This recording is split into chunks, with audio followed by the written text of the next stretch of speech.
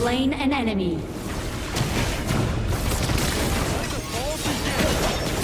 Red team meant to be.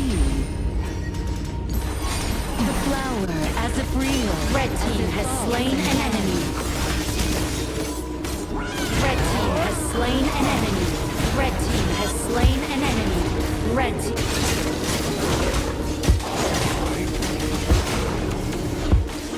First blood. To the way! Red team.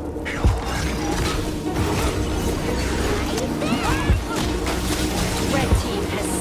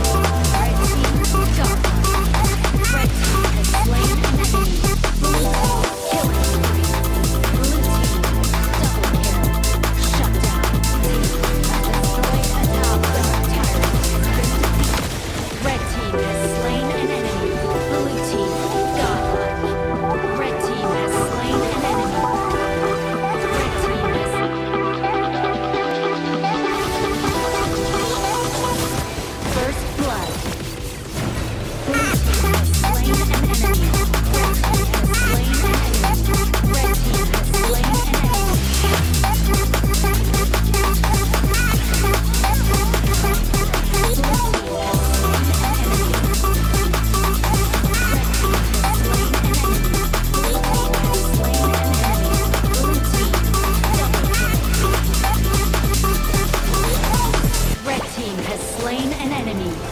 Red team has slain an enemy.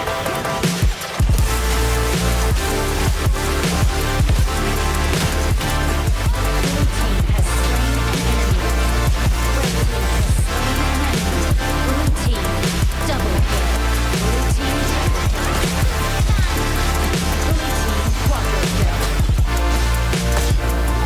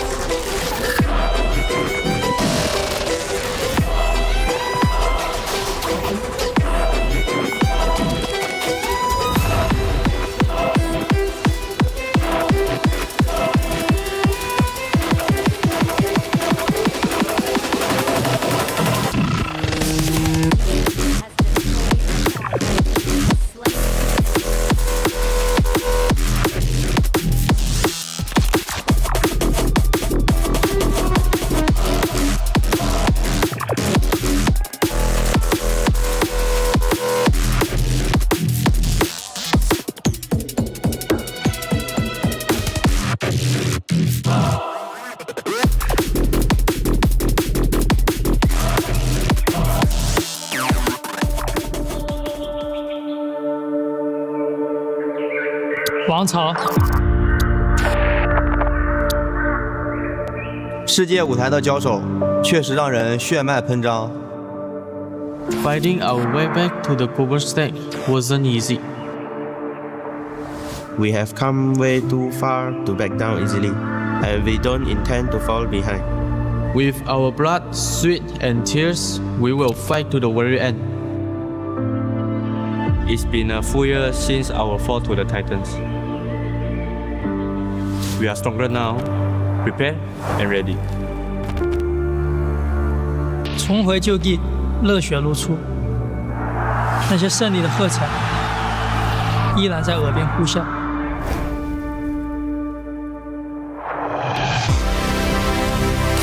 这一次，我们要的不只是过往的荣耀，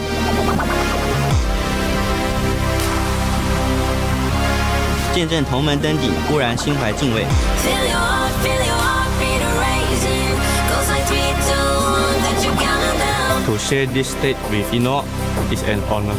但也该轮到新王当立了。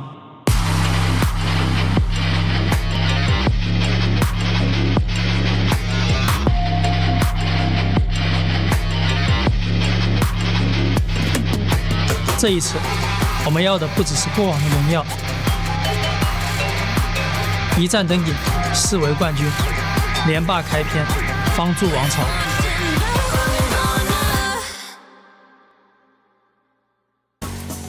That trophy inside is what these players are destined for, but only one team will lift it here at the Lenovo Legion Gauntlet. However, today starts the beginning of what many fans around the world, whether you're in Paris, France, sitting in our stands here, or you're watching at home live, are excited about. The quarterfinals, the knockout stages. You win and keep on going, you lose, and your key is crushed here at EWC, which you should have come to expect with this year's iteration of the tournament. Welcome back to the panel. My name is Rain Day. It's going to be a great day of KWC, and I'm joined by two brilliant minds at the game as well, Isaac and Sagi, both looking good. Gentlemen, I will say I was upset today because I thought I might have pulled out a blazer, started to look good, set the tone for the panel. Then you two start looking like this. How can I compete, man? I'm so sorry, man. Like, you pulled a blazer. Come on. I tried to pull the tie. We're trying to compete right over here in Beautiful. some sort of way.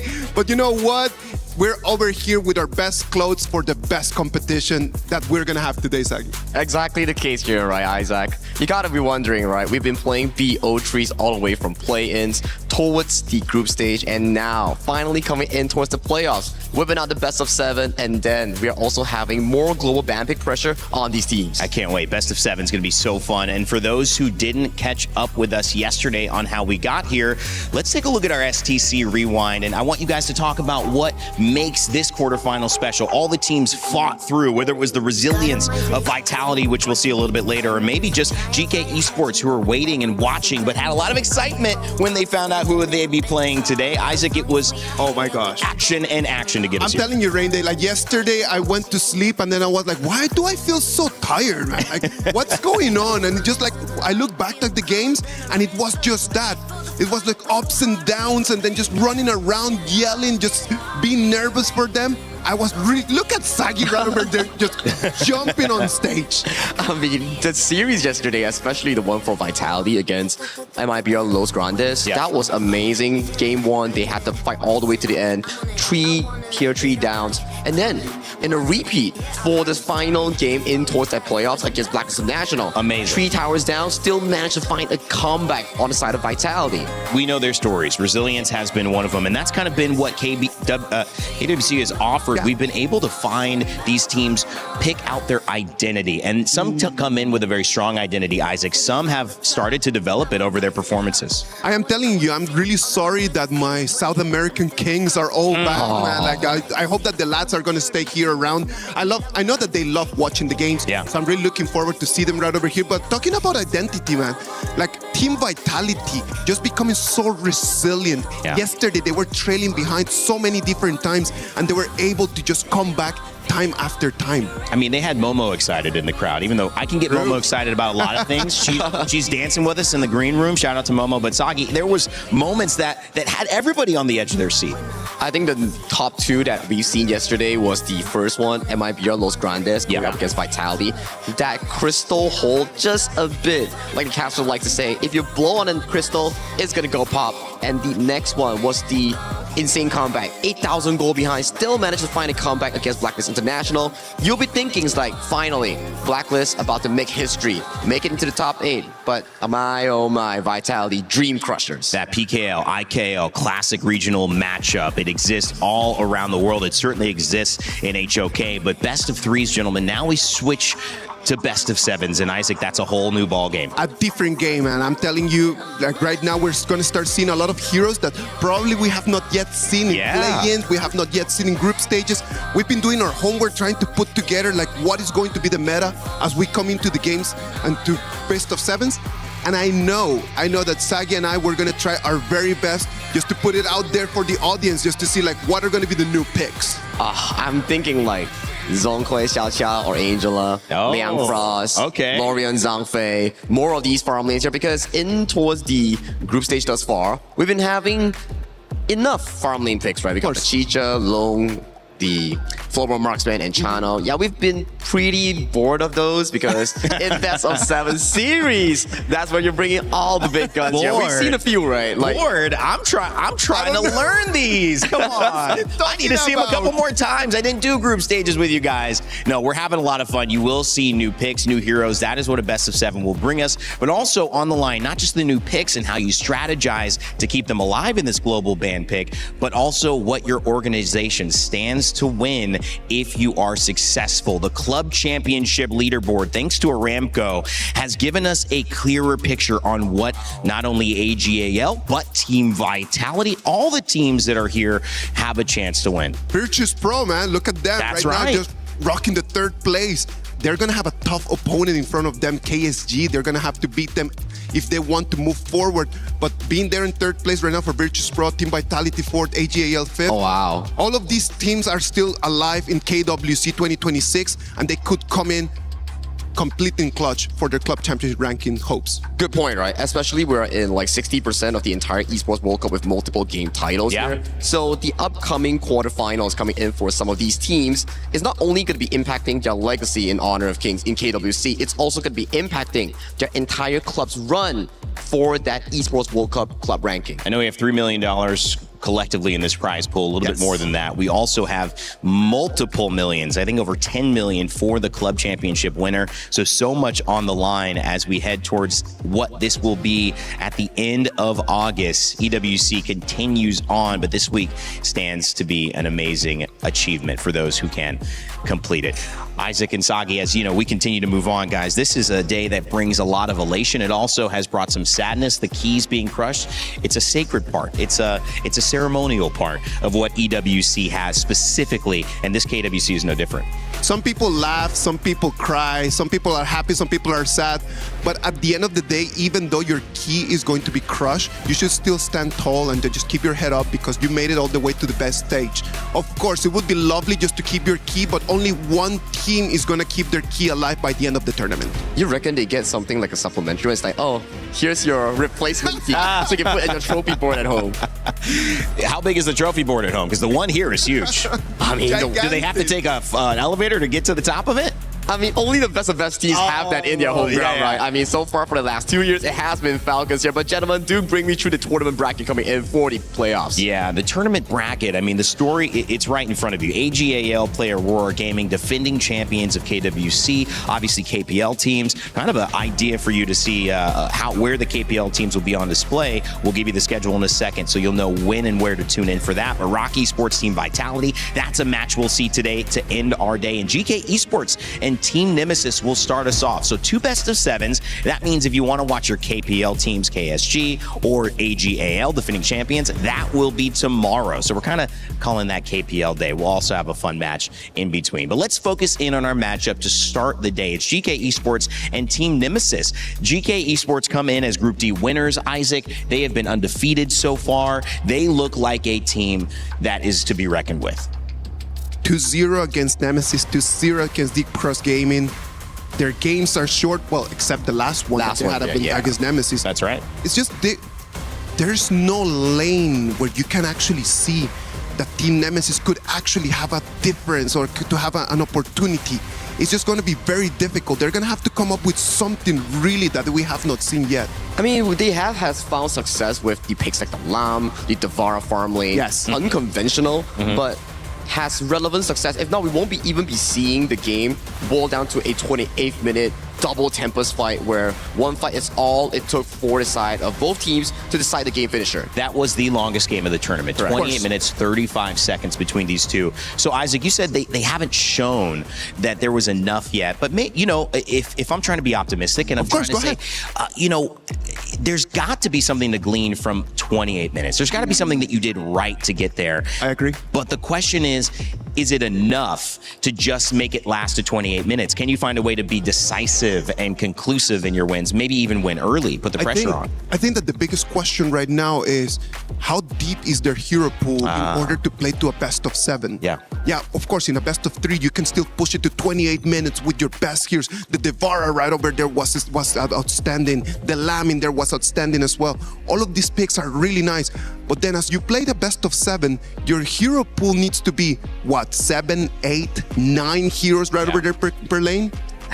I mean, it's not only about 7 heroes, right? Inclusive the 4 Vans, of course, multiple levels of layering, and some heroes are not that, I would say, suitable for the tournament meta. You kind of need maybe like 10, 12 going into the entire BO7 if you play to the full stretch. So that's going to be not only on the shoulders of the players, but also how the coaches, the analysts plan those drafts. That is quite the heavy lift. I mean, 10 to 12 heroes. That's going to be a challenge for anybody to perform well. We're going to see it throughout this tournament, and if you want to win, you're going to have to bring that to the table. So a lot stands on the line for Geekay Esports to succeed. And of course, speaking of Geekay Esports, they come in, like I mentioned, as the Group D winners. Maybe the favorites here in this matchup because they've already taken down Team Nemesis, but we don't know if that's how they're approaching this. They may be just going for a clean slate. We had a chance with Sky to catch up with Guai Yu earlier before this match.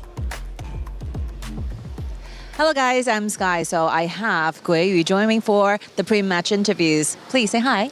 Hello, I'm GK Gui. Yes, you chose Nemesis as your opponent yesterday during the draw. So what will be the main reason behind this pick? Because we already win them one time in the group stage, so we are confident to win them again. Definitely confidence is key. So today's match is a best of 7. So what is the biggest difference between a best of 3 and best of 7 for you? Maybe we must save some hero in the draft. Yes. So I saw a lot of plays for you to go in against Nemesis last time. So you were having your lifetime on the top. So do you have a very special alliance like towards your hero pools during this best of 7? Are you sure that you're going to be having those very comfortable pick during the BP? I will have many secret hero. My hero pool is very enough. Oh, really? Yes. Okay. Since the last time you guys had, it's a upper bracket final, right? Where you have a 2-0 winning going against them. So what will be the strength from your perspective that Nemesis had during that specific matches? What will be the strength of Nemesis from your point of view? 什么意思？对他们会做得比较好的一些地方。对面。对。I think their draft is good last time. They many hero counter us. Yes. So the BP will be extremely excited to watch for us. So what will be the most important thing that you guys need to do today so that you can secure that win to your side? They always like to fight with us. We must pull them and don't give them chance to fight with us with fight with us like this. Okay, thank you so much for sharing. Thank you for your time. Good luck. Good luck, Wei. Bye-bye. Guai Yu feels like his hero pool is enough, guys. Sagi, you know this player is ready to perform. I mean, I'm friends personally with him, and I know a bit of backstory coming in from Guai Yu. So Nemesis is also known as Dominated Esports back in IKL 2nd place, and Guai Yu, one of the seasons before he joined his roster and went all the way to win KIC, He was with Dominator Esports for a brief half season. Oh, so they know each other a little bit. Yeah. How do you think that's going to play into this? I mean, he feels confident, but do you think that also lends to his confidence that he's familiar with his opponent? I think definitely, right? It's also like a, I would say, grudge revenge match where you're like, hey, why was I let go of the roster here? And after you let me go, I proceeded to win almost every single tournament, and coming in towards this, I'm picking you by fate, by coincidence, by miracle, and now it's gonna be a showdown between ex-teammates. Hey man, they were excited. I don't know what that pick meant, but they were screaming when they got that pick. But I'm telling you, maybe it's just that fact that you already did some homework to play against these teams. So you know what? I'm gonna just pick them again. Then I get a couple hours extra just for me to do even better understanding of what happened in that game number 2. Just understand exactly where they pushed it against the corner. So I believe that Geekay, by picking Nemesis, puts themselves in a very good position. Yeah, you already did it. You already did it once, now you have a chance to do it again. But speaking of Nemesis, they are a team that isn't going to back down. They got here for a reason. They took them to the longest game of the tournament in 28 minutes, 35 seconds. Don't ask me why I know that from memory. And they were continuing to improve. Can they make those improvements fast enough, though, to get a win and maybe even win this series as it goes to a best of 7? We had a chance to talk with L as he sat down with Sky before the game. Hello guys, I'm Sky. Good to be back. So I have Elle from Nemesis joining me for the pre-match interview. Say hi. Hello. How are you feeling today? Very excited All right. because I won this rematch lah. I won revenge for the last match. Oh, really? Yeah. So yesterday, when you got chosen from your opponent today, so how do you feel? What's the first thing that you have in your mind yesterday during the draw? I already expected they will choose us because I think they don't win against the Malaysian team also. So yeah, I'm happy lah against them also because I know them very well. Yep. Then I'm very confident lah for this match. So it will be a revenge stories from your side, right? Because the last time you guys had that match, you lost with the 0-2. So what will be the adjustment and changes comparing with the previous match you have with them? I think we the different for our team, I think teamwork, because for the last game our teamwork is not very good lah. So we will keep improve for this match lah. Since we're playing the playoffs, so it will be a best of 7 instead of best of 3. So do you feel different, like playing in a best of 7 since it's a global pick? I think very different because the hero pool also make this game more fun lah. So I'm very excited for this game lah. Have you secretly prepare a lot of secret heroes that you might be getting for today's matchups? Confirm I have lah, and I hope they will get surprised. Okay, so what will be the last words you want to give to your opponent before the game? Sorry Guyu lah. I hope this our time. I am so excited for the match. Thank you so much for sharing. Thank that will you. be it. Bye-bye. Panel, back to you. Thinks it's going to be a lot of fun. Isaac, I think that's a good statement. Nemesis in good spirits heading into this. They're in good spirits. They've played against Geekay. They know exactly what to expect. They know, a lot of these players, they have either played together or played against a lot of different times. So there's kind of a love-hate relationship. We're friends, but at the same time, we're opponents. Sagi, that does have some weight, no? Let me break down the entire family tree. Break it down. I'm telling you, okay, before the interview, we were talking about, Guyu was back in Dominator, which is Nemesis. But now, if we break it down even more, when TNX, before he joined Dominator, back in 2024, he lost a third placer match to Dominator, and who had Dominator had? They had Jurl and L. Yes. The 2 members who have been in the roster since 2024 up until now. That's not all. And TNX, he's currently at a roster which is Nemesis right as well. He's been suffering a lot of defeats against the side of Geekay Esports. On the hands of Ze, on the hands of Musang King, and that's just not all of it, Wow. He was ex-team with Shisan as well. So Wow. the entire family tree is you pop down A, it calls on A1, A2, then A3, A4, it just keeps coming down. Cousins. Right. Yeah. You just, at this point, you call everybody uncle. In my family, we're at the point of greater cousins, second great cousins. I know, right? He's your uncle. He's not, but he is. That's all we're going to say. It's one of those few moments, it's after 20 years, it's hey, you remember me when you were 4? I hugged you once. Yeah, exactly. I saw you when you were a little baby and I changed your diaper. It's oh yeah, I remember.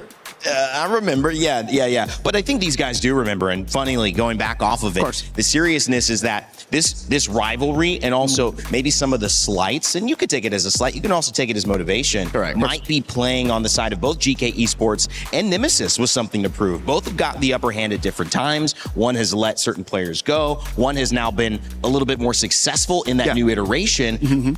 There is a lot more than just a best of 7 in Honor of Kings to be played here. And I think that when you look at the 10 players and then you start analyzing the matchups for right now, TNX against Musan King, that's where the tempo is going to be going. We know that Wayu on the Clash lane is going to be very important, but I do believe that the jungler tempo is going to define everything. From the matches that we had already before between Team Nemesis and against Geekay Esports, it just depends on your jungle pattern. If you can actually understand how to get an advantage early, it's very difficult for them to turn the game around. Well, you know how you can understand how to get an advantage early? How? By playing some Honor of Kings. Check out the QR code on the screen, and you don't have to wait to watch us and see how the game goes. You can play yourself. You can actually, what I like to do sometimes as I'm learning these heroes, go into the hero, choose the tutorial, or take them out for a spin. Look and read their abilities. Understand why that ultimate is so effective, why Sagi's breaking down the tempo of a mid laner, or Isaac's jungler that he's focusing on in this matchup, and you can learn as well. Make sure to download the game and join us, not just with analysis, but having some fun and learning on your own. It's always fun, guys. I mean, when you see the best of the best Sagi and you've competed at a high level, it makes you want to play. It makes you want to play, it makes you want to jump in, do the same thing, and hopefully that's happening here. It's like an adrenaline rush, you know? It's like, oh man, they're playing so good, they're playing so well, flashing mechanics all around, you know, like big kills. And then when you play yourself, it's like, yeah, I just don't have the mechanics, man. I'm sorry. It doesn't work. It doesn't work. It doesn't work for me, man. No, don't you think like people watch and they go, yeah, I could do that. You know, sitting on the couch eating French fries. Yeah, I could do that if I want. That's why every single time right over here on desk when we tell everyone like, you just go jump in rank, just use these heroes, but it might not be the same. It might not be the same. Well, it may not be the same when it comes to playing Honor of Kings, but when it comes to watching, we know that the same thing is on the line. $3 million of prizing, but more than that pride, the ability to lift a trophy and say, I was the best. The championship waits to be claimed, and the quarterfinals and our knockout stages begin.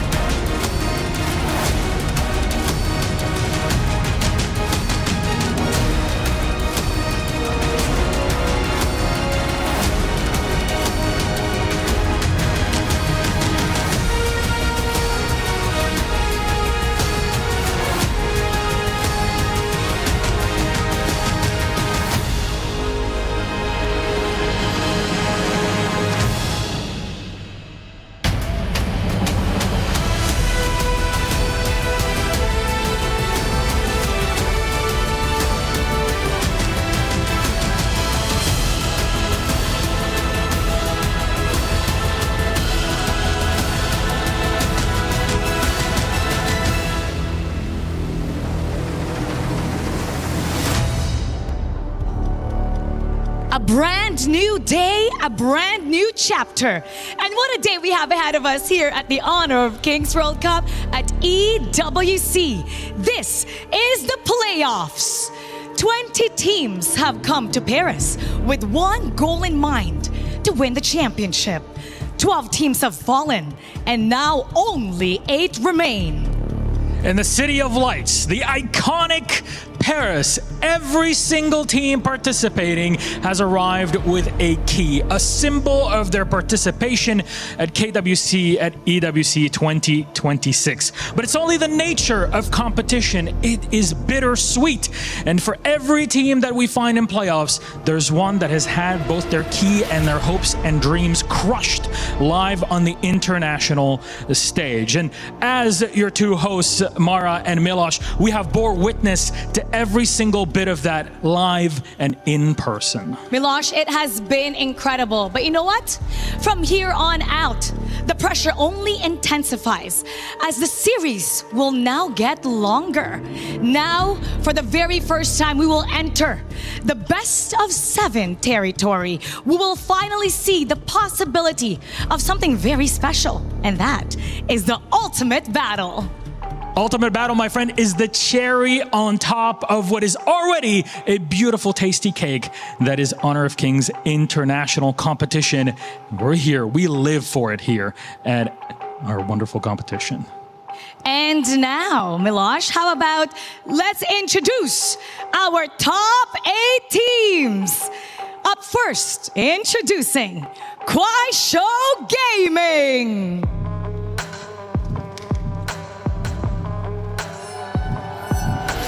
LFF, Yu, Liu Lang, Ju Hao, and Silence. Next up, it's Virtus Pro, T-Gold, Clue, Hailang, Jibao, and Nighty. Here comes Aurora Gaming, Yulong, JR, Xihong, Saber, and Xiang.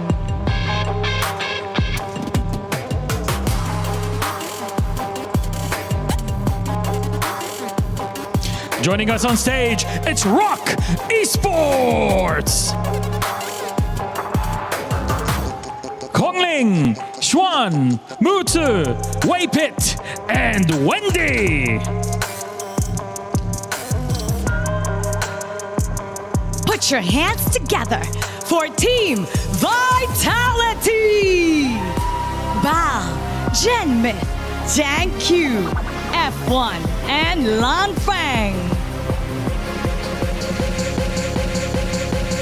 Our next 2 teams are kicking off the playoffs here at KWC at EWC 2026. So join me in welcoming, first up, Geekay Esports, Jem, Musang King, Guiyu, Je, and Shisan. A clean run through Group D gave them the privilege of choice. Discipline is their key strength, always ready to pounce on their opponent's mistake, no matter how small. And facing them is Team Nemesis. L, CC, Jurl, Tian X, and Tough Z. The runner-ups of Indonesia Kings Laga, known to be optimistic and disciplined in the region. They have come to EWC reborn, transformed, and built to win. If I'm not mistaken, that's not all. I think there's one more missing, and Milosh, where's the trophy? I got you covered, don't worry about it. Mara, please, ladies and gentlemen, join me in welcoming our 2025 KWC at EWC champions, the legendary AGAL!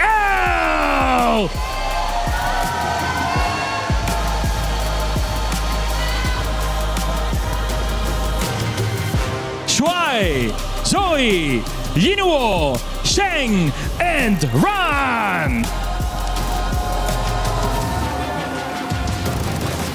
This is is the EWC Trophy, proof that the world's best came together and stood above them all. Forged in valor, crowned in honor. This is the playoffs! You better be ready because we are about to make this a very short match. Kita bakal kalahin kalian tanpa ampun. Dress up all you want. You still won't get a single second to breathe against us. Buat Arosi, kita bakal buktiin kalau kalian salah pilih lawan.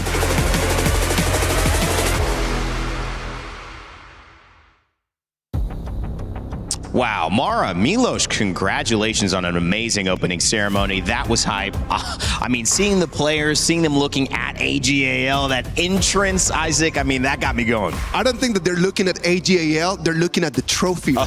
AGAL They're looking at happen to be in the way. I'm telling you, man, like they want to come over here. They respect AGAL, that's for sure. But at the same time, they want to put their hands on the trophy. That is exactly why they came here. Sagi, my question is, did they sleep with it? Did they take the trophy home and then they just brought it back? What happened? I think you can think of it like this. They're the gatekeepers, they're the guardians of the trophy. That's true. And if you set your sight on that line, they're right in front of the trophy here. If you want to touch that KWC trophy, you gotta go through AGAL as the final boss. You know, I love that, and I think that's exactly what these teams are thinking, but there's the first step before that you have to get through, and that's winning this game, this set, day by day, moment by moment. The first opportunity is in front of both Geekay Esports and Team Nemesis.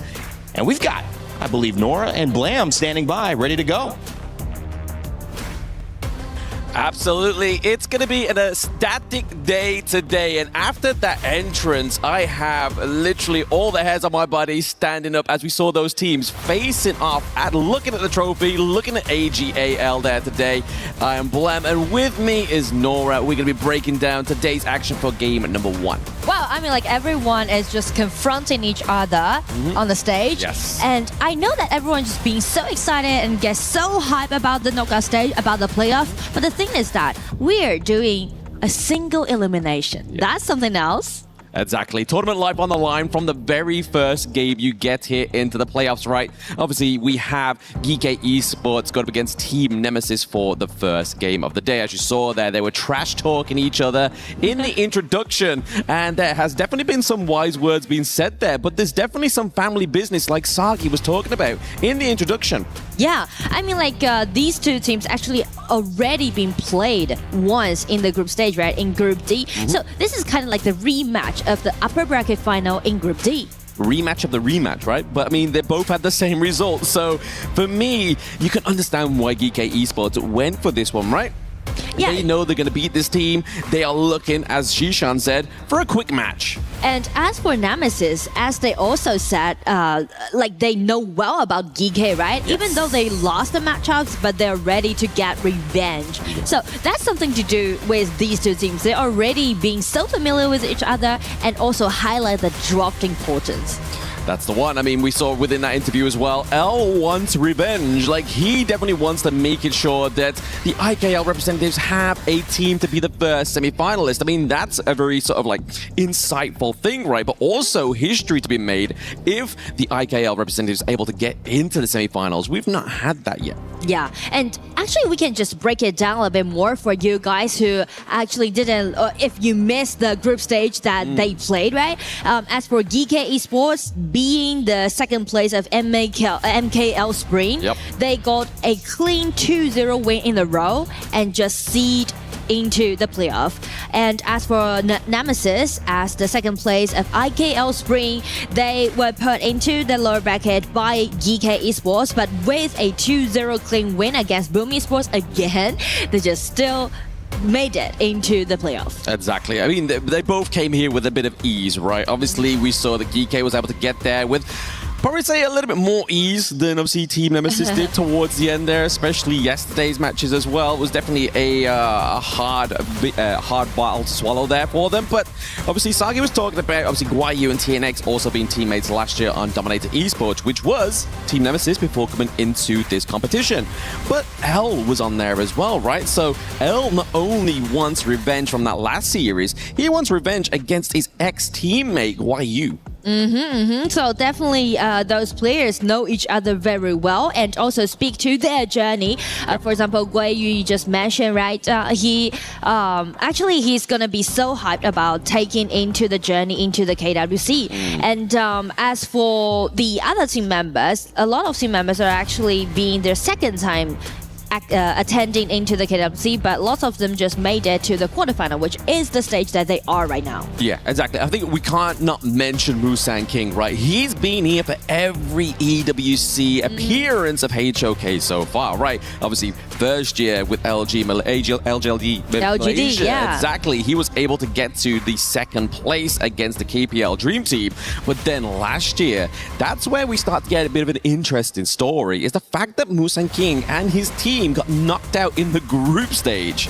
So already Musang King is here for his third rendition of KWC to get further. He's into the playoffs. He wants to make it into the semifinals with his new band of brothers. And who's gonna play against him right in the jungle will be TNX. Actually, TNX started his journey back into 2020. So that's quite a long time for him participating in HOK's Absolutely. tournament. And also it's gonna be his second time in KWC. Last year, he didn't even make it to the quarterfinal, but this time, I mean, like, he's ready for the KWC. It's the same story on two different pages, right? But it's all about who's going to write the next chapter between these two teams. Is it going to be the representative from MKL? Is it going to be the representative from IKL? Classic. And exactly, yeah, it's always this mashup. We always talk about IKL, PKL, sort of like revenge tour, but maybe this is the sort of branch out to a new universe between these two regions. Yeah, and also because they are very experienced in their own region, and so does mean that they are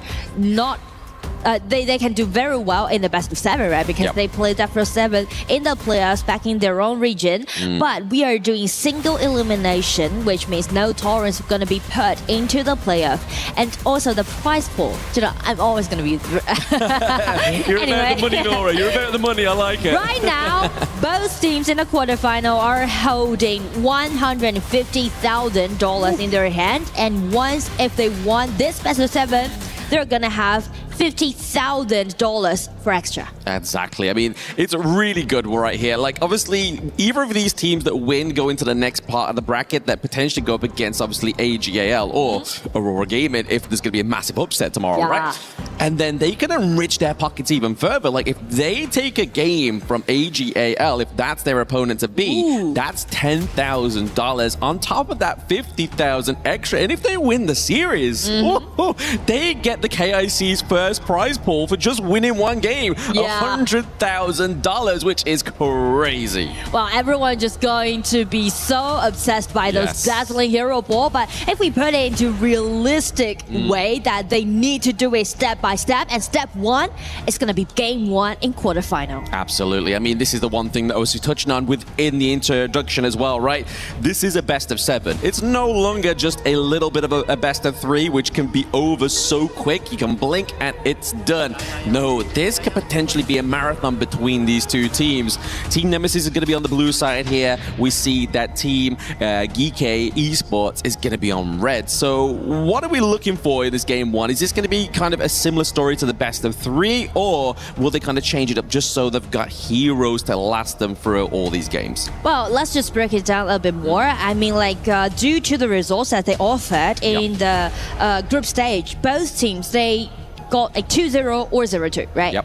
Like, all results has been put in such a clean way, which also means that the first game matters a lot to both teams, right? You need to set up your momentum. You need to do it in a continuous way. So which means game 1, we should really highlight it more. And if we're speaking to those composition with high winning rate for both teams, I definitely gonna bring up this Frost Leon composition aside of Geekay. Yeah, I feel like that could be a good call here, but it looks like not for game number 1 so far, but definitely something they're going to be holding into their utility throughout this series. But we now have the bracket onto the board here for you in terms of the band picks. The Aoin going up against the Flowball Marksman. It seems to be, obviously, once again, just that time tail of the best of 3. It's either Aoin going up against Chana or Aoin going up against the Flowball Marksman, because you need the extra bit of range, and I prefer the Flowball Marksman matchup because you have the Arrow Storm. We saw it many times yesterday. It puts enough pressure onto this pick into the farm lane to exhaust that ultimate. Yeah, so being a really good counter-attack, prioritizing their bottom on the side of Geekay, right? Yep. To build up a winning lane at the bottom, and so does the Charlotte, can do great deal damage upon this all-in during the team fight. So it's gonna be really good if they do so on the red side, and also for the bans, I think Geekay is for a potential Agudo play. They could this do. kind, but Nemesis just spotted out, so that's the reason why they just take Agudo being unavailable. Yeah, Agudo's unavailable here for Musang King. We know he used to play this back when we had Blind Draft, but he's taken a card back off of Just Cheese blacklist here. He's going for the Monkey, giving him a little bit more of an extra tank into the front line, but also a great engage potential. We saw many times yesterday when that Dream Roam, it looks sparkly in game, but the devastation for a team fight is definitely not sparkling or glitter for Monkey. Yeah, I mean like double initiator, double engagement, and also double tanks. That's what we're gonna say on the side of Geekay Esports, and also like just feel the hype of the ground right now, of the stage right now, because we are doing a single elimination, and we mentioned about what brought them into this journey in KWC this year. So everyone just aiming to the trophy, standing right in front of them. Absolutely, eyes on the prize, and not only for the cash prize, but for that golden trophy right in front of them, as you say there, Nora. And as well, we are crowning our first semi-finalist today as well. So that's going to be a huge burden for these two teams to be thinking about when it comes into these team fights. If they make any errors, if they make any mistakes, it could cost them tournament life. And best of 7, I'm always going to be a big fan for this kind of marathon play game. So why not just dive right into game 1? Ready for the battle, ready for the quarterfinal. Absolutely. Team Nemesis is onto the blue side here. Geekay Esports onto the red. I want to shift focus over to this pit. I want to see the in-game votes. I want to see which team is currently got the bigger fan base here. And I'm seeing a huge red wave. It looks like Geekay is going to be topping up those votes. I feel like it's going to be very important for them to give an optimistic result to those fans who showed such great support. Yes, absolutely. Support in-game, at the venue, wherever you are, your teams need you indeed. But I feel like in this early game here, it's just going to be a lot of tip for tap between these two teams, right? Obviously, we've seen already right now quite an aggressive play here from Guayu going into the enemy jungle, taking a lot of beating here from Tufts. They forced the flash here. Tufts comes from flash as well, but that is going to be enough for Guayu to escape thanks to Shishan.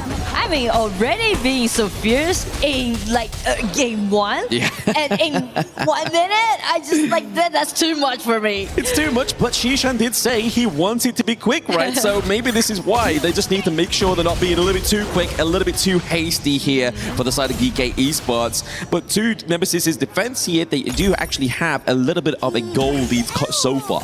Yeah, I mean like 300 goal lead, that is very decent in the early game, and also because of Joe, his rotation, he's actually give up one of his mid lane over to TNX, which also accelerate TNX farming pace in the game. Yeah, I mean, if you know anything about Higher, right, that pick, you're not really needing the gold in the early game. You just want to get to level 4. You want to get that ultimate, and I want to see some of those aggressive Moonskin Mirages, right? We've been seeing some fantastic ones yesterday, almost game clutching and pretty much game over for your opponent team if you get taken into that Moonskin Mirage. But if we're looking here towards Geekay's draft, who's going to be the prime target into that ultimate?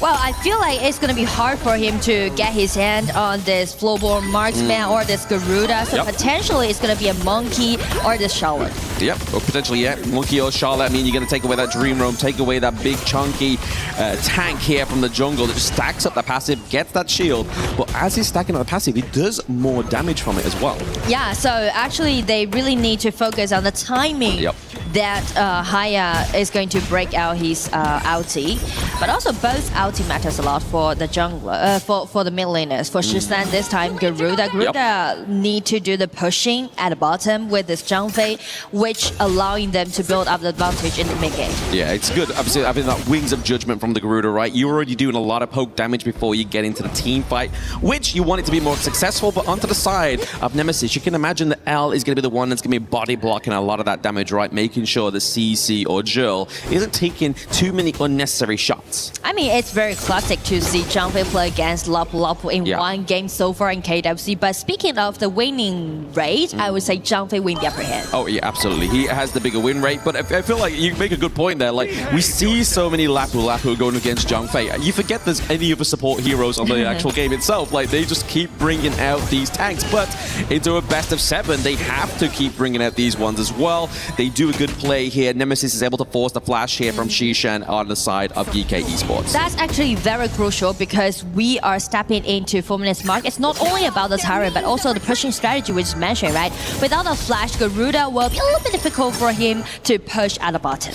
The push at the bottom here is going to be what the pressure is needed for, obviously, an easier take for the Tyrant here. 10 seconds onto the Gorge. We're going to be seeing that first neutral objective. Going for the Space Sprite is going to be Geekay as they set up a fast rotation here. But at the same time, Nemesis is definitely putting the pressure on. Yeah, with this higher guarantee, the vision control is going to be the team fight. Yep, Unbridled Outburst being committed early into that part. We do need to see Musang King here into the pit as well. Only blown away TNX is not going to be the biggest devastator there, but it's going to be Gem having to force the flash into the backline there. The Arrow Storm has to come in, but it's going to be CC picking up the first blood. However, they lose the Tyrant. They lose so much here onto the side of Team Nemesis, but can they make a bit of a comeback? Joel gets the slam here onto Guayu. L goes down. That's a 2-for-2 trade, but Tyrant goes over the side of Geekay. I mean, it was so chaotic around the 4 minutes mark. Yep. It was a 2-2 trade. Yeah, I do like the way how CC is sacrificing himself for that targeting, for that 1-1 trade. And as for Geekay, I do like the way how Guayu, the Charlotte, was keeping his eyes on TNX Yukio, allowing them to guarantee the dragon. So, directly into this replay, you can see CC with a flash and also 3-1 combo, directly taking Gem down, denying him, and just check the bottom side, right? Yukio was targeted by this Charlotte, but Haya as a trying to supporting this Yukio, but still the dragon goes. Oh, I mean, a lot was committed for that kill onto Tubbs there, but they need to bring that kill into some kind of transition, right? They need to go for some kind of objective. Obviously, top side of the map, we do see a takedown there of Gem. This means TNX can push this minion wave through. We are seeing Musang King has to move and rotate top side, or else they lose their first T1, which is not going to be a healthy sight here if YU cannot replicate that same pressure down bot side. I feel like, a lot of things are happening right now in the battlefield, and which is not usual to see these two teams play in this way, because I still remember the last time when they play against each other, that was like such a long game, right? The longest game. The longest game so far, upon like 28 minutes. So you can see like how intense that they are in the early game. Yeah, you can see all the keys of the recipes here for another one of those long games, but we're hoping that the games are going to be a little bit shorter, right? Obviously, it's going to be a best of 7. We don't want to be seeing 28 minutes every game. That gets exhausted not only for ourselves, but you can imagine being in the player's shoes. If your average game is 30 minutes, that's a lot of time to keep recovering from these long brawls. Speaking of long brawls here, L's able to actually just dash out of that team fight. I mean, like, playing a more aggressive way, that's the reason why Jill, this Zhangfei, is always break out his ulti as long as he got it, right? Playing very fierce. Yep. And as for Nemesis, I do like the way how they are doing the settling pushing. Because Dharma and also Yukio, both heroes, allowing them to do so, which also gonna, just kind of make some distraction happening to their opponent. Yeah, and naturally, TNX here on the Yukio pick is going to have a faster wave clear, right? You can see the clear XP differential between these two players. Musang King still sat on level 10, whereas TNX is level 12. We do see a bit of a flank here, potentially brewing up by CC, but soon gets answered here by Guayu, keeping the man check come through here as well. Forcing out that ultimate, Guayu does take a lot of damage, but once again, Nemesis are just playing the smoke and mirrors that we've been seeing the entire time in this tournament, just getting that minion wave back into the top side. And I do like, I really want to highlight CC, right? Put this player on the spotlight because I think he's so well played in the group stage, and he actually outplayed all the marksmen that he faced in the group stage. Yeah. A lot of damage, long-range damage that is being put onto TNX there, brings his health down to a substantial point that he has to recall. So obviously TNX is rotation here. He doesn't really get any clear into the jungle, so he's not going to be really missing out on much time there. Unbridled Ever, Stampede followed up. Jill does have the ultimate. It's going to take him into the Moonscape Mirage, but Musang King has been left. The sitting duck, but we do have in the wind Shishan, Gem, looking for some kind of come around here, wrap around onto Team Nemesis. The flash here being used. Ooh. We have the Dream Robe. They capture the Crimson Golem, but for what is going to be cost here at Team Nemesis? It's a 2-1 trade for now. Tufts into the back line. He tries to get the kill onto Gem. Gem gets out by the liquor life. I mean, one sacrifice that made by support trade for 3 more, that's totally in favor of Geekay. Yeah, absolutely. But now Geekay has to try and transition this into structural damage, right? Like, you look at Team Nemesis' base, it's still looking very healthy. Yeah, I do like the way how they just kind of lay back, you know? Yeah. After Haya break out his ulti, everyone just waiting there with full composure and just check the ulti, break down that monkey and also flash in by Charlotte and just like re-initiate for the whole team fight. Exactly. When you got 3 initiations, types there for the side of Geekay Esports, it gives you so much flavor to work with, right? It means that if one fails, it's fine. We just basically peel back a bit and then we try and find another way in, which is what we saw beautifully there as well. Just before the 10-minute mark, we do get a second Tyrant onto the side of Geekay Esports, but we now have to start to tend in the farm, right? We see top side of the map looking to be pressured once again by Nemesis, but once again, rotation here from Musang King, as well as Shishan, just keeping them away. But I mean, like, when we're talking about 10 minutes mark, we definitely need to highlight both junglers, right? And if we check the goal difference, actually TNX got like almost 2,000 gold lead against Musang King, which also means Nemesis relies a lot on the versatile damage coming out from TNX Yukio. Yeah, which is a weird game state to be at, right? Your overall global gold goes into the side of Geekay, but you've got the differential into the jungle. I mean, Yukio, you need that, but at the same time, we're seeing a contestant for that Crimson Golem. Musang King steals it away again. The Smite diff comes through, but this is where the Smite matters. Musang King doesn't have it. TNX is primed and proper to try and get this contest here. So Geekay still need to kite in it for like 20 seconds more. That's the reason why they're dragging out this Tyrant, trying to buy them more time. Buying them more time. He's going to be down Bridal Embers, pushing back 2. It's going to push back LCC onto the back line. Once again, is Tufts. He falls. That's not going to be a good initiation or disengage potential here for the side of Team Nemesis.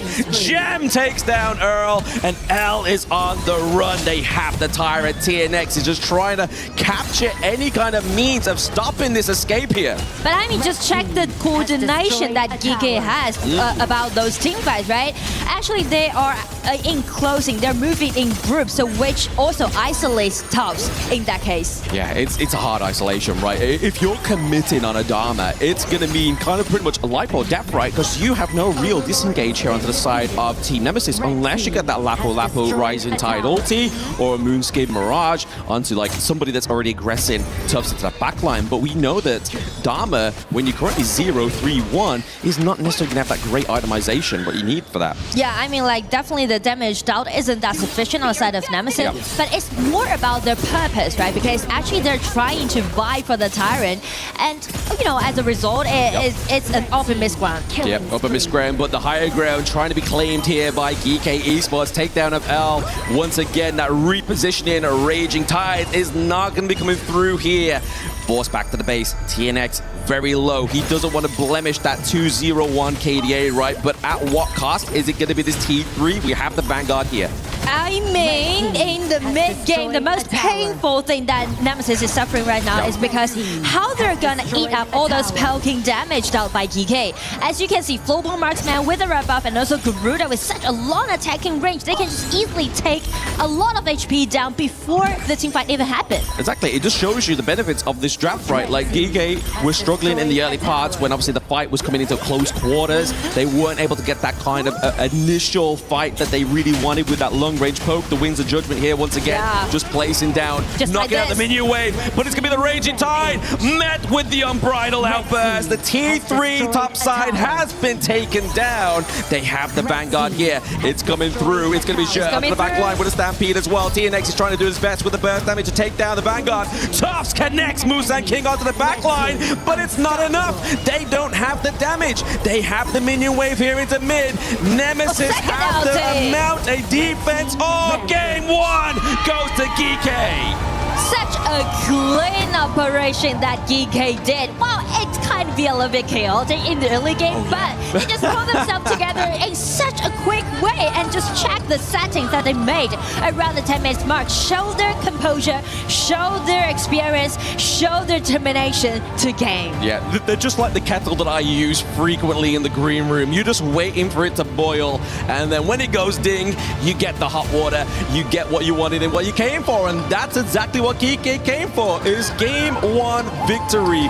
We go back to what we were saying in the pregame. Game one, match one means so much to these two teams. And I do like the way how they execute their composition in the mid-game. Just check those settings that they made, right? Yep. Around the 4 minutes mark, I do appreciate CC's 1-1 trade that was so fierce and set the standard really high. But once we getting into the mid-game, you can see like the poking damage, it's like too much for Nemesis to soak in. Oh, absolutely. It's too much. I mean, you look at their draft, right? Obviously, if L falls, who's going to be the one that's going to be taking the brunt of that damage? It's naturally Tufts, right? Obviously, you normally see the Dharma go for the Either Phoenix later on within the game in terms of itemization. But the fact is, you weren't able to claim that because a lot of pressure was put onto Tufts into these team fights to make the difference. Like we're seeing here, he dives in, there's no follow-up. All they're really hoping for is a takedown of that Tyrant, which is what TNX did there. But what they did, what they didn't do, is what the panelists are going to talk through now for you. So Rain Day, take it away. I feel like it's all upon to one different decision that Nemesis trying to guarantee the Tyrant, but as for Geekay, it's not that. Well, thank you guys for the analysis, Snorum and Mitch. Yes, or Blam. I don't know, man. Listen, I don't know anymore. I almost said Blim at that point because I was catching myself on the timings of some of these things. I said, I'm not going to say Blim. I'm going to go Mitch.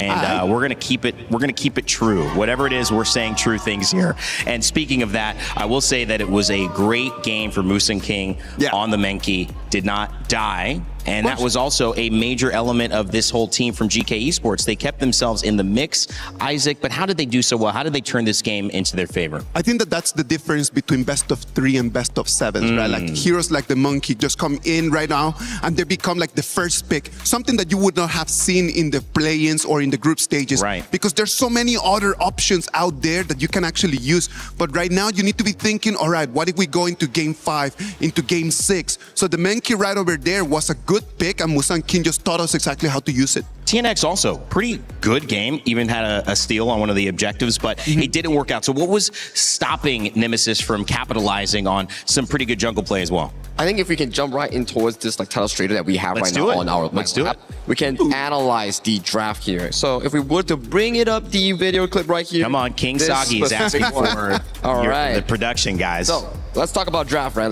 gentlemen. So in game 1, yes, you want to start off strong, but in the BO7 series, you drafted the lone, this thing over here, Haya, Ukyo, and Lapu Lapu. These 4 picks are extremely expensive, and we practice the global ban pick, so once they have selected these 4 picks, it's gone for the remainder of the BO7. That is aggressive, man. Like they decide, you know what, I'm gonna take the tempo at the beginning of the game with the Ukyo, and then with the Aoyan, with the Lapu Lapu, everything's gonna go well for us. Now, to their point as well, once you take the Aoyan, you're thinking like, okay, I have strong burst, I have strong sustain, but what does Aoyan lack? Long range, dive capability. So what do they pick? They're like, okay, let's do a flowball marksman. Let's do a Garuda. Then you're thinking like, man, I don't have range. How do I reach the backline coming in from this? And I don't have enough DPS to realistically take down this Monkey here. So the last 3 picks coming in from the side of Geekay Esports, just perfectly dismantling the side of Nemesis. They decide just, you know what, you want to play aggressive. I'm gonna just kind of like hold it for the first 4, 5, 6 minutes. I'm gonna try to survive, and then after that mid-late game, you have nothing to answer back. Seems like looking back, it's a bit of a mistake, but also they're prioritizing getting somebody strong in the farm lane. And you could say maybe that's the general idea. However, they don't do enough with the bans to avoid taking mid laners like the Garuda that you mentioned that could be effective from range, so they don't actually have to fight with Aoyan, and so they don't get that game plan going, Sagi, is kind of what you're saying. Yeah, they wanted to use the Ukyo, they wanted to use the strong engage coming in from the side of Team Nemesis to look for those engages here, but Geekay Esports played really safe and they stalled to this crucial fight. Let me look it up. It's going to be the 10th minute fight that we will be having on our screen. Take a look at this. Tough Z all the way towards the back line here. He doesn't get it. As of this point, you're thinking like, oh, we got the Tyrant, but every single one of our members are incapable of fighting anymore, and it's just a clean and easy pickup coming in from Geekay Esports. I'm telling you, right over here is the moment where Musan King just popped up, man. Like, he just comes in, he sees Tubbs just jumping in too late, a little bit too deep and too early, I would actually say. And then after that, they get the Tyrant. That is good, but to what cost? 3 people, then they lose the mid turret, and then they lose the game because then their high ground is open. And this high ground that we talk about, right? Look at the range advantage coming in from both the Garuda and the Flowball Marksman here. Before the fight even started, they're already low HP, they're forced to fight, and if they don't fight, Crystal, poof, game 1 goes to Geekay. It is just poke strat, man, and then after that, if you actually want to be aggressive, but you if you cannot jump into the back lane, then there's no damage that you can deal. I mentioned Musan King at the start of it in the Menki pick. Unlike a Jing, who has to get in, do his burst damage, and then get out, he could stay a little bit more in the fight, right? And so that also makes it a problem for the Aoyan to reach, because he's got to deal with Musan King and the Menki jumping in on him the entire time. It is tanky, it is mobile, it deals damage. Clearly, it's not very early game, and that is one of the difficult parts of it. But when you're a team like Geekay Esports and you can actually understand how to just kind of like just hold it for a little bit longer, understanding the times, then actually that hero works really well. So, Sagi, let's go back to Team Nemesis, right? You look at this draft, you look at the results of it. TNX has a decent game. You also look at maybe the mid lane as well. They drafted expensive picks in the Haya. You see the Lapu Lapu that we've seen, the Dharma that I was talking about with Ken, and the slam against the wall when you have that. What is the strategy now? Because they've used those picks and now they haven't won the game. Do you go a little bit more conservative, or do you go back and say, okay, we're picking 4 strong heroes again? I think if you are on the side of the coaching staff for the side of Team Nemesis, you will want to go strong again, because in this power ranking that we are having for Team Nemesis and Geekay Esports, it's largely slanted over to the side of Geekay here. So if you want your team to feel much more confident, like what they did back in the group stage, you need to draft a strong one so they can actually come in towards the series and start feeling good. I think that the biggest problem right now is that they took the Lapu Lapu, they did not win. Right. In front of them, Geekay already had the Tramface, so Tramface is not going to be available because they're going to ban it. So that forced them already into different kind of roamers, because those kind of just tanky roamers that have been really meta for this 2026 KWC are just not going to be available for Game 2 and Game 3. Was it the Zhongfei on the side of Geekay that they had? Okay, so that's also not available for them. That works out in the way, so they could trade that in the roam position. Correct. They've gotten rid of the Lapu Lapu as an option. But that also means that looking back at it, Lapu Lapu is available on the side of GK if they want to go that route. So prioritizing what you want and where you're going to sometimes ban away or pick away. These best of 7 start to become more of that chess that you had mentioned, Sagi, where these teams are not just playing 1 game away, they're playing 4 games away, or maybe even 5 games away, looking at that Game 7. And it goes to show how important pick and ban is coming in for a best of 7 series here, especially when you're talking about like, okay, now Game 2, what do you do on the side of Geekay Esports? Like, yeah, we can give them more picks, because if they still don't win with those strong picks, they're going to disrupt their entire tempo when it comes to building those important drafts later on. You're going to start feeling more and more pressure as the series grows into the later stages. As long as your hero pool is deep enough, you're going to be fine. It's just 1 game in a best of 7. It's totally okay. But the problem is if your hero pool is not that deep, and right now your heroes are just kind of just becoming a little bit more limited, then that is going to be tough. Power draft, you thinking? They go back to it? Actually, power draft, I do believe that the idea is going to be in this game number 2. What do you think, Sagi? I think maybe on a Pei Luna, something like a jungle assassin coming in from TNX, then giving CC more room to perform on those late game carries. That's my ideal scenario coming in for the side of Team Nemesis. Well, Team Nemesis already find themselves behind in Game 1. Geekay Esports off to the races, but it was some back and forth. However, Menki was able to disrupt. Musin King able to get all of the kills he want without dying and getting punished. Can Nemesis find a way to turn this draft around and maybe turn around game 2 to send us to a tied up game 3? It's best of 7s here at KWC, so don't go anywhere. This series is just starting. Let's send it back over to Blam and Nora to talk about what they think. Thank you very much, Evan Day. I thought I'd mix your name up since you mixed mine up there. We're having a little tit for tat, but speaking of which, the tit for tat definitely took place in that game number 1 between these two teams. And looking at the draft that we just had, Nora, obviously what I'm trying to come up with like a current identity here for Team Nemesis is that draft they had team fight breakdown. They wanted to kind of push apart and split apart Geekay Esports and use the burst damage potential to run them down. However, Geekay had the long range proc, and they had the frontline big engage, but also disengage potential. But that also means like Nemesis trying to play in a more aggressive way, right? Just like you said, right? They're trying to initiate. So in that case, maybe this time they will go for the Zhang Fei pick or like pick something like Pei.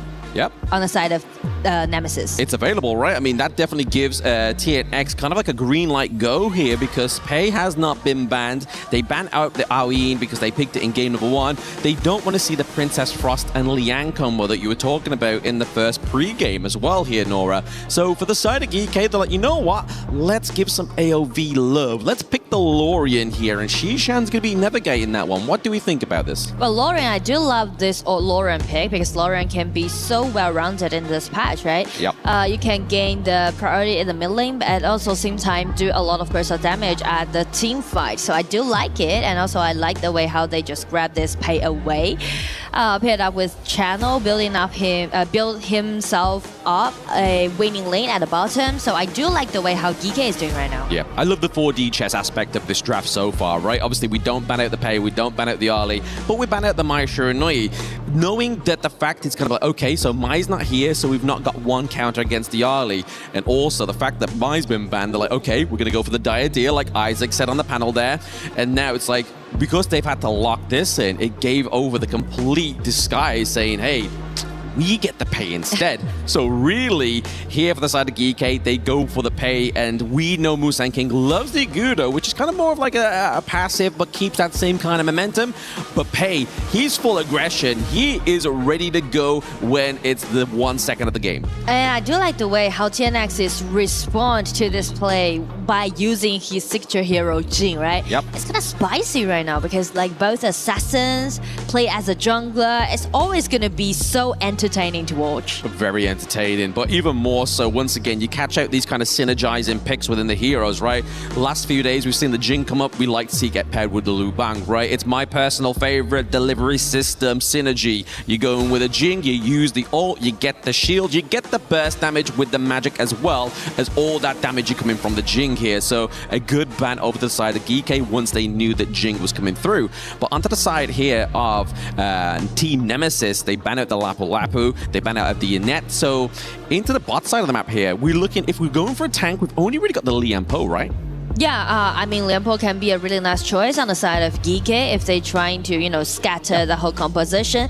And also paired up with this Dharma, it can just build up a really comfortable setting for both Channel and Pei to do the damage that they want to do. Yeah, this is a statement piece here by Guayu, right? Like, he's like, I saw what you was trying to do, Tubbs, in that game number 1, but I'm going to show you how exactly it is going to be orchestrated here for the team Geekay Esports. But I do like the Liang Po, like you were saying, it's going to be enough to kind of tear apart the identity of side of Team Nemesis. Tremor Smash is going to be a huge setup, but one hero that's not affected by that is this Angela, right, Nora?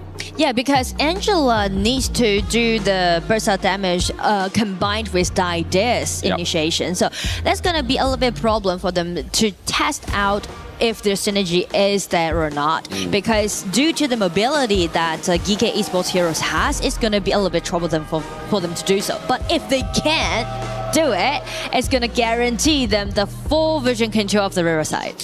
That's the one. If they can achieve it, they're going to get full control of the river. But the way it has to go is when we see onto the gorge, right? Obviously, the Baichi has not been a favorable pick within the desk. Obviously, Isaac does not like this pick. He always, you see his face when this pick comes onto the card. He's just like, disappointed father energy, you know? But hopefully Team Nemesis here is going to use it to full potential, right? Obviously, he is going to be soaking a lot of that damage in this game number 2, but only time will tell. Can Geekay get another point onto the board to bring it to a neutralizing halfway state of this best of 7? And I mean, for game 2, Nemesis did some swap in the early game, right? Both side lanes, they turned into the opposite side, trying to highlight CC in the early game to deal with this drama. Yeah, just to kind of give over a little bit more gold into the favor of CC, right? Because like you pointed out in the last game, Nora, CC has been one of the most promising players onto the side of Team Nemesis. He has that carry potential, but when he's not given the wings, he cannot fly. And that's the reason why they're paired up CC with this Diadea, which is really strong into the game. You can see like they already forced out the flash on the side of Guiyu. Yeah, it's definitely one way to get a Dharma scared in the early game is give him some rage against, but it's going to be the dive onto the blue buff there. It goes over to TNX, so even though they weren't invited, they are still going to be keeping that Team Nemesis blue buff in the early game. I mean, they are able to help themselves to a little bit more camp, so why not? If you're already in the enemy jungle, why not slow down the Jing while she's there? I mean, like, I do like the way how Musunki is doing those early invasions, because we mentioned about both Musunki and TNX are known for their assassins, but actually throughout the journey that they played so far in KWC, it's their first time to picking up assassins, right? Yes. TNX Jin is really entertaining to see play it with it, but both of the junglers actually played more tanks so far in KWC, so that's why I'm so thrilled to see them to play like Pei and also Jin contest each other. Absolutely. I mean, Musang King loves to play the Ogryn, right? Like, he's probably been the player the most within the group stage to pick up the Ogryn pick into the jungle, but he's synonymous. Synonymous with Musang King is Ogryn, but we look at the bot side of the map here. Obviously, Baichi started against Achano. It puts Baichi at a bit of a disadvantage to actually get the Phoenix down bot side, right? Yeah, but that's something to do with the balance on the map, right? If you feel like a deficit at the bottom, which also means you're gonna be more aggressive on the top side of the map. Yes. So Nemesis just keep pressing in on the top. Keep putting pressure, and there's the pressure. The tip for tack going on between L and Zhe, right? Just CC after CC, a little bit of blow there as well. But level 3 goes off the Geekay support quicker than the rest. He gets a CC knock up here onto TNX. He stops the TP as well. Yeah. Now he has to burn out the bit of Mirage as well. We need to see a little bit of a stop show here onto TNX. Or First Blood could go over to the side of Team Nemesis, but it's going to be Guiyu tasked with that inevitable defeat. And it goes over to CC. Jill gets the kill onto Zhe as well. 2 for 1 trade for Team Nemesis. It began with a 3 versus 3, but just check the mobility that Nemesis has, right? CC just play around with it, and also TNX Jin just shine out and gave them a 2-1 trade. Well, I mean, it looked frightful for Team Nemesis, right? If I was in that position, I honestly thought the TNX was going to get pinned. It was going to be difficult because he not only got hit by the Liam Poe, he got hit by the Lorian, right? That's a lot of time to be taken in a CC'd state of mind. But by his mechanics and also his ulti allowing him to do some pushback. And Geekay trying to, you know, make some consolation efforts, so they're just focusing on pushing in the mid lane. But still, it's going to be a problem that how they're going to deal with CC using this early in such an early time. Absolutely. I mean, he's just kind of like throwing the parasol to a safe distance, trying to just get that pressure on as well. I feel like he's playing the early very, very well in that regard, rather than playing aggressively at this moment in time, because there's so much catch potential here on the side of Geekay Esports. So Geekay, instead of, you know, just trying to confront Nemesis on the top, they're trying to rotate more, just let Guiyu to play defensively. So does Baichi did at the bottom, right? Because sometimes you need to make sacrifice, right, for your top laner. Exactly. For the greater good here of either of these two teams, the Clash lane is not having the hardest and the easiest game so far, but the Tyrant does go over to the side of Geekay Esports. So already start to see that difficulty translating into a result when able to contest that Azure Golem like they wanted. TNX finally gets that one for himself. Yeah, I mean, beyond this Tyrant given to Geekay, it's more like Musang's playstyle. Yes, Musang. Exactly. YU has to flash out of here. It's a 3-man dive here, potentially the immobilization. This is why you go for the Diadea. It's those fast rotations, those single pickoffs that you can have here with such immense burst damage followed up by the Ali and the Angela. Yeah, not even mention to those bursts of damage that they had. So actually they are making trades. You can see Nemesis, they prioritize CC a lot, just play around him, just trying to push him forward at top lane. But as for Geekay, they actually make a lot of sacrifices on this Wei, but they also take down the tier 1 tower at the bottom. So like fair trade they're making right now. It is a fair trade. I would honestly say that I think Geekay's part of the deal was probably a little bit more promising. I would like to be on their end, because if you look at it, the only way that rate of interest comes back for Team Nemesis is if CC gets the game that he wants, right? Like, we need to see the return of interest here on CC's early pick. So that's the reason why they're giving CC this red buff, and also like instead of the name CC, but also the CC control on the side of Nemesis. We mentioned that it's sufficient enough for them to do so they can get the vision control. Is this going to be a sufficient play here for the side of Team Nemesis as they try to push down that mid lane? Tufts, as the tank gets melted down, they don't get the T1 in the mid lane, but Geekay once again transitioning structural damage onto the side of Team Nemesis. Opening up them side lanes is just as important as that mid. I do like the way how Geekay is trying to equalize the goal difference and also the vision difference, because they know that it's going to be uncontested against this CC in this kind of certain stage. So instead, they're trying to push forward in the mid lane and also rotate channel a lot. They're trying to prioritize Gem's farming pace. Yeah, and no one's caught out Gem just yet, right? Obviously, the pressure was there for Baichi to kind of just like soak that damage, but there it is. CC has to use the Parasol dance there. It's going to be caught out. It's going to be the double man levitation there for Geekay Esports. CC falls. L as well. Tough is looking to follow themselves on the river of sticks. He gets taken down. 3-0 trade here for Geekay Esports. I mean, it seems like Nemesis is going to be a little bit overcommitted. Check out the ulti, right? Get in, but check CC's like positioning. He was knocked out by Shizan's Lorien. Yeah, I feel like that definitely the interest, or at least the given over to the side of CC hasn't quite come into fruition here for the side of Nemesis, right? We were putting in our stocks into this pick, and then to be put into a position like that really just mitigates many kind of that comeback potential here for him. And that's the discipline that we always mentioned in game, right? Once you win the upper hand, how you're gonna stabilize yourself. It seems like after they got the Tyrant, they're just gonna be a little bit overcommitted and to be a little bit reckless. But speak to Geekay, they're just, you know, play defensively but effectively. Yeah, they're playing everything within their hands, right? They're not kind of... to be honest, Geekay should be the ones playing aggressively, like you were saying, Nora, because they have the Tyrant buff. But you see it here, Nemesis is like, well, how can we overcome this Tyrant buff with how many seconds are remaining? Let's try and take a team fight. And I feel like that's the worst kind of situation to put yourself in, especially when you're behind in any kind of game state. Structure-wise, we see the CC here onto TNX after he brings out that mirror domain. So the ulti for Jinx has been used.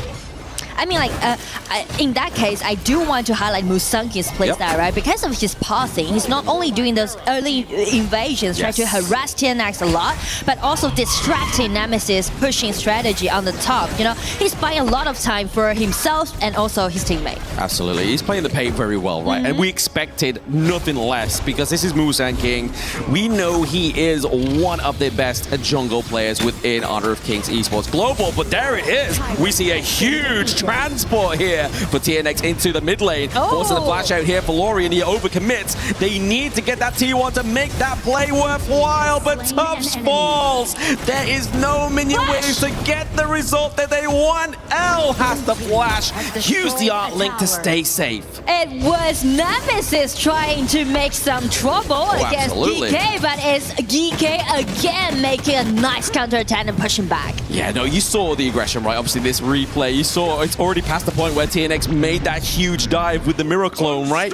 And it was all for that T1 in mid lane. They weren't able to get it, and they lost so much in that means. I mean, like, TNX, I do like the way how he's showing his aggression, but the thing is that if he trying to make that tower dive possible, it's gonna be a little bit too much for them to do, so it's gonna be another team fight happening at the bottom right now. It's gonna be the ulti coming out by Baichi, but he's just being isolated, and it's gonna be a double kill because of it to Shizan. It's gonna be a 2-2 trade as a result.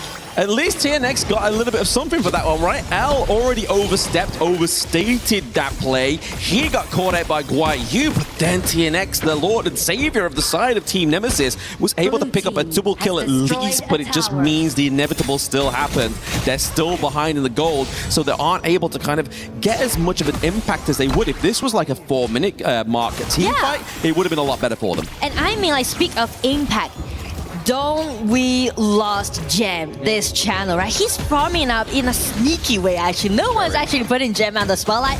But, you know, in the late game, Channel's definitely gonna win the upper hand against Ollie. Yeah. So that's the thing for Geekay. Yeah, absolutely. Chano, great counter against the Ollie there, just in terms of obviously the way the kit works. But now, obviously, Tyrant, Overlord, both up, both empowered here. TNX is kind of being left like baby in the corner. He gets the Overlord for his team, but it's going to be that Tremor Smash into the backline here. Maybe massive impact, maybe irreparable here for Team Nemesis. They get 3 men, 1 more on the run. Jill has to use the cover of the brushes, but Guayu, he comes in, claims the kill, and that is going to be a 4-0 trade for Geekay. I mean, 4-0 trade with such a clean movement that they did. You can see the confidence right now they are, right? Play around this Gem, the fully scaled up channel with this red buff. Everyone just prioritizing his satin.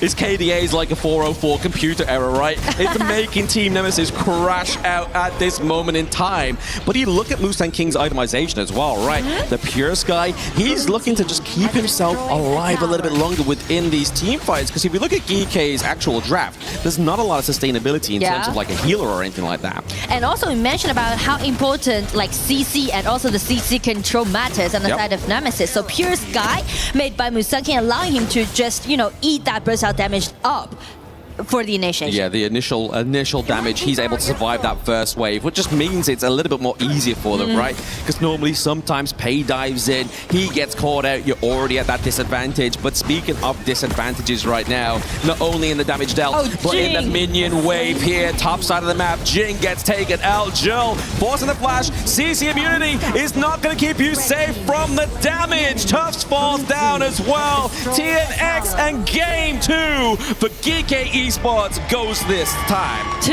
games already been taken by Geekay in their hand, full of composure. That's what we saw in game 2.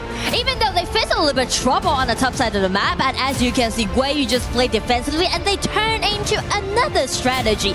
Try to figure it out. It's gonna be Mustang King's Pei passing in such a swift but diverse way, and also prioritizing channel gems, farming pace, allowing them to have such a secured late gameplay. You put it beautifully there, Nora. Obviously, they have to figure out the draft at the BP, but that's only the first part of the equation. The second part is, what are they going to do with these picks? How are they going to use them? Are they going to basically build Pei into fall damage, or like we saw there, use him into a more sustainable front line just to be able to survive that first initial engage there? But looking through these highlights, I mean, it looked like it was going to go into the favor of Nemesis. They were able to pick up 2 kills in the early game. Yeah, I mean, like the lane swap and also the skirmishes that they made in the early game, it was so decent. But check this one, right?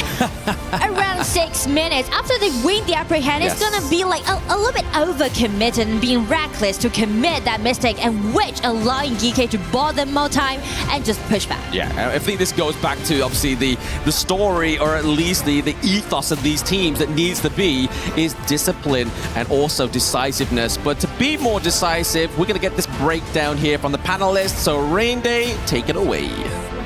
Thanks, Blam. Thanks, Nora. Call on game 2 goes the way of Geekay Esports yet again, and now we are facing a 2-game limit. They cannot go more than that in terms of losses, otherwise they will be packing their bags, heading to the airport, and getting their key crushed on the side of Nemesis. But still, a lot to fight for. Glory on the other side of it. That trophy there in the middle of the Lenovo Legion Gauntlet, as we welcome you back to the panel here to break down what we just saw. Rain Day, Isaac, Sagi, he's got some stuff ready for us in a moment, but Isaac, takeaways from just the initial 2 games in a row that GK have found the answer to Nemesis. I like the way that Nemesis plays. but the decisions in some moments are a little bit shaky. And that is why it allows just Geekay just to turn things around. Geekay, they're down in the beginning of the game. They take some kills, like Gueyu completely targeted over there for Team Nemesis, which was a good strategy, but just Musang King, how good of a jungler he is. In the moment that Gueyu is just falling over there, he decides, you know what, I'm gonna go and take the blue buff, comes in, takes Jing's blue buff, takes that. Then after that, the next movement, he has a free Tyrant because Jing needs to go and protect their new blue buff. It's about knowing the timers, right? Little details, man. Correct. Little details. Like all the map details, information ingrained towards your brain. How long does it take to respawn the timers on the buffs or the little camps? Pro players, they know it in their brain, and every time they do, they will always track your buffs and they will make you play. And in that early game, control, yes, by Zero and L towards the silent on Gueyu, but in the mid game, when Musang King Shisan on online, they keep finding momentum after momentum, giving so much room for Gem on that channel to scale towards that late game. The best thing about a best of 7 is you do get the response. And unlike a best of 3 where this would have been done, and we've seen this before, GK won against Nemesis in a best of 3. Nemesis now have another chance. And they get to say, okay, this has happened before. The last time we took it to a long game, the longest game of the tournament in 28 minutes. But now we have at least 2 more games to go. So it's not over for them. But we need to start looking at, again, what is working for GK so well, but also what can Nemesis do? What are those tweaks that you mentioned, the little mistakes that they need to impact? It's just those little details. I do believe that their openers are really good. Their openers are really nice. I like the way that they play the first 3 minutes. They're solid. They're playing to their game, to their strat. But then after that, when you need to start fighting for the Tyrants, set up your ways better. Your positioning needs to be a little bit better. How Tubbs is going to initiate. If Tubbs decides to jump in, can we communicate it with everyone else in a better way? Because GK, they have been preparing for this such a long time. They know exactly that even if they're down 1 or 2 steps, they can still just leap in back into the game. And I'm sorry that I'm forgetting exactly who it was. It was one of our losers in the exit interviews of MIBR Lows, or it was Blacklist International, who took ownership of the fact that, I think it was actually Blacklist International. Blacklist, just G. And it was saying that I took ownership of maybe being a little bit too hasty with choice. And I'm taking that as a learning opportunity. Saki, we'll see, if, especially as looking at what you can point out, how Nemesis can turn this around. All right, let's bring up the telestrator real quick right now. I want you guys to take a look at this play that coming in for the side of dominated by Team Nemesis. Just too hasty. They hold the lead. Similar to game 1, they have the goal lead, they have the structure, but when it comes down to small skirmishes, big team fights, it's just not in their groove where they are desync compared to Geekay. Of course, like that. I think that this fight is where everything just falls apart, right? Because they had a nice advantage right over there. They jump in a little bit too deep. They want to try to get a kill that they do not need in that moment. In that moment, they were still like pretty leveled, man. Like it's totally fine. Like you have a Jing, you have a CC on the early. Like you just need a little bit more time, a little bit more items, but then you drop the ball there, snowballed all the way. Now take a look at this screenshot real quick. Gueyu managed to survive that fight. They lose 3 kills are fine, but when you lose mid lane towers, side lane towers without trading any single kill, that's a big blow to your economy going in towards that late game here, which we'll bring up this upcoming clip. Yes, it's the same thing. You're trading kills, but your jungle, which is right here. Take a look at these little quadrants here. This is still available coming in for the counter invade. So even if you make it an even trade, it's still going to be a good trade-off for the side of Geekay. It's not even if you are going to lose your resources after that. It might be just even in terms of like the kills or something like this. Like, okay, we made it a 2-2, we made it a 1-1. But then after that, your blue buff, your red buff, your whole jungle is open for your opponents. So they're getting more than they're giving. Exactly. Exactly. And with that snowball coming in mind, you start to see team fights like these few moments, right? Yeah, it's a good initiation coming in from the side of Nemesis trying to trade the objective on the Shadow Overlord, but they're too slow, and when that formation has already been shattered, Ze comes in towards the backline here, finds a beautiful knock-up in, and as of this point, there's no one coming in playing for Gem, there's no one coming in playing from the side of CC, and it's all burning down one member after another, and this game, in the later parts of the stage, goes in cleanly. for the side of Geekay. In Chinese, there is an expression when something just explodes and then you know that the game is gone, is just trala. when that just happened, I was just telling the side, you know what, trala. Direct translation, it means kaboom. Kaboom. Kaboom, you're Kaboom. gone. And so that seems to be the way that this game has gone. There have been a little moment here and there where Nemesis could have played or approached it a little more disciplined, less hasty, correct, or a little bit more in sync, one of the words that you mentioned as well, and maybe stayed in it. But they have made those moments, they haven't taken advantage of those moments. GK have, and then it's gone, how do you say? Chala. Chala? Yeah. Okay. Gotta go Kaboom. down. So at the end of the day, the conversation has to turn to what does this next draft behold? Because we're going deeper and deeper. We've seen a few swaps here and there. I love GK still have strong mid lanes. They still have strong supports. I mean, the Lorian we've seen quite often in this meta, and also huge for team fighting as well. That lift up. Yeah. Oh, that was so good. I mean, so good. And that has been a part of our best of threes. But now we get to see what's going to be a part of our best of sevens. What comes up? What can we start thinking about, guys? And I think that this is the beautiful part about the global ban pick, right? Yeah. As we move into game 3, then you need to start thinking, everything that I was protecting myself before, everything that I had already banned before, I cannot just keep banning it right now anymore. In some moment after game 3, game 4, you need to start allowing strong heroes to your opponents. And that's why you need to be protecting some of the hero picks. Juan Yu is kind of a big clash laner. Of course, still we haven't available. seen yet, and still available for both teams. I think it's gonna be increasing popularity, especially when it comes down to more of these counters being not available here. Yeah. So coming in towards game 3, game 4 draft in a best of 7 series is vastly different compared to a BO3. And if you're a team Nemesis, all cards must be shown right now. If you're not showing it and you're going into game 3 with another L, you might be bowing out the tournament at top 8. You basically can't do that, right? You have to almost treat this like this is the knockout game, right? Of course, of course. It's very difficult to come back from a 3-0. Right. If you allow the other team just to take 3, I think that that's going to be done. I do believe that right now, as we start thinking about the new picks, what is going to happen, what is going to be showing up, I am looking for a Mai Shiranui over here in this one. Oh, Sagi? Well, I think Mai Shiranui is gonna be an interesting one, as both mid laners love to be making those insane plays across the gorge. But Rain Day, why don't we pass it over to the casters to find out? Let's do it. Blam, Nora, what do you guys think?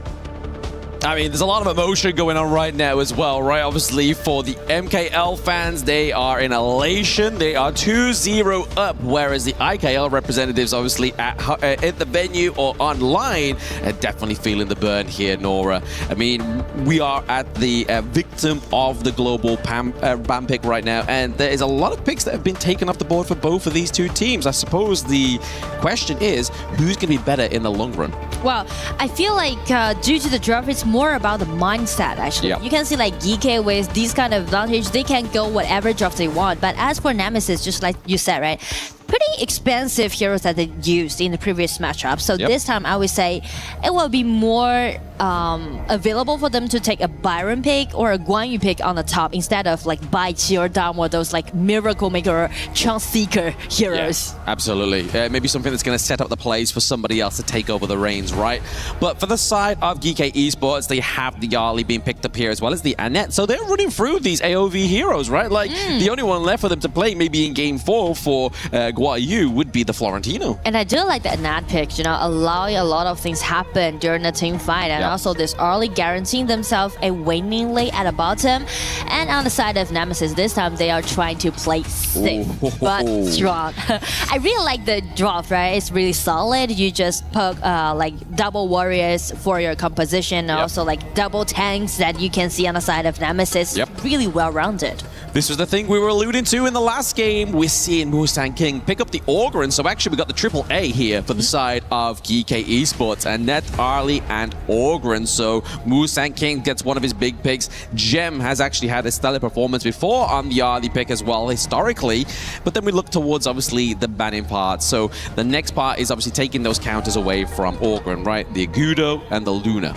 And the reason for that is because they try to highlight Mustang King in this game 3 for their precious jungler, because when you're facing against those double warrior or like tanks on the side of Nemesis, Ogren can be the most decent pick towards all 3 heroes right now be picked by Nemesis. Yeah, I like the ban of the Devourer here as well, right? Because when you have something like the raid boss, like the Ogre, and going for that like dual marksman comp is very kind of like fatal here, right? Like you're just able to drive, force a huge wedge onto the side of Team Nemesis and just do so much damage. But instead, it's the Guan Yu pick here that we see up for Geekay Esports. The one that the panel was like, hey, who's going to go for it first? I feel like the responsibility that Guan Yu this time in Game 3 need to take is not only about doing the laning, but also harass a lot during the team fight.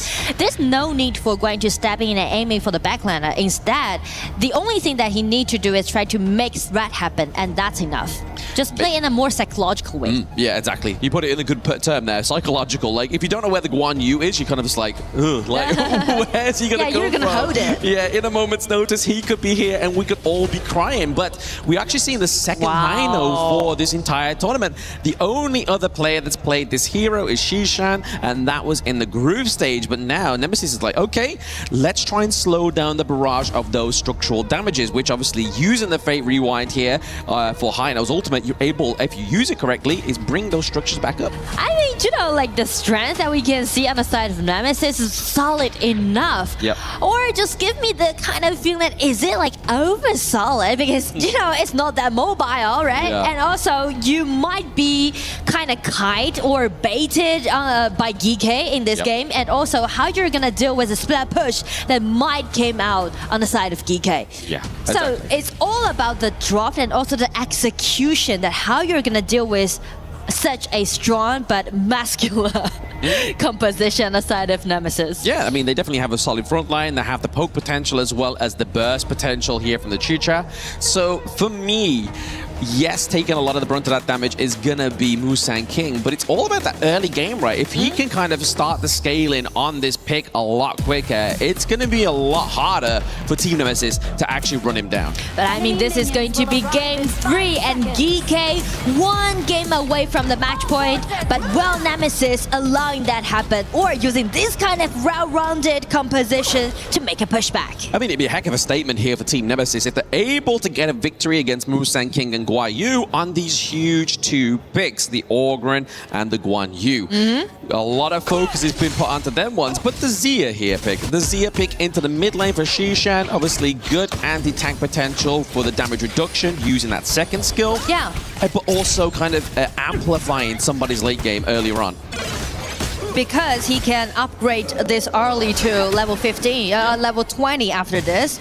But still, I mean, like this game, a lot of potential play can be seen from Musang King. I do want to highlight this Ogre because there are 2 ways to build up your items, and this way he might go for some more damage items instead of to be more tanky. Okay, so he wants to be the carry again. He got the thirst for blood in the last game, play in the pay.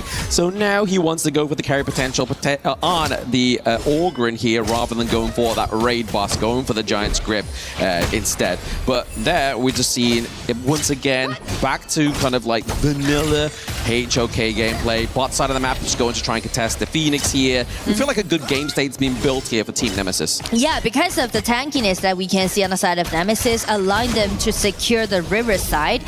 So the rotation will be very smooth. But only like the depth, will they be available to do it in the mid game? Yeah, that's the only time will tell, right? Obviously, if time will tell, we can see that Hino can reverse that time. He can reverse the damage for his team and himself here. So, but the deadliness here for me is Hino. If you can land one scepter, then that's where the damage starts to build up, right? But if you can't land that poke, it becomes a little bit of a, I don't know, like a non-starter pick here, you know? So, if they want to do so, they definitely will highlight their mid lane this time, because if they just fix the spot in the mid lane, you can see like the vision is quite secure, right? Everything just being open very wildly on the side of Nemesis. Yeah, they're not looking to put the stops here anytime soon for Geekay Esports. A lot of pressure into the mid lane, just making sure that Hino's not having the freedom to roam like we've been seeing in the early parts already. That 3-2 minutes down to the bot side, trying to put pressure onto Gem, just trying to out-poke the Arlie. So how they're gonna start their snowballing is that Nemesis need to secure the turret around the 4 minutes mark, and after that get early invasion into Musangking's jungle. That's the only way that they're gonna stop Musangking for those potential play. But you think Ying's the pick to do that, right? Like, can Ying actually get into the jungle and do that kind of irreparable damage in terms of the tempo upset for the Ogre? Yeah, I mean, that's gonna be a potential play, and at the same time, it seems to me that because it's gonna be a little bit hard for them to target early during the team fight, but Ying can do the job, so they just go for the in at the last pick. Yeah, and I feel like for me, if TNX kind of overcommits here, we know Shishan is able to actually land those trick shots, so even if the Ying gets in there, she's gonna be a little bit too slow to get out of that team fight, you know? Like, that for me is where my eyes are gonna be in these team fights.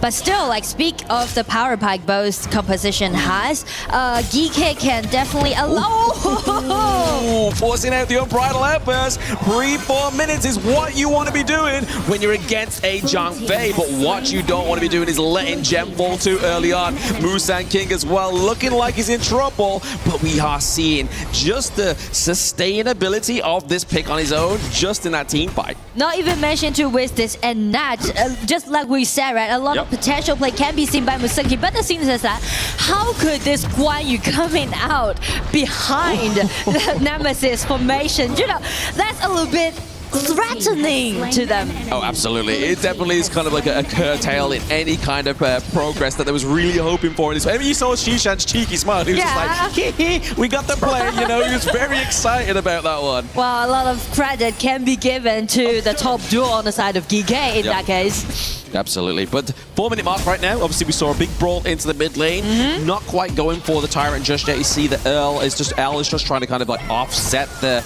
potential bait here. He doesn't have the unbridled outburst. Now he does. I feel like if Nemesis are going to go and try and go for this, it's now or never, right? But I mean, like, they definitely need to secure the Tyrant. But the thing is that after Byron was distracted by the lanes on the top, which you mentioned might be a big problem for Nemesis to deal with in the mid game, is their pushing strategy. Just, you know, kind of restrict their movement at the bottom.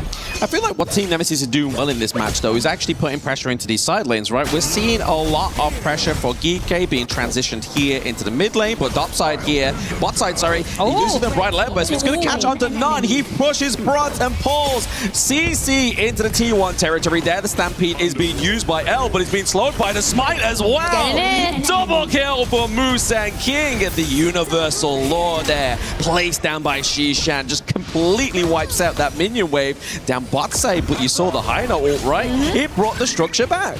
I do like the synergy, you know, between Guiyu and also Musangking. As you see the mechanics that Guiyu has using this Guan Yu, you just keep doing those controllabilities and just buy time for Musangking to chase in, because this Ogren has a great ability to do those constant damage, but the thing is that less controllability, little controllability can be seen from the hero. Yeah. I mean, you saw how annoying the high note's ultimate is there, right? He used it bot side, he used it in mid. Unfortunately, they had enough minion waves to just keep that pressure on down to the top, into the mid and the bot side there. So what was actually repaired is now been taken away forever onto the side of Team Nemesis, because we don't have the Fate Rewind at this moment in time. But where we start to see the things start to bleed out is definitely that gold lead, right? Obviously, it's slowly but surely mounting onto the side of Geekay once again. It might turn into a gap from now on, because Nemesis will be too busy to deal with all those side lanes. Exactly. It's a lot of pressure, right? When you're trying to think of, right, how can we stop stemming the bleed within that gold lead? How can we sew our pockets so the gold does not fall out? It's definitely not this way where TNX maybe get caught out. We get sandwiched between the T2 there on Geekay Esports as they're looking to push another turret. This could be the fastest game of the series, Nora. I mean, that's quite painful for Nemesis to deal with, and not even mention to the gold gap between both junglers, right? Already, like 2,000 gold lead can be seen, and hasn't reached 10 minutes mark yet. No. It's scary. If you're slowly getting out of hand here, it could be irreparable. Let's give it the burst damage onto the back line. Shishan is not going to be the tankiest of heroes here, so beautiful setup here from L, follow up by CC. Now, what needs to be remained here is the exit for Musangking. Oh, he uses the ultimate to keep himself alive. The untarget ability there from Shi on the DNS, and then out of nowhere, the silent assassin Guan Yu comes through, turns the tide of the battle. They get a 2-3 trade here, and Gem's still not done. He's looking to claim some more structural damage. Wow, nice double kill goes over to CC, make some consolation effort, but what a beautiful team fight we just see, right? Musongi, he was taken extremely low. I was thinking like, alright, is he gonna die? But with the ulti, with the sustainability that he has, and also the first skill allowing him to bait a little bit, to kite a little bit, and with the synergy with Guan Yu, this guy step in and just cause a huge threat towards Nemesis and allowing them to do the counterattack. But you saw there beautifully, that cone damage, just the hone-in missile of the Chicha was really kind of the saving grace, like you were saying there, Nora. Beautiful play, or at least a potential, like, here's what you could have won from Team Nemesis. And I mean, like, Musongi, how you're gonna stop him, right? We mentioned about the advantage he has against the composition that Nemesis just picked, and also because of the pure mechanics that Musongi has, and also his composure, he just, you know, do a lot of 1 versus 3, 1 versus 4. I feel like the true potential of Annette's come through here. Like, I haven't seen a frightful Annette yet. Like, I'm still kind of like, when I see it in the draft, I'm scratching my head like, okay, I get the anti-CC properties of this pick, but when you see it in a team fight played like that, you understand why these teams are banning this one out. Yeah, exactly. And that's going to be really torturing on the side of Nemesis. Zhang Fei tried to make something happen, but Guan Yu just getting in again. Musongi again being taken extremely low, but makes the miracle continuing. There he is. The continuation of the miracle does come through there. CC, they know the threat of this Chicha, so they take it out early part of the team fight. They take out L, and now they are looking just to keep putting the pressure on into the enemy jungle. They have minion wave into the mid, freeing up the top side here as well. And this could be a push for the first T3 of this game number 3 there. Oh my goodness! You lay down the law, you get the kill! That is going to be Shishan picking that one up onto T and X. And just before the 10-minute mark, even if they have to go for the Overlord or the Tyrant, it's still going to be too much for Nemesis. And there's minions on the top, trying to take down several HP bar on the high ground tower. Everything just went totally in control on the side of Geekay. And just check Musongi's KDA, 604, which makes him godlike, and also he's got like 100% of the killing participants. He is the guy, right? Like, he's like, okay, we're not going out unless Musongi is here into these team fights, because he's stacking up the kills, the assists, just not the deaths, and that's the most frustrating part here for Team Nemesis. And with the red buff granted to Gem, again, Gem being out, and just got a really nice damage out upon TNX. TNX is being so squishy right now. Very, very squishy. You kind of seen the dismantling of the Ying, right? I feel like it's all down to the fact that they're scared of Shishan's damage reduction, which makes the Ying squishier, just not naturally, but unnaturally because of this draft. And because of the minions, it seems like Geekay trying to accelerate their pace. Heino breakouts LT saving his high ground tower, but how they're gonna save their team fight's gonna be in that! Flash in and LT in, got such a nice insta kill upon DNX. Flash having to be used there by Tufts. We know where the acceleration has gone from Shishan. It's gone over to Musongi. He has hit that level 16. So now that damage from the Ogryn, like we was talking about, with this itemization, it's going to be even more frightful. But into the backline, it's going to be Guan Yu. It's still down 1 member onto the side of Team Nemesis. Once again, the runway has been lit. And there it is, the damage over time, thanks to the Zia pick. I feel like it's too much for Nemesis to contest Geekay in this kind of gold deficit, right? It's already reaching over like 10,000 gold deficit. How are you gonna eat all those damage up? Not even mention to this god-like Musongi's Ogryn. Yeah, I feel like 10k is a little bit too far, right? Unless we get another 28-minute game. But at the game state that Team Nemesis is at now, I feel like that is a very unlikely situation to be had. And also, like, the only way to deal with Ogryn in game is that the burst out damage is out there. But as we scrutinize Nemesis composition, there's no burst out damage can be seen. Look at that number, 130k Wow. damage from Musang King. That is absolutely insane. And it's an Ogryn. Yeah. An Ogryn at 12 minutes. Like normally that's like 30 minutes, 28-minute game. But now we're seeing here the potential push here, the nail in the coffin for the side of Team Nemesis as they may be losing down into the match point. But the unbridled airburst from L is going to be enough to deter them away. But for how long? L gets hit by the Universal Law. Chicha here, CC's having to make the plays. They have to clear the minion wave topside and they're able to do it.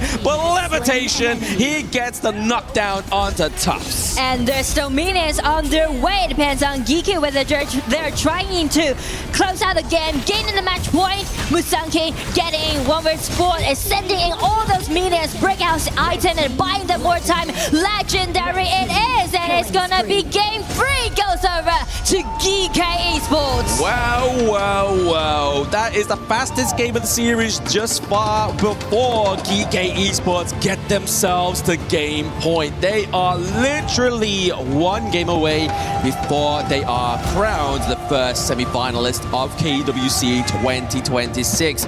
But my oh my, what a frightful team comp from Geekay. And I mean like terrific execution. That's what we're gonna say about their playstyle, right? Yes. We mentioned about what kind of advantage that Musang King can get by using this Ogryn, but have it, use it, or play it, it's totally different thing. Oh, absolutely. Right? Yeah. Sometimes you can pick the Ogryn up, you can be completely underwhelmed because the enemy team is able to put the pressure on in the early game, stem that kind of scaling, that tempo that you're trying to build here for the Ogryn.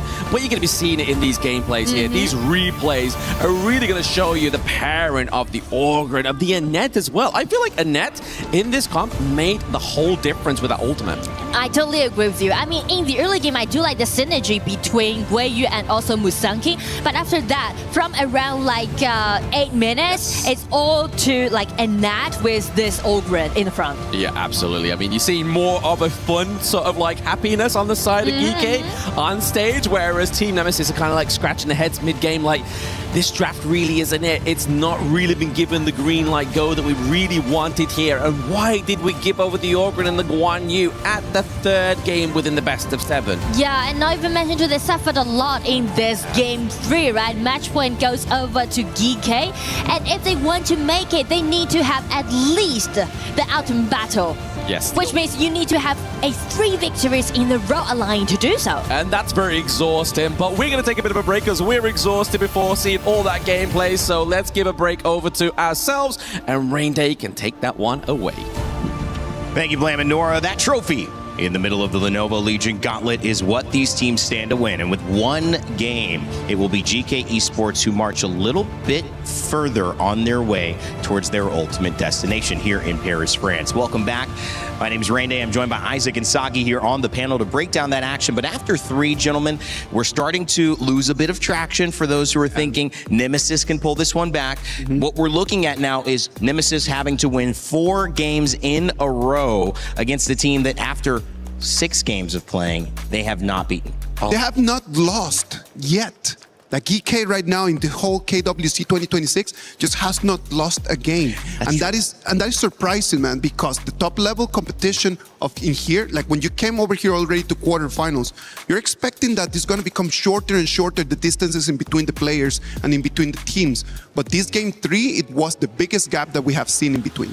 Is this draft component, Sagi, before we dial in, is this more draft component as somebody who's played at a high level, or is this more just the momentum and energy of the competition? Because both of these teams have kind of gone toe-to-toe. You've done it enough. You face the same opponent, you lose, you lose, you lose, you lose, you lose. Now you start to, do you start to think about that? It definitely gets into your mind, right? Because after, like what you mentioned, 5 games in a row, you're still unable to find a crack in the window against Geekay Esports despite the 28-minute game back in group stage. You gotta be wondering, what does it take to actually win? Because this draft itself, yes, it might not be the greatest, but it is the Nemesis style that we talk about. You talked about early game. How important was that? You said the 8 to 10 minute mark. Why that for Nemesis? I'm telling you, I do believe that in this exact game, Geekay Esports was the first team in making the mistake because they come in very early to initiate a fight over there in the mid lane that they cannot completely capitalize out of, and then they gave an advantage to Team Nemesis. Same things that we have been talking about, that do not make the mistake because the other team is going to take control. But the problem is that Geekay just bounces back immediately. It's just that, like, they make the mistake, bounce back 30 seconds, the Ogren is already gigantic. And it's also how they realistically expand that goalie through those little plays, right? Every time we see, Geekay, they lose a fight, but there's no detrimental consequence that actually puts them behind. But every time, if Nemesis makes a mistake, their towers goes down, their mid tower goes bankrupt, and then their jungle just explodes immediately. That really puts the side of Team Nemesis so far behind every single time they lose a team fight compared to the side of Geekay. I want to dive into some of the new rosters that we've been seeing, especially if we've gone deeper into this tournament. I know you guys were talking about, you and I behind the scenes, the Zia, the late game, and we've seen that twice now, at least while I've been here on this stage with Lenovo Legion Gauntlet. You might have seen it a bit more in groups, but I don't think as much. The Ogren obviously had a big impact as well. We saw that come out just now.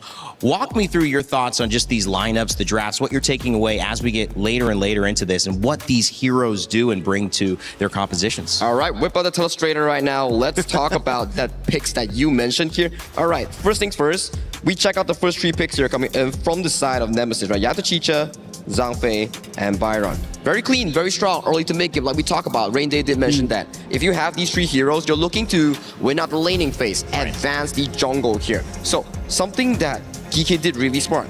They lock in a self-sufficient early game jungle like the Ogren. Then on the side team, you're like, man, if I don't win early game, how do I realistically take down this Ogren? Because it's gonna be super difficult if you don't have late game damage. Hence you see the Hano being drafted. You're like, oh, we don't see this Hano a lot, but they're forced to do so. So many of these mid lanes already removed by the global ban pick. Of course, and then you see the Hano, and then the Hano, because of its mechanics, it just allows you to be able to survive a little bit longer, right? Because of the turrets. As the turrets just fall, the Fate Rewind allows you to bring the turrets back right over there. And that's one of, like, we can see right over there in that video, man. Just, you see the HP of the turret coming down, and then immediately Fate Rewind, it just comes up 100%, and that keeps the fight going. And if you can consistently keep doing this in towards that late game, you can actually stall the game into potentially the 15-minute mark, 20-minute mark, then you can fight for a living chance. But if you take a look at the early game, this specific play coming in from Musang King, we lost Shisan in towards the early game here. Shisan is down, then take a look at Musang King taking so much damage up to the very end while he paces towards that mid lane. I think he was like, what? In the middle of 5 members coming in for the side of Team Nemesis, he managed to survive. How does he get out of there, man? Like, that is insane. It's just crazy. Just the ability to do that, and look at how the Guayu comes in from the side. And as of this point, it's still okay from the side of Team Nemesis. If they're like, okay, we didn't get Musang King, it's fine. But Guayu comes out, swoops every single one, gets 4 kills all towards the Arlie and Musang King. As of this point, the early game composition coming in from Team Nemesis, it's over. And it is gone, man. And I love the Zia pick over here from Geekay Esports as well, because Zia is a hero that can allow you to go over the 15 levels roof that we have over here in the mechanics, right? So through the sanctification, you can actually allow a hero to go over those 15 levels, right, Sagi? So we can get 2 level 25s out here. Yeah, sir. Of course. If you stall the game long enough, you will definitely head over to level 25, which makes global ban picks so interesting. Like what Isaac was mentioning, like, we don't really get to see Zia much often, but when it comes down to a game 3, game 4, you start to be thinking like, oh, red side is so valuable because you can hide those niche picks all the way to the end so you can counter draft your opponent, which led to this specific case. Usually, sanctification on towards the Arlie, but due to the fact that Musang King on that Ogren was so dominant, they gave it to the Ogren and he shines so brightly. They just wanted to finish the game early. They knew that the ball needed to be given to Musang King. They give the ball to him, and then 12 minutes, we're gone. Boom. You know, it's sometimes you got a great player say, take the ball, do what you need to do. We'll support you in getting it back and giving it back to you. Musang King doesn't die yet again. Geekay Esports don't lose yet again. One more game, and they're advancing into the semifinals. Before we do that, though, I want to send you to some nice updates on a new EWC Princess Frost skin that could be yours.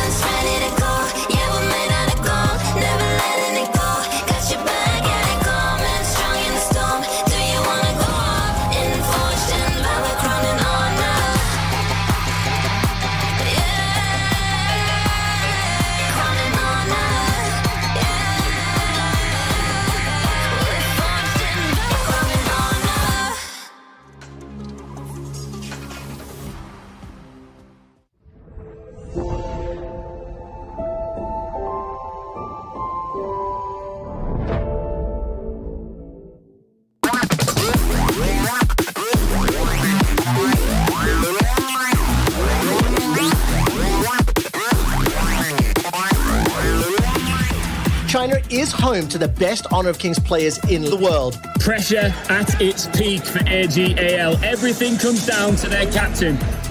I love you, family. He thinks he can come in here and play my game. Let's go. He knows nothing.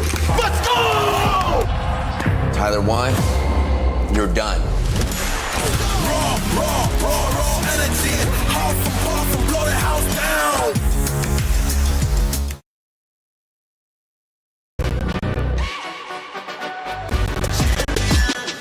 This ain't no regular thing. Came for the ring, you know what I mean. You see my name in the lights. Better get right, I'm champion.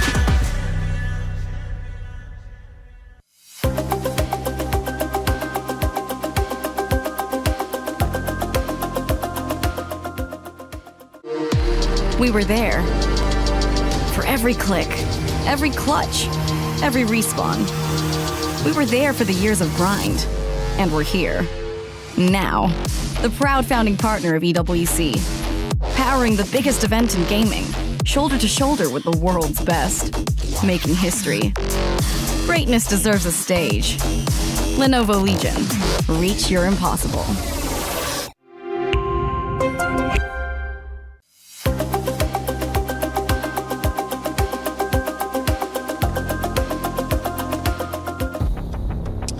Winner go home from now on for Team Nemesis representing the IKL League. And that obviously, it means that one of the IKL representatives in the top 8 would be going home. There's still one more remaining in our second matchup of the day.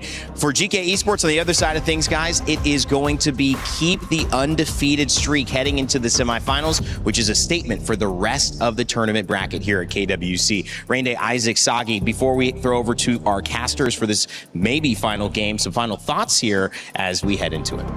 I do believe that as we move into game number 3, I want to see a Princess Frost. I want to see a Liang right over there because they have been really good picks from Geekay in the previous games. I'm really looking forward to see this one here. They got that skin, right? They got that skin. They got that execution here. If you're Geekay, you gotta be feeling that perfect double combination to funnel more goal into, dare I would say, potentially the MVP of the series, Musang King.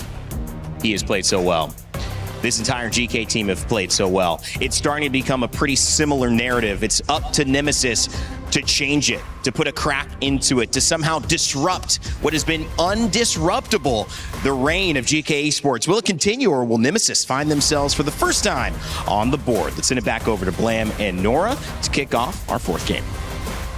Rainday puts it there beautifully. Can Nemesis blemish the 3-0, or will it be a miss here in this game number 4? Only time will tell.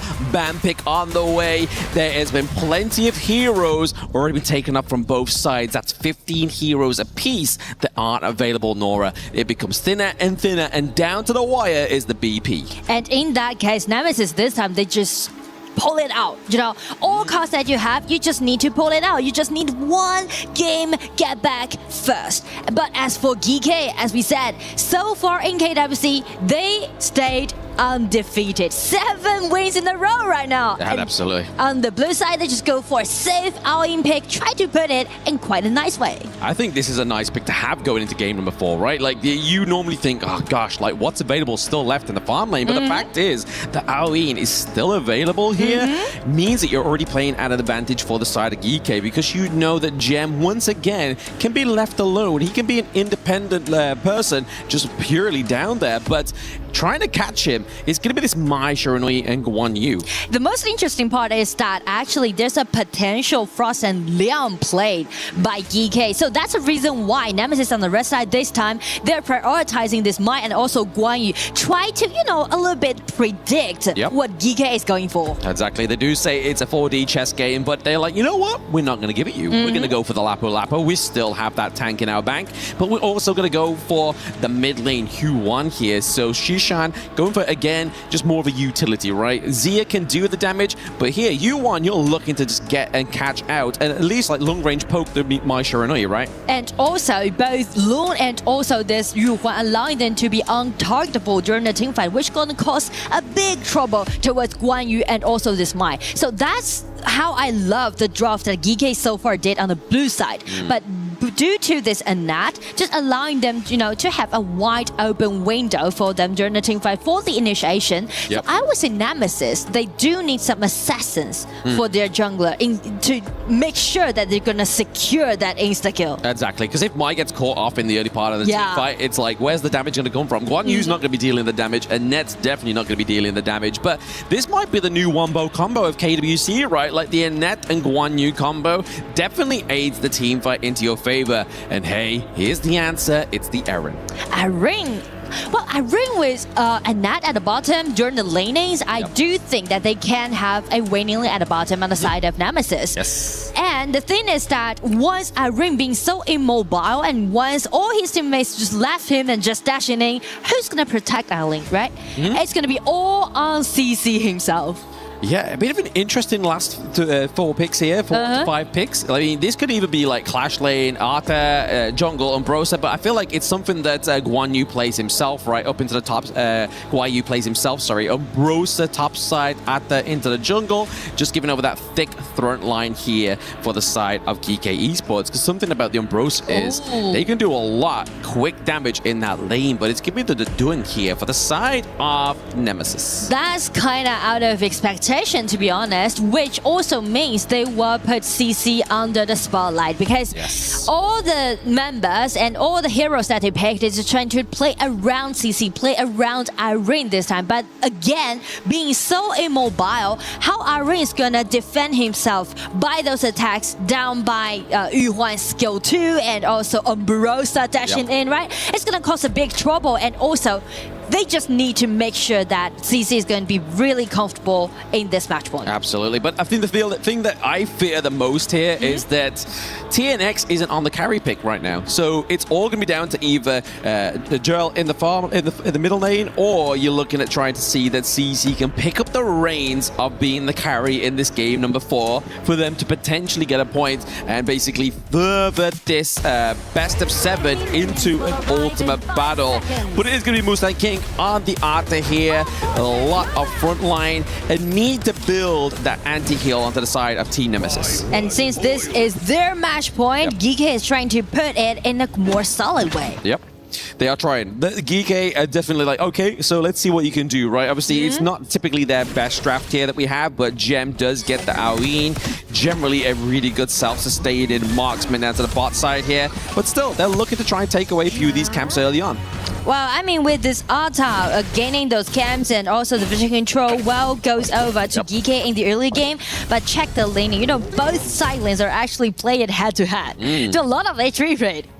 They just love trading, right? That's one thing we've been seeing this entire series. It's just that head-to-head top side of the map. And pointing out here, Jill looking to be very aggressive, trying to put pressure onto Musang King. But Ata's one of those naturally tankier heroes, right? Like, he doesn't need the itemization in that early level to kind of sustain any kind of burst damage. And because of the diversity that we can see of the hero pools that Geekay has, allowing them to do very well when we're jumping into best of 7. Yeah, speaking of jumping in, we have Nemesis jumping into the enemy jungle here, trying to contest that Crimson Golem, Shisha as well as Jet. And we see from the behind here, Musang King looks to try and go in. It goes, and they are saving it here for the side of Geekay. But can Nemesis get out of this jungle? That's the problem here. TNX, once again, on a pick like Dune, you are naturally sustainability there, but it's going to be the CC, the lockdown. Geekay here. The ghost ship has there to be sailing and split apart. And Joe falls. Double kill to Gem. Oh, Flash, that's what we're going to see in the battlefield. Both teams are actually pulling till the end. Just watch the replay, right? Check the positioning. Actually, for TNX, it's going to be a little bit painful for him to getting out. So many CC control constantly putting on this man. Not even mention to that pushback down by Joe. He's trying to make some counter attack, but the thing is that burst of damage is out there. Exactly. You saw how aggressive that was, right? He dives in, the ghost ship comes up, so that means the only means he has the way out is the flash, but then he flashes away just to get away, but then everybody on Geekay is like, no, we've got flash. Let's go in. We claim the kill. and they, more importantly, give over the double kill to Gem. That's scary, because this is a late game hero getting a little bit more gold into his pocket very early. And you know, it's very interesting that throughout the game so far that Geekay played, right? Yep. 3 previous games, Gem's also gonna be like stay invisible in the early game, right? He just farm up sneakily. Yes. But in the late game, he's gonna be the most shining part, the most stunning players on the stage. Absolutely. Sneakily growing as well is that Crown Pit vote to the side of Geekay Esports. So we see there's a lot of MKL fans rooting for the boys in this game number 4. We are getting to that last minute before we start to see these neutral objectives get online. We've already been seeing a little bit of contention into the enemy jungle from the side of Team Nemesis, albeit it not going in their favor.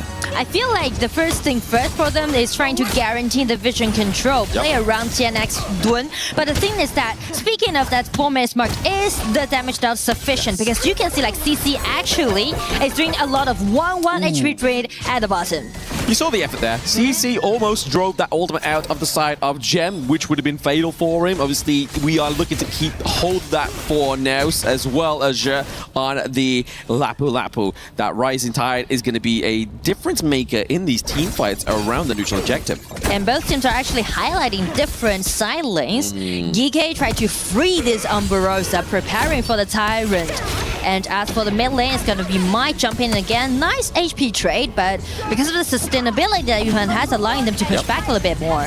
Allows them to push back. They wait in this single bush here, but it's going to be a CC here from Shishan on the Q1. Musan King is soaking a lot of that damage, but they've got to be careful here. And Net uses the ultimate. CC's ultimate there, not quite connecting onto him. And now it's going to be Gem using the ultimate, doing a lot of damage onto CC. He has to be driven to the back line. TNX has been left to the walls. The Undying from the Ambrosa. Guan Yu is putting the pressure on, and Gem is getting the results. I mean, Geekay is destroying Nemesis in this 4-minute mark, being undying. I mean, Guan Yu just flashing, using his ulti, 1 versus 4. Can't you believe that? Absolutely. And I think that's the most perfect part of the conclusion of the 4 minutes. You get the Tyrant, you get the T1 into mid. But you're looking, obviously, at this replay right now. TNX left in here, hoping that the damage was naturally going to transition onto the Tyrant. But no, the team fight was split. Guan Yu into the top side. He's putting the pressure on. CC on the Aaron. The ultimate just did not connect enough. But I mean, like, the thing is that when you separate it during the team fight, all the individual damage is definitely sufficient on the side of Geekay. But if we check Nemesis' composition, we mentioned about how important it is to play around CC's Irene, right? Yes. But as we can see, it's going to be a little comfortable for him. Yes, comfortable position being placed here by She on the Lapu Lapu. He may fall. It's going to be the Guan Yu. Tufts actually saving the day here. Can they get a little bit more from Nemesis? TNX already taking too much damage here from Gem on the Lung. He's able to escape. It's a CC immunity here from L. Guan Yu has to run. He gets poked down. CC has now forced the infinite vastness here as well. Gem flies away free. I mean, it's gonna be CC making those constellations happen and just saving his team, buying time for themselves. Absolutely, buying time, buying space for this Aaron pick. You have to keep her safe. If she gets hit by Shishan's CC there, it's pretty much game over because she's so squishy. But TNX, he's got low health bars, but he knows they're still coming out of the game state of the base here. So he has time just to steal away a few little points to basically bring that goal back into the favor of Nemesis. I mean, speak of the goal difference, the jungle is quite significant, but due to those farm lanes, it's not that big. But check where you flash in. LT out is going to be a net, trying to saving Irene, successfully save his precious marksman. Yes, Jill with a superhero save there into the backline, keeps his marksman alive, but can they get some more? Geekay lose their support as well as their clash lane. Not playing as good as they were in the previous games, but like you were saying, if it's all splintered apart here, Geekay generally fall apart in these team fights. Flash over the wall, CC claims another kill. That's that's what we're talking about, right? With 100% killing participants, CC is being the hero on the side of Nemesis. It feels like finally they realized how they're gonna operate the whole game. It's like TNX has to be the punching bag, but for him to be a successful punching bag is they need to get these turrets as well. Like we saw in the Tyrant Pit, there was no follow-up, but now the follow-ups are coming through here from Nemesis. I feel like it's a good strat. And also, the way how they're gonna, take their own responsibilities, that no more initiation can be seen, right? Everyone just trying to play in a more defensive way, but effective way, just trying to protect CC's positioning. That's a priority. It is a priority indeed. Keeping CC alive, saving Private CC. But onto the side of Geekay, if you look at their draft, it's like it does scale a lot better than Nemesis, right? So if they can keep into the late game, that's where we got to start to see the worry here for Nemesis. But the thing is that it feels like Geekay is too in to take CC down. Speaking of which, Tufts, he does fall to the walls, but at what cost? They aren't able to translate it into anything onto the side of Team Nemesis. I mean, like, nice 0-1 trade, right? Take that Guan Yu down and try to find some window opening for them. Exactly. That space created, the Guan Yu, has been taken off the gorge for another 12 seconds. So I feel like Geekay just need to use this moment to just get some more resources, right? Secure their Azure, secure their Crimson Golden from Gem. Wow, they really need to slow down even more. As you said, right, late game is definitely in favor of Geekay. So this time around 8 minutes, it's going to be some skirmishes happening around, testing, baiting, LT in, 10x, just make sure that CC is really comfortable. Yeah, the moving target, Shishan, he used his ultimate there just to keep himself alive, but he's currently actually not died once, so he's using Hue 1 space creation there very, very well. They're going to have to give up the Tyrant. If they overcommit to this one and make an indecisive play, it could have all fell apart there for Geekay. Yeah, so the vision matters a lot. 10x make sure that he's going to be the best bodyguard to outrain. Exactly, bodyguard potential here from TNX, just soaking up a lot of that damage, which would necessarily translate onto CC if he was not there. And I mean, like, speak of Geekay, how they're gonna buy time for themselves is that do a lot of split push, right? Just check Wave's positioning, always be on the side lane, and also for Gem, the priority for him is to have 3 items at least, but as we can see, still on his way, 300 more gold to go, and that's gonna be the time for Gem to do the push out damage. Exactly, he's looking to build the Daybreaker, right? That great, there we go, we there call we it, go. it comes out with the supply and demand comes through, but in this brush, they're looking for a setup here. It's going to be a dive from Moose and King into the backline just to kind of like make sure they're putting the focus here. A lot of damage is needed to take him down. He is melted, but now it's going to be the case of the rest of Geekay. Can they have the front line that they need? The Undying into the backline. You saw the effort from Guan Yu to try and get the kill onto CC. It wasn't enough. My still ambushing 3 members knocked up. It's going to be killing spree and it's going to be devastating. Can you believe they ace the Geekay at their match point at 10 minutes mark? Yes, the first ace within this whole series, right? And it's given over to Nemesis. The team that are behind 3 points are able to get themselves back on the horse within this game number 4. Still, however, getting that Tyrant is definitely where they need to be in this game state. It's just procuring any kind of space they're creating for themselves. I mean, it's so vital for Nemesis to play so, because they're under 3 games in deficit, but check their coordination. It might be the best so far they played in this best of 7. Absolutely, definitely a valid effort here for the side of Nemesis. You do see them breaking apart the side of Geekay, and that's a problem. When they're not all there committing, Geekay fall apart. I mean, like, everyone just make sure that they stay at the same spot, and you can see, like, they're trying to, keep their composure and just stick to the strategy. Absolutely, sticking to the strategy, sticking to the potential divide here that Guan Yu as well as a net creates for your team. CC's always just sitting behind somebody on the side of Team Nemesis, getting that poke from that first skill and just making sure he's able to actually get the burst damage come through. But it's always going to be TNX pulling the trigger there. The wind slash comes through, doesn't connect on anybody but forces out the infinite vastness. Guan Yu is always being man-checked by Tufts. I mean, like, I do like the ulti from Dun, just do a really nice trade, and another ulti coming in, directly aiming for the Zhao Ying. Yes, but it's going to be too much damage here from TNX. He gets taken down. Can the health bars of Geekay remain in this one? It's that damage over time. And Net L has been throwing out those first skills so well. I mean, even a Nat going killing spree, that's very optimistic, goes over to Nemesis. Maybe we're wrong. Maybe we went looking at Jurl or even CC to be the carry. Maybe L was the underdog here with this one, right? Like you were saying, Nora. 3 kills for your support.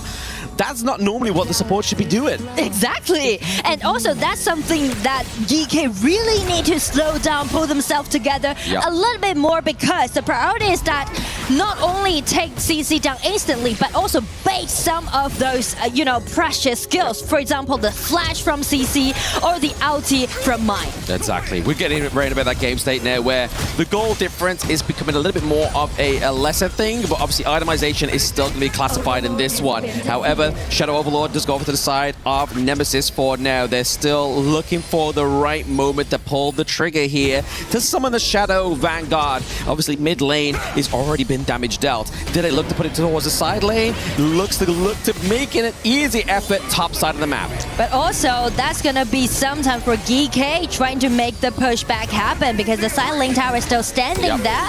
They need to aim it at CC again as usual. Try to test a little bit more Vanguards at the bottom. Yeah, all hands on deck for the side of Nemesis down to the bot side, whilst the Vanguard looks to push top side of the map here as well. That burst damage from Gem is not quite doing what they thought they would onto TNX now that he has that itemization.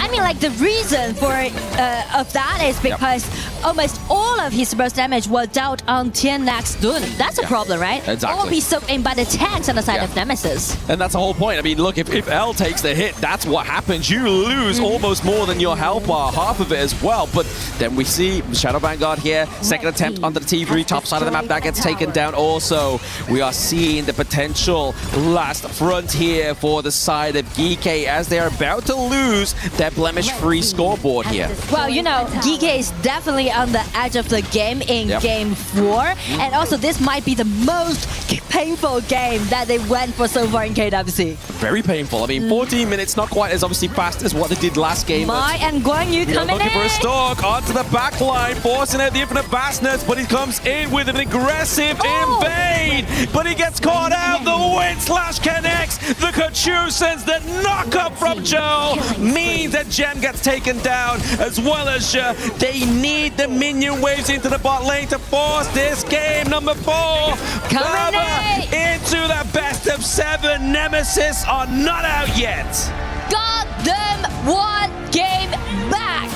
I mean, Nemesis, just check it out, right? Yes. With 3 games in deficit, can you believe they played so explosively in Game 4? I mean, like, everyone just put themselves together and play around with CC, the most outstanding player so far in KWC on the farm lane. And definitely CC brought the victory, brought the precious 1 point back on the side of Nemesis. Yeah, absolutely earning his accolades there down bot side of the map. It's going to be CC, but I have to give props over to Jurl as well as L. They were getting the kills when it mattered. It didn't matter that it went to the support.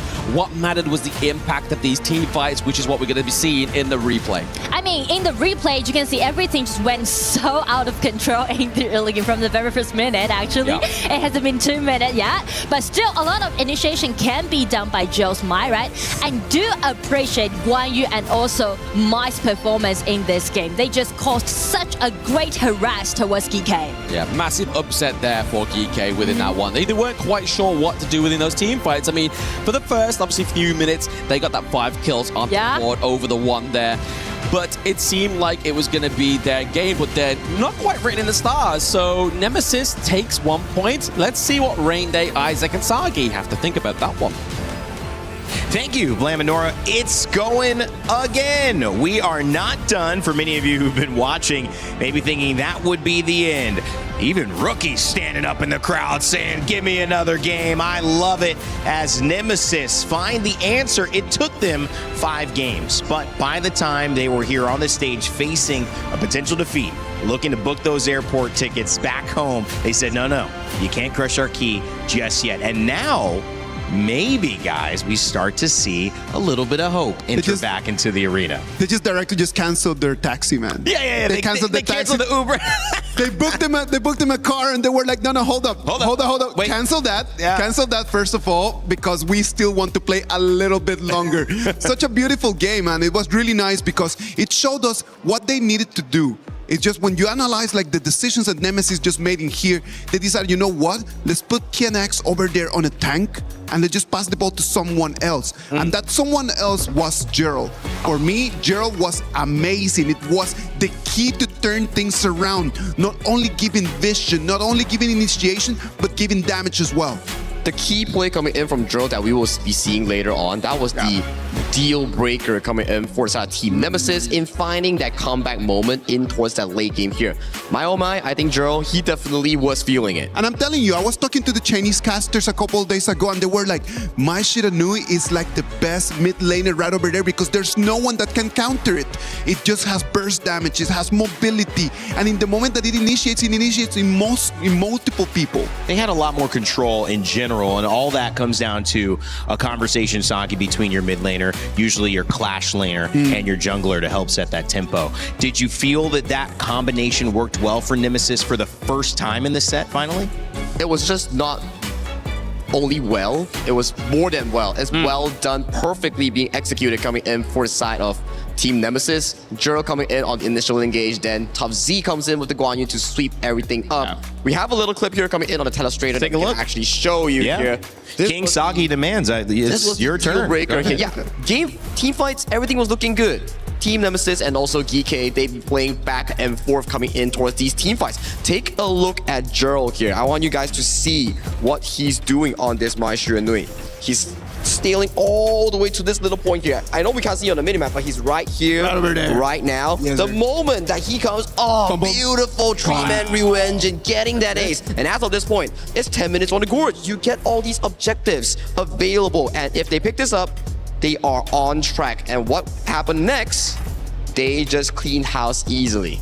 Taking a bit of a playbook of what Geekay Esports were doing to them, Isaac. Of course, and I do believe that in here, like not only it was just Nemesis taking advantage of these little plays, but it's just the whole perfect point of like, wow, Geekay has been playing so well. Geekay is just like so unbeatable.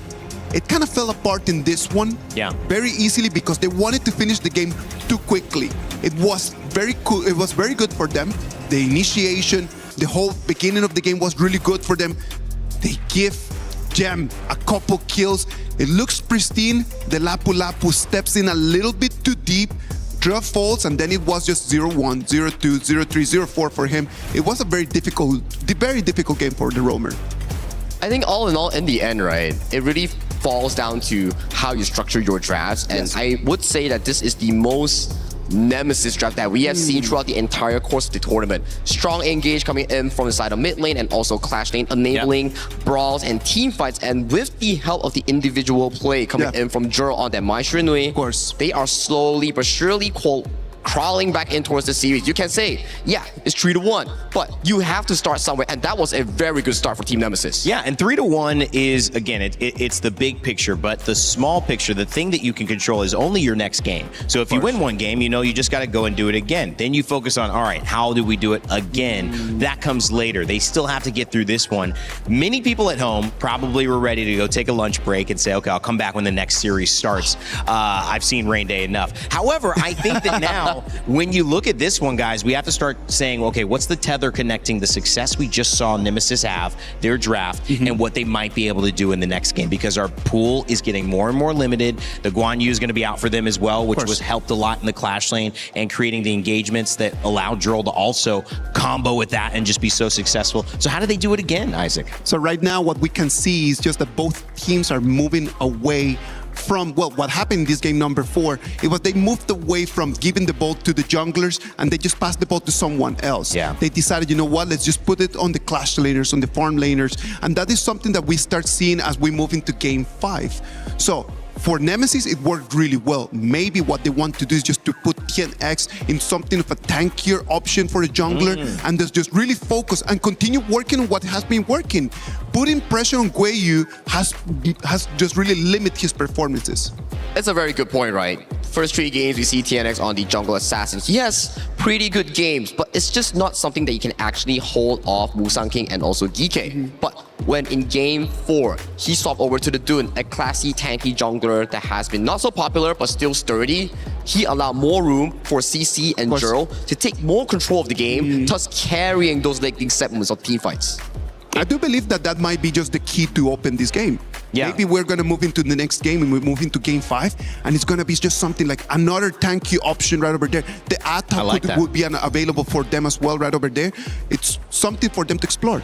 I love these thoughts as well. And for those of you who want to share your own thoughts, I know many of you might just be in the chat typing it out. But if you stream or you want to stream, here's a great opportunity. The EWC Creator Program allows you to get involved into the action and help build the narratives across multiple streams, multiple conversations, which we know are happening all around the world, but you can earn prizes for doing it. The same stuff you're typing in chat, you could be saying online to viewers, building up watch time and earning as you go. So make sure to scan that QR code and join us if you want to get your voice heard in a bigger way for all of EWC, especially here at KWC 2026. All right, guys, heading into it. Now we have our draft coming up in just a moment. I want big picture thoughts. You said maybe a tankier jungle for TNX. You're talking about how they move the ball as well, which I love as footballers coming from that experience. Sagi, where does the ball go here if you're Nemesis? Do you put it back onto TNX? Do you try to make sure that clash lane matchup like the Guan Yu goes in their favor for Tufts? What do you do? I think you put the ball back onto the side of Jurl's hands. Okay, and talking about balls, mid lane. who plays with the orbs coming into Honor of Kings? Lorien. I think if you can give Jurl that Lorien pick that he had amazing performance back in group stage, that could be the deal breaker in trying to claw back even further towards the series. And GK played the Lorien already, right? So that was GK. So it is available. So that'll be interesting. Well, let's wait and see what's going to happen. I do believe that there's plenty of heroes right over there. What Nemesis needs to do is just take it one game at a time. And that's it, just one play at a time, because one mistake is going to end up the game for them. Hey, Sagi, can I throw to Nora and Blam, or do you want to do it? Hey, that's your job. No, do it, Sagi, throw it. All right, Nora and Blam, you're up. Do bring us towards the pick and bans, and with that sweet, sweet game analysis. Let's go! Thank you very much, Sagilicious, for that lovely, delicious pass there. I mean, I don't think we were really expecting to get to this game number 5. But I feel like the point that we make here that Isaac was saying really well was, now, what's the best thing for Team Nemesis is to play it as if it's a best of 1. Well, I mean, you know, instead of talking about the dropped picks, I would say from now on, Nemesis definitely need to ban with that Leon. Because for Geekay suffering from that loss, it's going to be the time for Frost and Leon. It is absolutely potentially, because I mean, they exhausted the Guan Yu, like you said. Yeah. But they still have that Lorien. I feel like Lorien, what we've been looking into the playing stage and group stage, has been a good kind of counter towards it as well, right? Like if you can kind of disrupt both of their ultimates by making them levitate, that's a good thing. But they know that. They ban out the Lorien here for the side of Geekay. But the thing is that Leon is going to be an open choice, right? Yep. And we know that Geekay, how well they played with that Frost and Leon composition. So, what thoughts are in Nemesis' mind right now? Because they've already used that Mai, they already used that Guan Yu. So, what kind of else hero that they can pick out to counterattack that potential Leon and Frost combo? I'm sure they're going to be looking for it here in this draft of game number 5. But the Chano is there one, and there it is. It was bound to come through the Liang and Princess Frost combo. It's that incredible chain of CC. I mean, so far, like personally, I would say Geekay played the best Liang and Frost combo in KWC so far that we see, right? Yep. And usually they would pair it with another Ogren pick, but since they already use it, so I'm looking for a potential Jin on the side of Musang King. Ooh. Here we go! I think Nora's got instead of Nostradamus, it's Noradamus. She's seeing into the future. She's picking it. Who wins this one, Nora? Who wins this one? But onto the side of Team Nemesis, they go for a bit more of a cheeky IKL identity, which is the Kwai here into the support role. And then obviously we have Joel going for the Xiao Chao as well. A little bit more poke potential here onto the side of Team Nemesis. But definitely the Jink here is a scary one, especially encompassing all that CC. Yeah, exactly. And also allowing them to do some insta-kill, not only on Channel, but also on Xiao Chao. But I do like the way how they're pivoting the point of both teams, because we highlight the marksman, the jungler all the time, but this time I would say this is a game to testing the synergy between mid and roam. Yeah, I think like the Kaiser's a good pair counter here as well, right? Okay. Obviously, banning that one out because we saw it yesterday when Just Chi went for the Jing, Jiang Q went for the Kaiser. And how did they win? It was just kind of always getting that initial engage there, being the invincible warrior, being able to actually soak that damage into the late game. That's part of the equation. You have to get to the late game to have that impact, but it's still a good counter to be making sure you're banning it out so Geekay, so Nemesis don't have that one. But we can see here, Guai Yu gets another big pick. He gets the Byron. And I mean, like, if Nemesis is going for a substitution for the Kaiser pick, maybe a potential monkey that we might see in this game. And also, they need some kind of hero like Charlotte on the top. Well, do it. Oh, they go for Luna pick. Like it. The Luna and Sansa combo as well, right? I mean, I've seen this sometimes happen with, like, not only within like 5Q games when people are actually playing as a team, but taking the ride on his ship, then going in, getting that setup, and then just seeing Luna just dashing everywhere is a good potential setup here for Team Nemesis, especially into these team fights. Yeah, I feel like it's going to be the showcases provided by both amazing junglers, right? Both Blue Assassins, Jin and Luna, just can definitely showcase in game. But in the early game, I would say the rhyme, the tempo will be settled by both mid lane roam combo. Xiao Chao and Kuei is kind of be a little bit risky, but due to Joe's performance, like amazing performance in last game, I would say this time they will let Joe to lead the whole pace. Absolutely. See what he can do there with the Xiao Chao. But you have to give points over to the Sunset pick as well. Again, like, if he's on the boat, he's not going to get hit by the Liang ult or the Princess Frost. He's not going to get slowed down. But when he dismounts, that's when the problem occurs, because you've got the flash, but if you don't have it going into that engage, you're pretty much just committing into a full team fight knowing you're going to die. It's all about vision control. It's all about pure mechanics trade. So how they're going to execute it, let's dive right into Game 5. Absolutely. Again, it could be match point here for Geekay, but it was also a potential comeback for Team Nemesis to almost get the first ultimate battle within KWC 2026, which for day number 1 of the playoffs, I would not be angry about. But still 2 games to go, so who knows? It's not going to be a promising even matchup, but still it's going to be so promising at the bottom that they will go head to head. Absolutely. I feel like the thing here for Geekay Esports is because they lack obviously frontline, obviously Byron is going to be kind of the only frontline that they have. They're going to be looking for important pickups into those team fights, so they're already playing from the side of Team Nemesis at a disadvantage. So maybe some kind of damage potential being taken off the board here. Yeah, maybe. Or like those melee fight might happen on the top side of the map, but I would say in the early game, it all matters to the level 4, right? Yep. Because at least you need to get level 4, allowing this Leon to make things happen. Exactly. That's the point. Like, if Nemesis want to make an impact, they're going to make it early here. But into the bot side, they go for a bit of a dive. The hook comes through onto Gem. Can they get enough damage? Joel comes here. He gets the knock-up. Okay, it was a long delayed first blood, but nonetheless, they got it. It puts Joel in a bit of a tricky position, though, there. He gets hit by a lot of CC and gets taken down as well. Oh, but I do like the aggression that showed by Joe, right? If my Roma just took her back, I'm gonna get the nail down. Absolutely. I mean, we saw another hook there before the replay into the push. Beautiful. Get it in. I mean, the accuracy, that's all out there on the side for Nemesis, right? How accurate this Quay is using his skill too. It's already looking like a very messy match, though. Like we're seeing people dive in very aggressively, like you say. It gets everybody excited, but the problem is, if you're too aggressive and so non-disciplined, you just think you can be able to keep constantly committing for it, but they are able to take down the Musang King on Jing as well. It means that Joel gets the Crimson Golem. They are able to stave away that Azure Golem, and TNX claims back those buffs. I mean, I do like the way how Nemesis is showing their preparation, you know, because last time when they play against each other in the upper bracket final, they lost the game when Geekay played that Leonard Frost play, right? But in that case, you can see how sophisticated they are. They definitely did their homework, did their research on how they counterattack the most signature picks on the side of Geekay. Absolutely. You just got to be ready for whatever shows its face within that best of 7, right? I mean, it's a lot of predicting, but like you said, if you do enough homework, you're going to be prepared regardless. And it's definitely put them in that favorable situation right now where you see Nemesis a whole 1K ahead of them before the 4-minute mark. And also, I do appreciate about Quay's accuracy and also Tian's composure so far in game.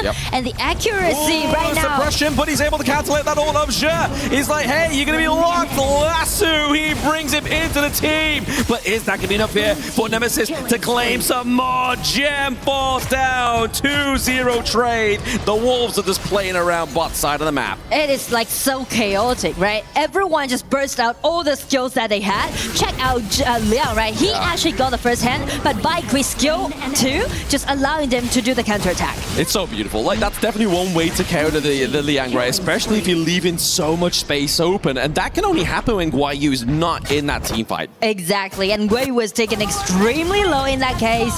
And so does Tufts. Tufts able to obviously capitalize there as well, but it's going to be the takeover of the Tyrant regardless of all that blundering into the mid part of the map there. They were able to get that neutral objective, so Geekay are still onto the board here. We're seeing that buddy system formulate around here because Musang King's actually been a little bit slow in terms of getting that gold. Yeah, the gold difference is definitely out there, and also the initiation matters a lot in this game. Oh, try to get that trick. It's going to be using the Liang ultimate just to stop that hook follow-up, right? There he is. How do you counter the Koi? Is if he's locked into the back line.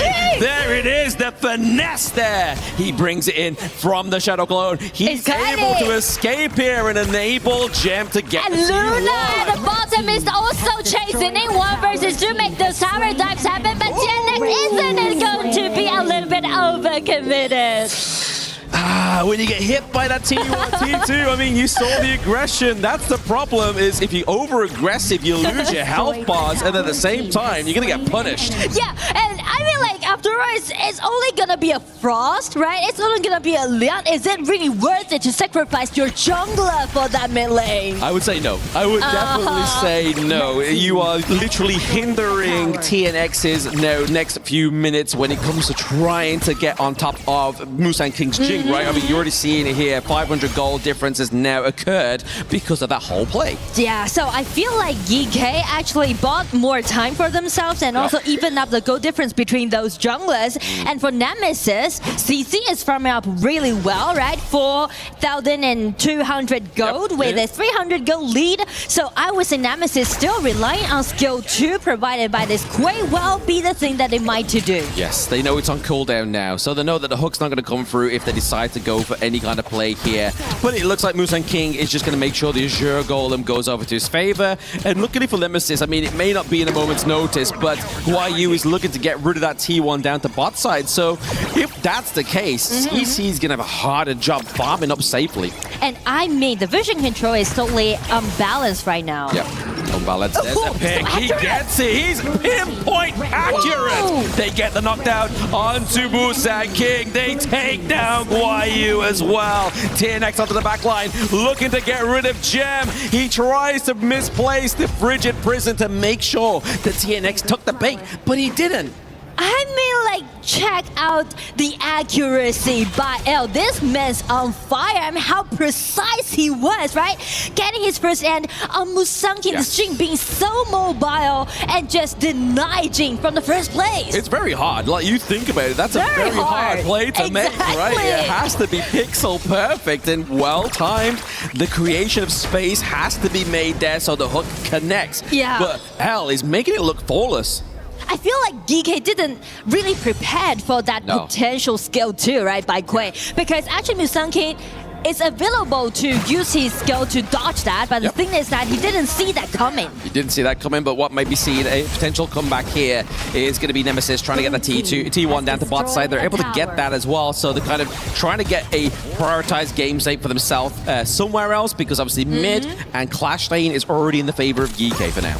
But still, the vision control is on the hand of Geekay because they already take the tier 1 tower down in the mid, allowing them to make a lot of things happen. It's going to be great. Radiant's being popped as well. It keeps him in lockdown, frozen in space and time. The Mirror Mirage comes through. It's going to be the deletion of Tufts, but CC is taking no prisoners. Jungle for jungle, top side as well. Double kill for Shishan. I do appreciate for Gui's performance and also Gem, right? Gem is just protecting himself, putting into such a nice spot, dodge away the damage dealt by TNX, and also Gui jumping in, just kind of cut the whole battlefield. Very cut and dry as you see it here from that replay, just making sure that Quay is the focus so he cannot get that outplay potential. Then we see Musa and King able to get the deletion, but it's actually Shishan getting those last little bit of hits there. So you're now starting to see the ferociousness of that aggression being met by such a huge slow by the Princess Frost. And I feel like with this 2,000 gold lead goes over to Geekay, they can actually slow down a bit more, right? Just make sure that they dodge the skill 2 from Quay first. That's the aim of the game. Just dodge the hook. Just think you're a toy in a grabbing machine. You just don't want to be picked up. You don't want to be taken away from your head. And that's what's been basically the pull apart here from Nemesis. I mean, yeah, that's the part. And also, like, for Nemesis, the advantage that they got in the mid-game is about the split push, because both the Sunsa and also Luna can do so. Absolutely. The split push potential here for them is pretty incredible. They've got to make sure that they know and they have that intel, right? I mean, you see here, they're all sitting around this brush. Al sitting in the lung brush. They're just waiting for him to feed them. Everyone dives in. Yes. And gaining that priority at the side lane allows Nemesis to initiate in the mid lane. That's what they're doing right now. But since they missed the hook, it's going to be the time to take a little bit back. Yeah. I mean, the thing with a preemptive attack, it means it has to hit, right? Like, if you saw there, you see the second skill from the Xiao Chou as well as the hook. Didn't land. It didn't bring anything into fruition. So now we're seeing the set sail. It's onto Liang. He's able to flash out of there alive. Nobody's going to fall down just yet. There is no follow-up from TNX. He's still tucked from behind, but it's going to be Musa King into the backline, forcing Joe with a flash. It's going to be the Void Caller, keeping him in place. CC gets a lockdown. He's still on a no-death run. He falls. He's shut down. That's a 3-1 trade once again for Geekay at an important game state. They've lost Moose and King. They've lost the jungler, but not for Nemesis. Once Luna just jumped in, he was instantly controlled by this duo. Frost and Leon again shining out on stage. That's a beautiful way to take that game state that you were hindered by and take the enemy jungler away. There's no smites on board for either of these two teams, but there is a lot of space here for Geekay to be able to take this Tyrant. Yeah, I mean, like, with the survival, that ring is still be there, so it's gonna be the Tyrant goes over to Geekay. But I do like the way how they put the team fighting to so many different layers, you know, a lot of back and forth that you can see. Yeah, exactly. It's like an onion, but I mean, at least each time we're not crying as they're peeling it. Exactly, yeah. But it's making Nemesis cry at this moment in time, especially when it's not going in their favor. And speaking of which, gold is not going in their favor as well. They're behind by around about a steady 4k gold. That's slowly but surely surmounting here into the 11-minute mark. L is looking for a hook. And again, it's all about the hit.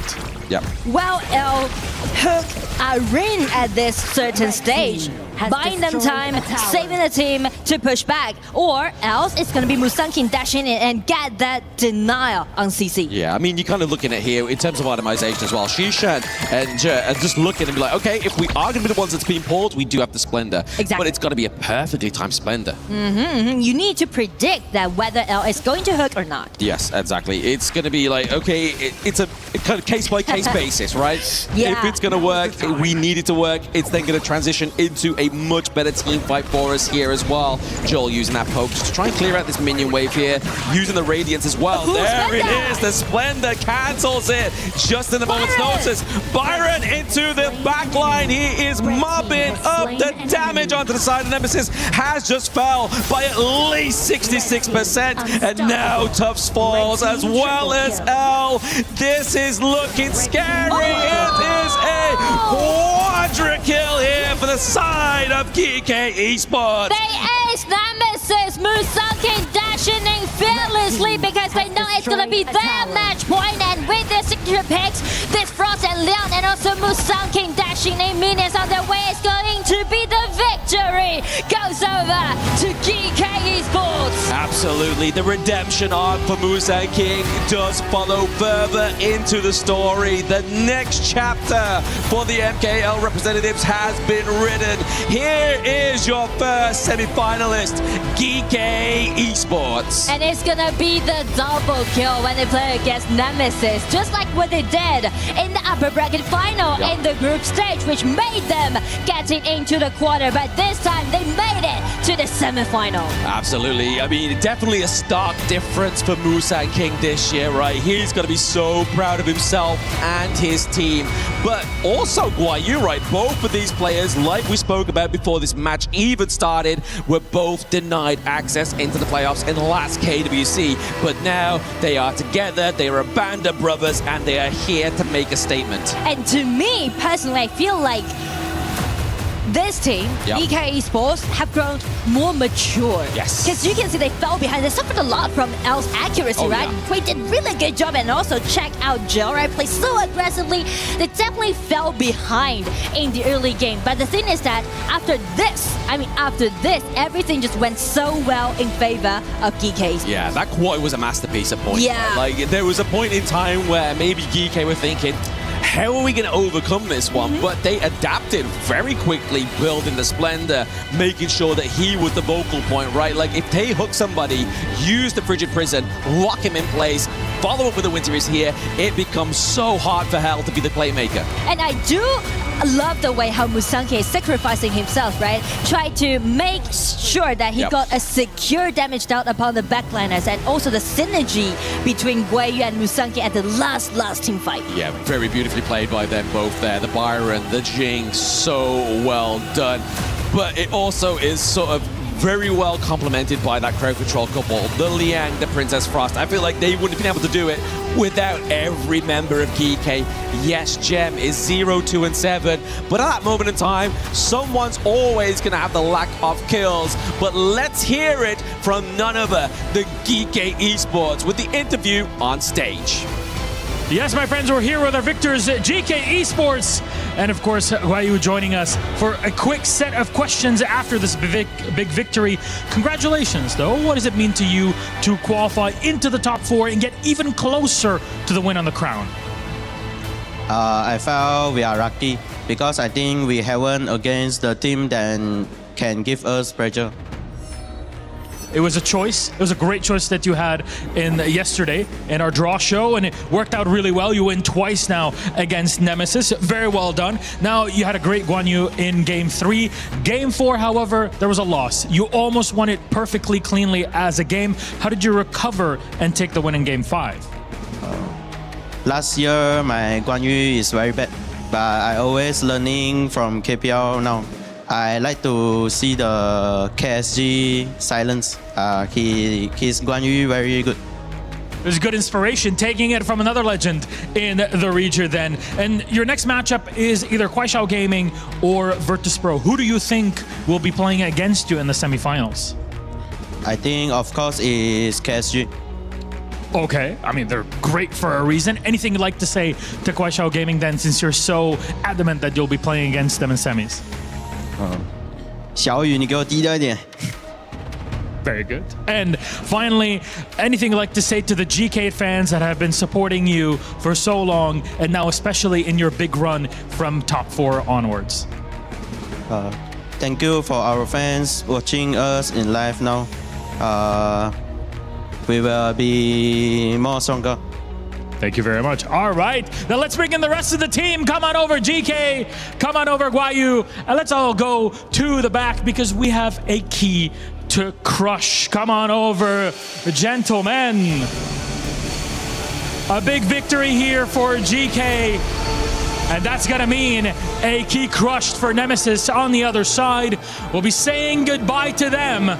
But in doing so, we guarantee this squad in the semifinals. Please, our keymaster is awaiting you. I'll be giving you directions on how to crush your opponent's key.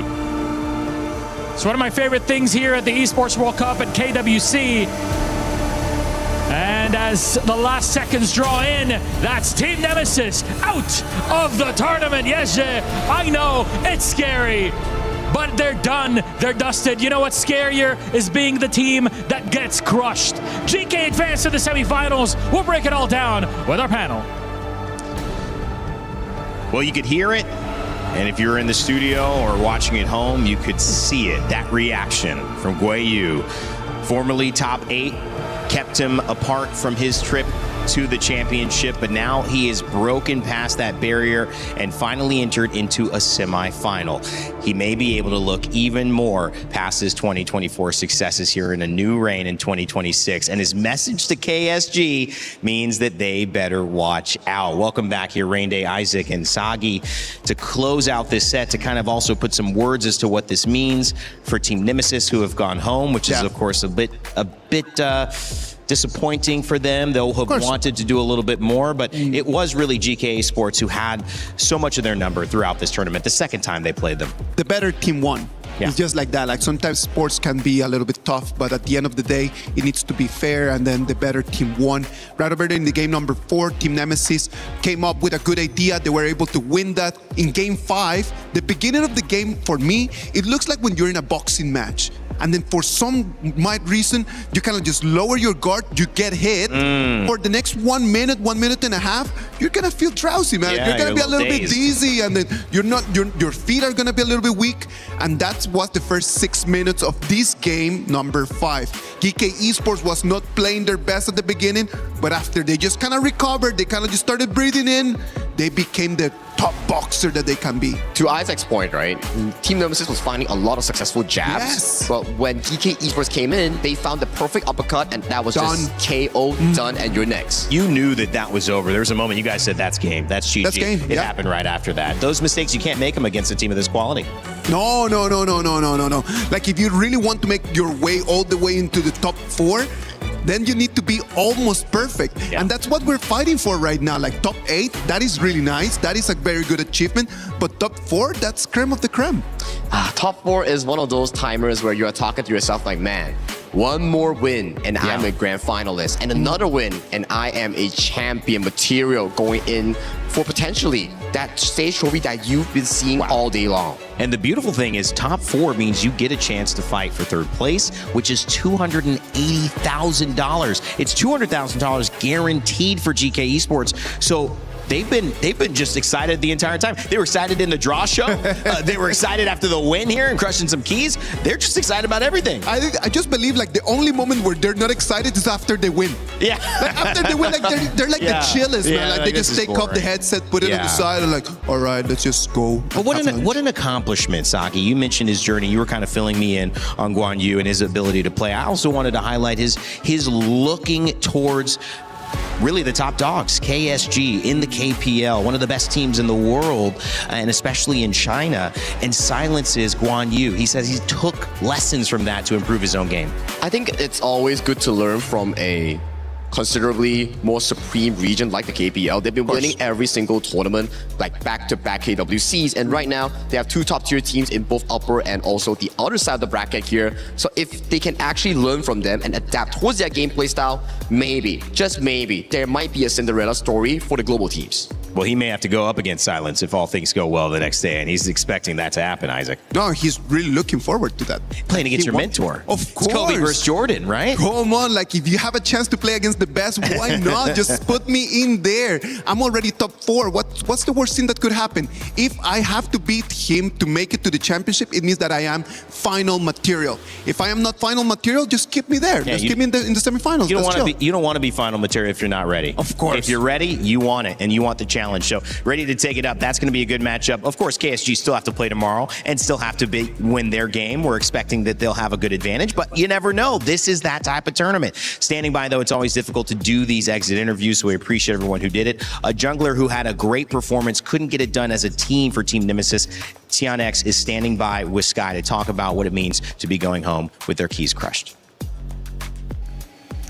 Hello guys, I'm Sky. So I have Tianex from Nemesis join us for the post-match interviews. Please say hi. Hello, I'm Jungler by Nemesis 10X. Yeah. Yes. So that game 4, it's so amazing. So we was wondering what happened during that break after game 3. What are you guys talking about? Because we the score already 3-0. We like enjoy the game. Don't feel any pressure. Just enjoy the stage. Yeah. Yeah, it's a do or die game, and you did this so well.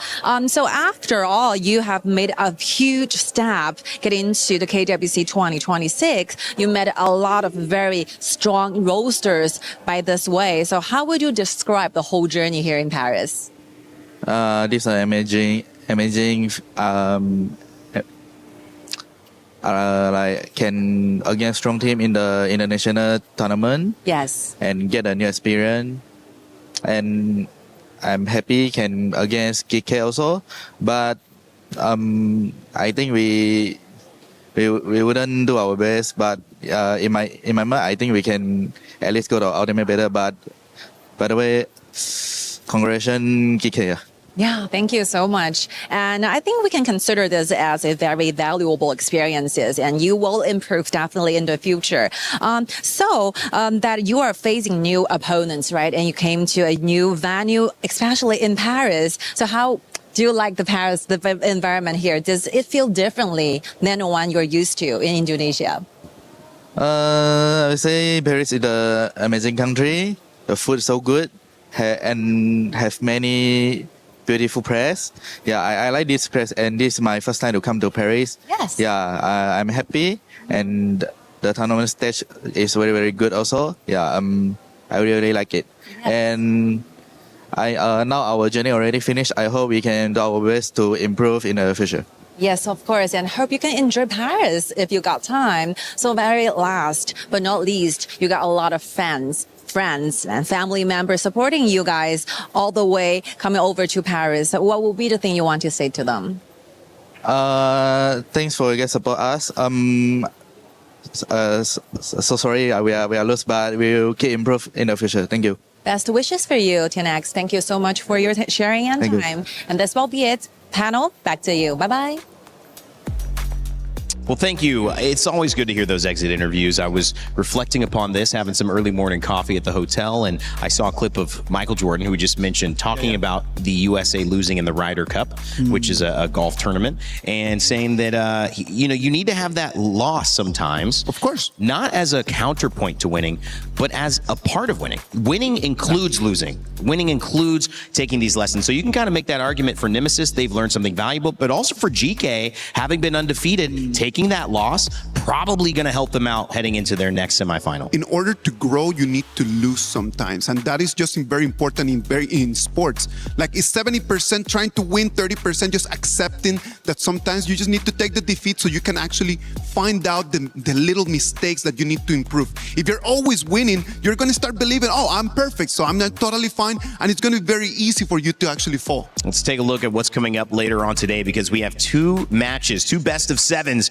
Sagi, we've already seen Geekay Esports take down Team Nemesis. They've got themselves at least $200,000, a ticket to the 3rd place matchup at the very least, and a spot to play again. But Rock Esports and Team Vitality coming up. You're going to be watching that one. Are you casting that one? I'm not casting that one. I'll be in the audience stage just vibing with the others. How are we feeling? How are we feeling about it? I know it'll be a vibe.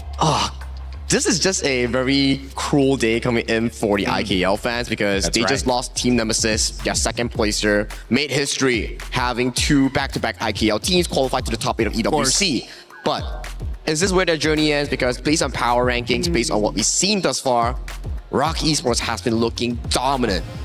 I believe that Rock Esports, up until right now, they have been the biggest winners of this whole KWC 2026. They were able just to send to second place Aurora Gaming. Right now, they have an opportunity to make it all the way into top 4, coming in here as a 3rd seed. So I am really looking forward for this one. This will be an amazing one. Gentlemen, thank you so much for hanging out. Thank you for making me continue to try to be the best dressed. I'll have to try tomorrow because they beat me already. Or maybe I just give it up at the end of the day and just let these guys continue. Isaac Sagi, you'll be seeing him later on the broadcast, taking a break. We'll switch the panel out. I'm Rain Day. See you on the back end of this. And by the way, in the meantime, check out Momo's new Dan to Dan skin in game. Play is in our DNA.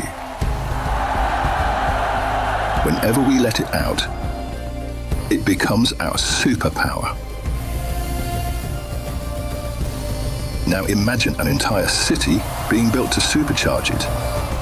Kadir City, powered by Play.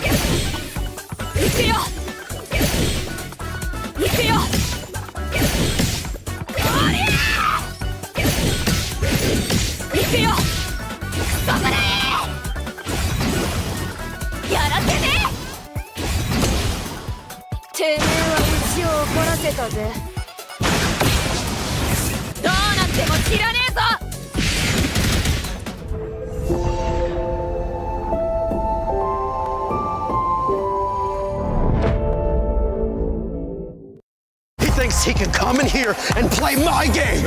He knows nothing. Let's go! Tyler 1, you're done. Raw energy. House for boss and blow the house down. China is home to the best Honor of Kings players in the world. Pressure at its peak for AGAL. Everything comes down to their captain. I love you, family.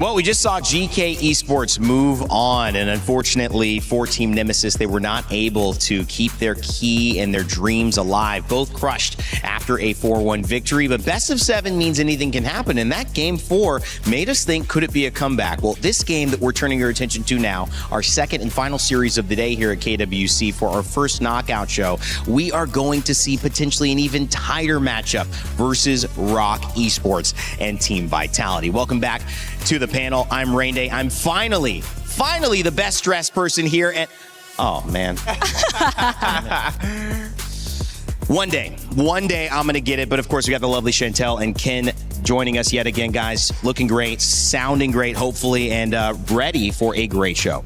Yeah, definitely, and I'm ready with the hype that we have for this game. I mean, that the previous match earlier, I wasn't expecting it for it to be that intense, maybe? Something like that. I think at this point it shows that number one, IKL has grown, right? And the second part is there is more action to come. So I'm really excited because between Rock and Vitality, I think this one could be much more spicier. Ken, are you going to be a little spicier today? You said be wary. What should I be wary? Yes, I'm going to be a little spicier. He's crazy. He said he gave me a warning, guys. So I'm ready for whatever Ken is going to bring, as of course, alongside the in-depth analysis. Rock Esports, let's focus in on them. This is a team that has shown up and been what I think Isaac and Sagi mentioned before they left, maybe the favorite coming into this one. Of course, Team Vitality from the IKL looking to bounce back. Their whole thing has been resilience. They've made it here despite having to reverse sweep Chantel. Both of these having their own identities, but it's going to be a matchup that you can't really count out till we get very deep in that best of 7. So for this matchup, it's another MKL versus IKL, and we all know that for MKL teams, they're like the top in terms of the Southeast Asian team. So I kind of feel like for Rock Esports also, they were a bit shaky on some of the international tournaments prior to this, but at the same time, when they were able to win against Aurora Gaming, there is already a statement for them. Yes, because their history has been full of ups and downs. When they first came in, they were the powerhouse. They were the strongest. They won our Invitationals Season 3, I believe, if I'm not wrong. But then it started to go a little bit more downhill for there. You know, teams started figuring out, okay, we know how these players play. We know the drafts that are coming in. And they got, absolutely destroyed in the later parts of the tournaments. Group B winners taking down INF, Aurora Gaming. Those teams, Aurora specifically, still in, but we'll have to figure out how to transition from what Rock has done in the group stage and if they can keep that alive here in the knockout stages as well. We've already seen one MKL representative move on. Will Rock be next? As you see their team ready to go beside my face. We actually had Sky catch up with them for an interview pre-match to see how they're feeling about going into the quarterfinals. Hello guys, I'm Sky, so I'm joined by Whippet. So say hi, please. Hi, I'm Whippet. How are you feeling right now? Very excited. More excited than yesterday? Of course. Okay, so your opponent, Team Vitality, they actually had a very close and tight matchup yesterday. Did you watch that? Sure, I watched their match. What do you think of their performance? They are not that strong. I think they win because they are very lucky. Yeah. Did you spot any kind of weakness during their play? That what will be your target for today? I saw a lot of weakness, I think. Okay, that will be your target. That will be a thing you want to emphasize for today. So during the draft, you actually chose them to be your opponent. What the reason for that? Because we are very understand them. You understand very much. So this will be your first match going against with Team Vitality. So how do you prepare for this? Because definitely it's a best of 7. It's so different when it's a best of 3. We watch their game and also we fight with them so many times and we win them so many times and we just without losing any small match. So are there going to be any new and special hero picks from your team for today? No, I think we just classic pick. Oh, classic pick. So do you think we have a possibility to see that ultimate battle for today? No way. No way. Very sure thing. So what will be the things you want to say to your opponent, Team Vitality, before everything started? Good luck. Good luck. Enjoy the game. Okay, enjoy the game. To you as well. Thank you so much for your time. Always a pleasure. So take it away, panel. Bye. I like how there could have been a little trash talk in there around like, enjoy the 4 games. Like it's not going to go any longer than that. Keeping it still respectful, Whippet, but no way it's going best of 7. In his eyes, Rock feeling confident, Chantel. Definitely, and he is very confident at the same time prepared for that. And what's really nice is that for Zankyu, the jungler of Team Vitality, he's actually teammates with some of the players of Rock Esports when there was still Nova Esports. So when he said that he knows how to play the other team, it just means that the knowledge is there. Maybe how Zankyu plays might be the point of weakness for Team Vitality. Yes, so I'm gonna go with, yes, you know him, but we have seen some changes, right? It's kind of like meeting a friend after a couple of years and this person is completely different. Now, I think the first challenge for Vitality is, okay, they said classic picks, right? Simple, easy formula.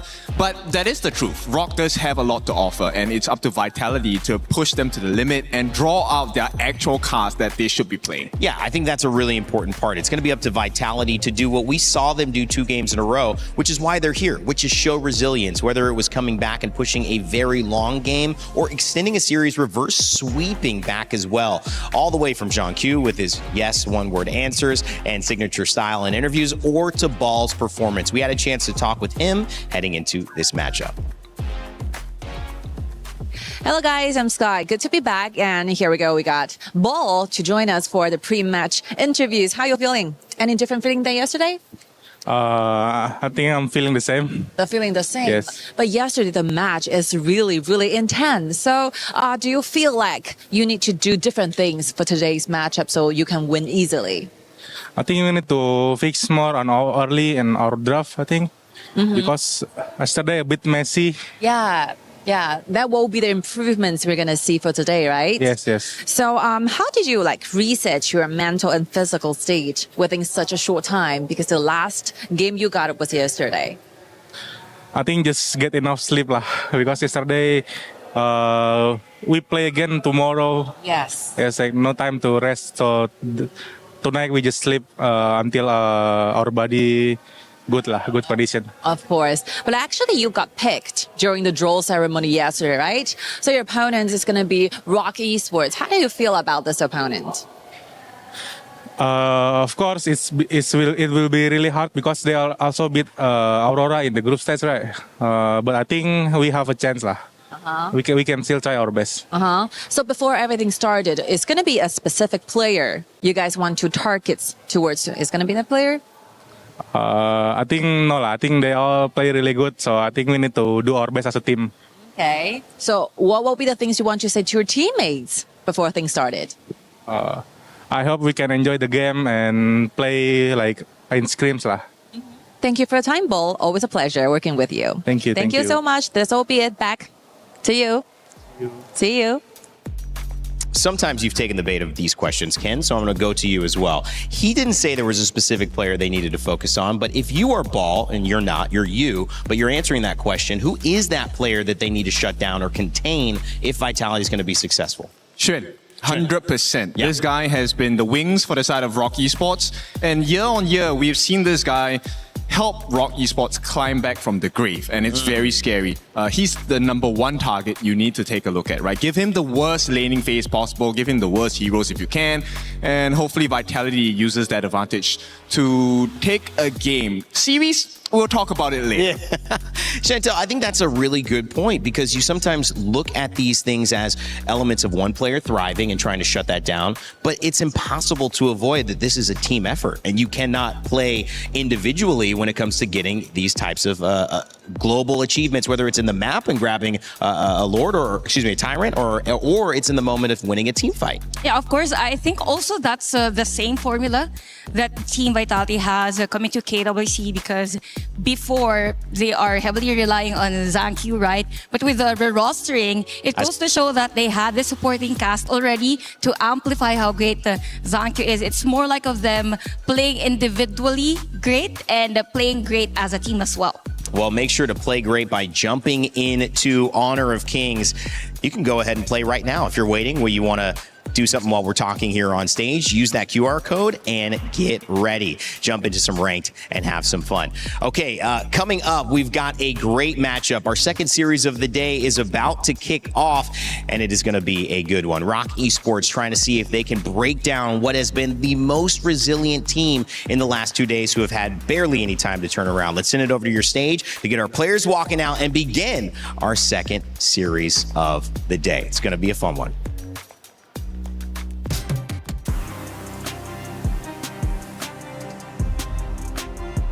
Okay, well, we are going to wait a little bit to go to stage. So we're going to talk over these players. And again, Ken, I guess final thoughts, final statements from you guys before we head over.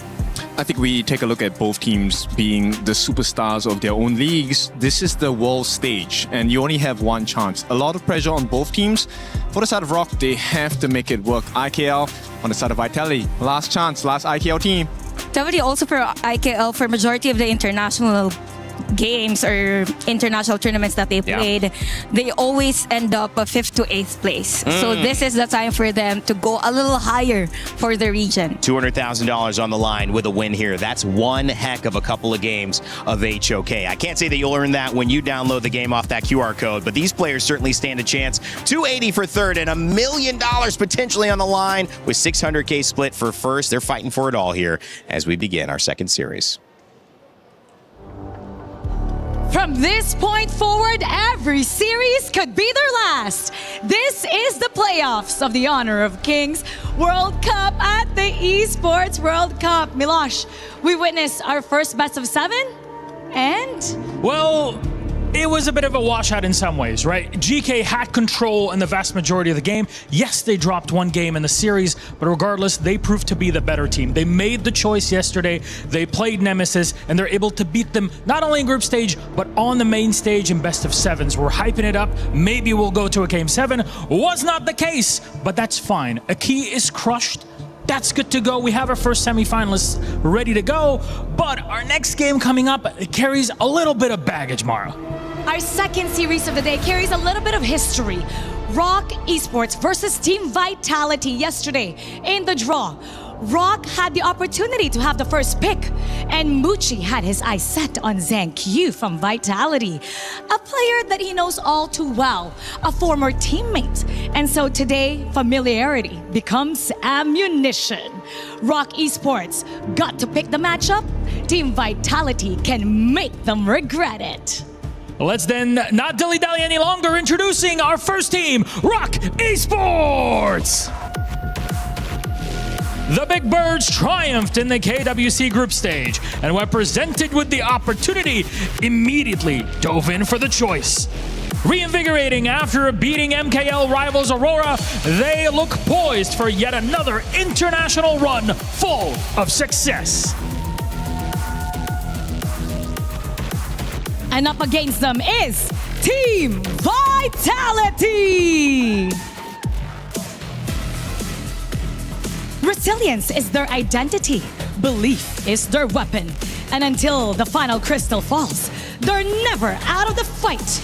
Just when you think you have them under control, that's when they become even more dangerous. Considered to be the comeback kings, surprising their opponent until the very end.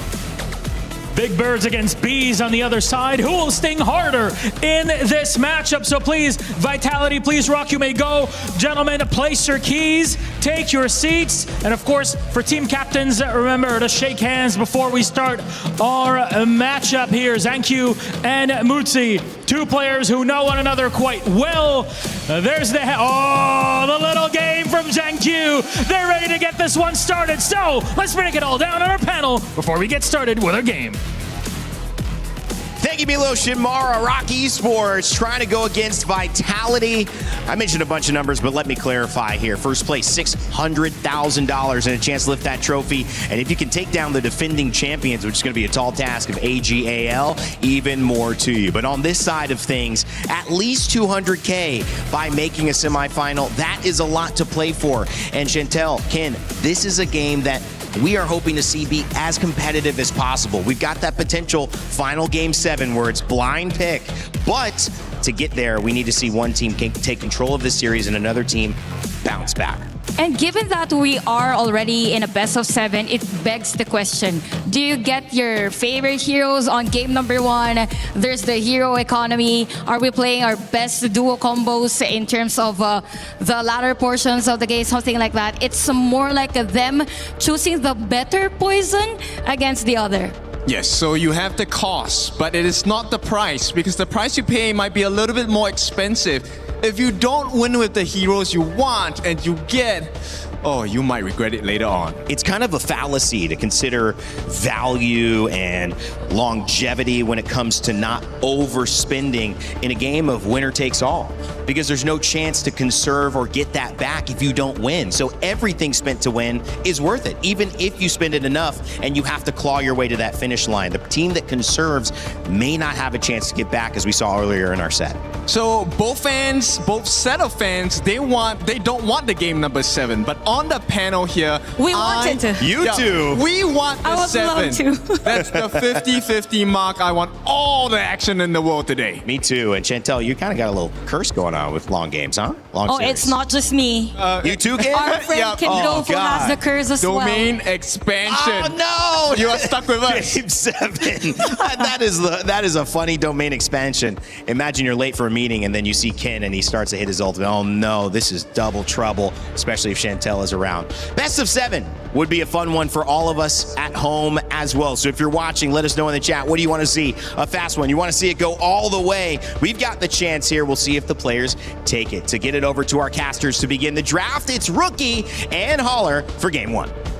Playoffs day number 1. This is the second series and of course the final one of the day. And of course this is an elimination game. Rock Esports going up against Team Vitality. My name is Holler. With me is of course Rookie Cast. Your thoughts on this series? Of course, I'm going to be representing my nation today. Vitality coming in a pretty lucky run so far for those 2 matches behind. But again, they are here. They're in the top 8. Shari, Chantel, a bit too wide, smiling for today's matchup we see. But again, I'm just hoping for the best for Team Vitality. Yeah, I mean, I think your bias is showing a little bit. I mean, let's get that out of the way. I do think it's nice that you're able to represent here. But again, with this one, it was kind of an interesting one where Rock Esports, the number 1, they got lucky with that group draw. And they were like, actually, we want you, Team Vitality. Yeah, it's going to be a classic rematch coming in for ROC and also Vitality. Because as Chantel mentioned in the table that Team Vitality's jungle, ZonQ, was an ex-player of Nova Esports, now known as Rock Esports. So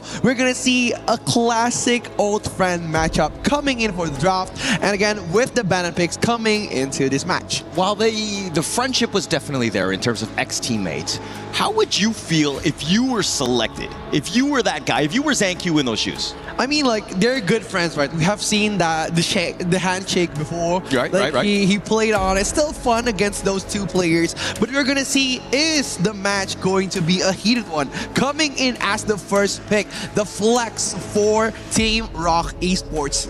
Chucha is also a good starter. Yeah, very good starter. More of an aggressive, hero here that you can kind of flex into whatever you like, kind of making things a little bit ambitious. And now we've kind of entered the final phase of the EWC here. And with these playoffs, we're going the distance, best of 7. So again, with that global ban pick, the fact that you can only pick that hero once, it adds quite an element in terms of this 4D chess that you're playing in terms of the draft here. 100%, especially coming in for ROC, a team that is very disciplined, coming into the top 8, beating Aurora. It's an interesting matchup coming in because we know that Aurora was the favorites of the group and expected to be one of the strongest teams in the series, but answering the flex Chucha pick with a very strong laning hero, the Idea and Arlie, 2 of the best roamer and farm laners in this meta right now. Yeah, a lot of opportunities. And I mean, the way that they're kind of building this one, I mean, the Dharma Lapu Lapu, you've got a lot of control. Basically, you're saying, hey, this is our team fight. We're going to lock it in here. But it looks like Team Vitality, they're going to go straight off the bat. This is something that they haven't really been picking with the Florentino, and they're going to give it to Ball early. Yeah, again, Ball has been amazing at the Clash lane. But speaking of bootcamp, Ball has been performing really well. He's one of the longest players to ever play Florentino, coming in at 10 years now in the HOK pro scene. And looking at the enemy here, Shran, bringing his one of favorite heroes coming into HOK, the Dharma pick with the Lapu Lapu as the setup. It's going to be very interesting because both teams still have Lorion available as the mid laner, one of the recent favorites coming into KWC. Wait, Ball's been playing Florentino for 10 years? For 10 years. Like, how do you kill something that which has no life, right, at that point? Yeah, because, again, if we're talking about that, like, a lot of teams have respected his Florentino coming in to KWC, but we're talking about the best of 7 here. The best of 7, anything can happen, and you need a very wide hero pool. And coming in, closing in for Wendy's hero pool, speaking of hero pool, is going to be Haya and also Xiao Chao. two of the strongest single target mid laners. Yeah, definitely want to focus in on here, especially since that is open towards that second phase of which direction they want to go. They need a little bit more in terms of the damage department. I think that if we're talking about Rock Esports, again, this is a best of 7. It's a marathon. It's not a sprint, but taking game 1 really sets the tempo of this series. Yeah, again, the tempo is what matters coming in to this top 8. And especially speaking of tempo, it's going to be very difficult to go against ROC or Rock Esports, one of the teams who is doing really well in the early game, and they could just control the game the whole match and lead the game to a total dominance if they are given the early game. But the Kaiser pick, again, one of the favorites coming in, and one of the draft that defeated Blacklist in that best of 3. Yeah, and I do think that, you know, when your ZonQ has that Kaiser type and you're looking at exactly how Rock could potentially get onto the Arlie, the Dia, Florentino, these are kinds of guys that are squishy. They need a big brother, if you will. Kaiser fills all of those boxes. Yeah, Kaiser has been really amazing at taking in those burst damage, and especially with the Chota and also the Dharma pick, it's going to be difficult for Team Vitality if they don't have a front laner. That's why they're picking Kaiser on this roster. They need a mid laner. Coming in, the Lorion is still available. A possible deny pick coming in from Rock Esports too.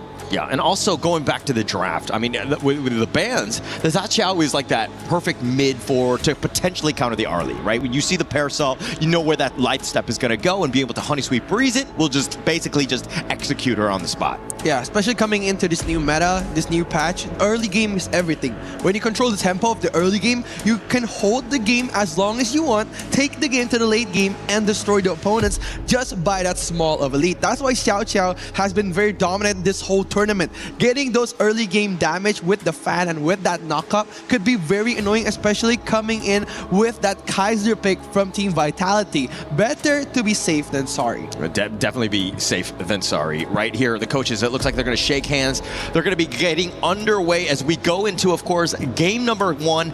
Again, who's going to be taking this one? Who will set the tone? But again, with the fact that, you know, we already saw Team Nemesis bounce out. That's one of your IKL teams. If we were to see a secondary one, how would you feel, Rookie? I think it's going to be a heartbreak day for me, Hauler. But hopefully, at least Team Vitality could bring so much of a fight, because I want to see their will. I want to see how they could defeat one of the Titans coming into KWC. But we are going to see the first matchup against Team Vitality and Rock Esports. Yeah, I think for Rock, Team Vitality, that is, this is a never say die attitude type of team, right? They are never going to give up, and until that crystal literally goes down, even with 1 HP, they will not give up anytime soon. Yeah, they have been amazing this whole tournament, especially controlling their emotions against teams such as MIBR Lost and also Blacklist, who control the tempo in the early game, and right now they're facing a very strong-willed hero. And for you guys who are watching at home, you can submit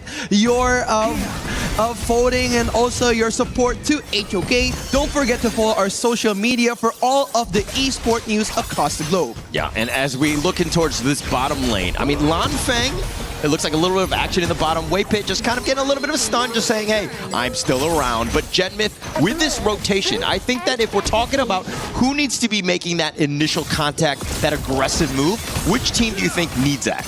I think like for the early game, it's going to be Vitality controlling the tempo for the first 4 minutes, because they've brought up a very aggressive lineup here. They got the Arlie idea pick to control the tempo on the farm lane. The Florentino, we know as one of the most dominant Clash laners in this meta. And Florentino could be very good against heroes such as Dharma and also Ukyo Tachibana. So keep in mind, ROC or Rock Esports, they need to be safe in the first 4 minutes. Yeah, I really like how Ball is on this Florentino here, but again, it's more about the isolation, the solo plays. If he's able to kind of take advantage of that, you know, that lane dominance, because again, he is an absolute assassin when it comes to that one-on-one. Yeah, it's gonna be a 1-on-1 against Muchi and also Lanfeng. And again, speaking of Team Vitality, coming into this IKL season, they have been playing very similar to Rock Esports in the MKL, because they are focusing so much on the jungle and also the farm laner. So F1 is tasked to babysit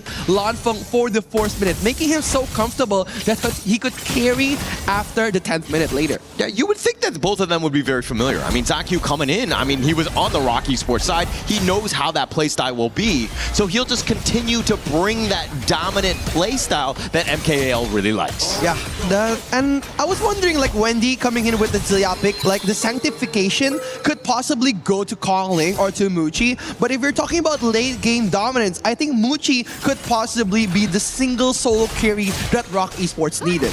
Okay, talking a little bit about Wendy, bottom lane. Oh, Muchi trying to get so much out of Lan from here, just coming in to test the waters in the first 3 minutes. I think that ROC Esports, they're just gonna play a little bit passive-aggressive here. Yeah, you're talking about testing the waters, but for me, I'm scared. I'm like, Lanfeng, what are you doing? You're getting out of position. But of course, he's able to light step on back, negate most of this. And again, you want to keep Rock Esports on their toes, if you will. Oh, Sean coming in with a Truth Mantra, coming in with a Gentleman's Duel. It's gonna be a 1v1 against Ball and also Kongling. But the first blood coming in to Team Rock Esports. ZonQ getting in with that invisible warrior, but ZonQ is still human at best. Human at best. Again, not the superhero mode yet. He just needs more time, of course, to get some of those items. But Ball in the front, it looked like he was like, hey, I got jumped on, but where are my friends? They were right on this back, a little bit late to the party, if you will.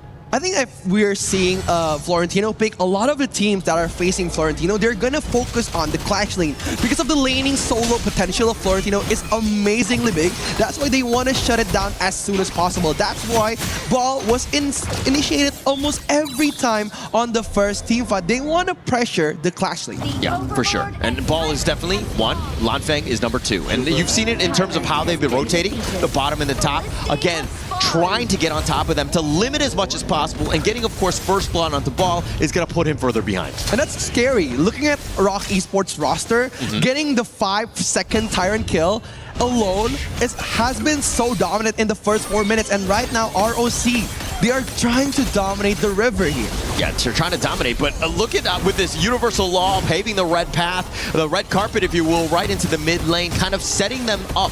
Rock Esports, I like the way that they're being aggressive, understanding that they do have a lead. Yeah, they're trying to control the tempo here. They just want to make ZonQ unavailable for those big team fights. And look at Sven. He's just cutting the lane, cutting the minions, making him rotate as comfortable as possible, making the Florentino switch lanes.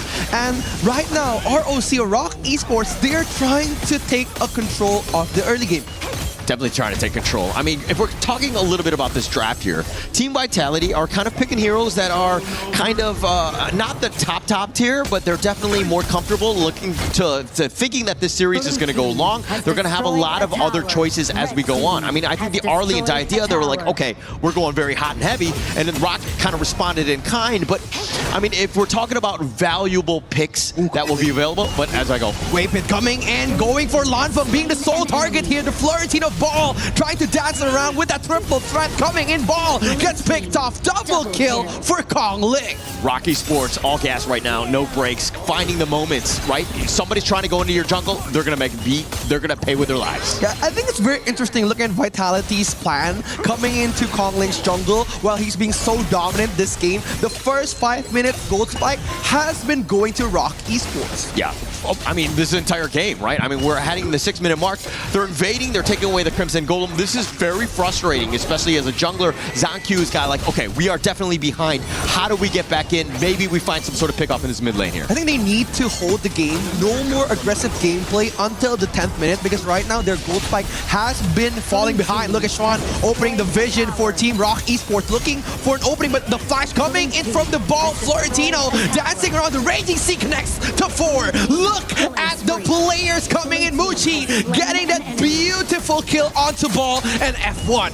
I mean, the way that they've been able to assassinate, you know, Ball and F1 in this case and get away, I mean, they're getting away with literally murder at this point. But checking out this replay, the first dive in, caught him out, Lanfeng, and it looks like F1 were on the wrong side of town. Yes, F1 will get away, but expending the flash, trying to go in, not going to get too far, as Kongling will chase you down. Yeah, it's like what you said before, like, there's going to be Ball as the first target, and then Lanfeng. They've been checking the check marks a lot of times in these big team fights. And right now, Team Vitality looking very uncomfortable on the late game. On the 7 minute, the gold cap has gone as far as 3,000 here. Yeah, you're talking about people that are uncomfortable, I am uncomfortable, right? Because of the fact that Ball, he's been completely focused. He's not able to get his game going. And I think that it's also because they're completely avoiding ZonQ. It's going to be very difficult, especially for Florentino, because he's not getting his power spike now. And looking at the team fight capabilities of Team Vitality, they haven't reached their power spike.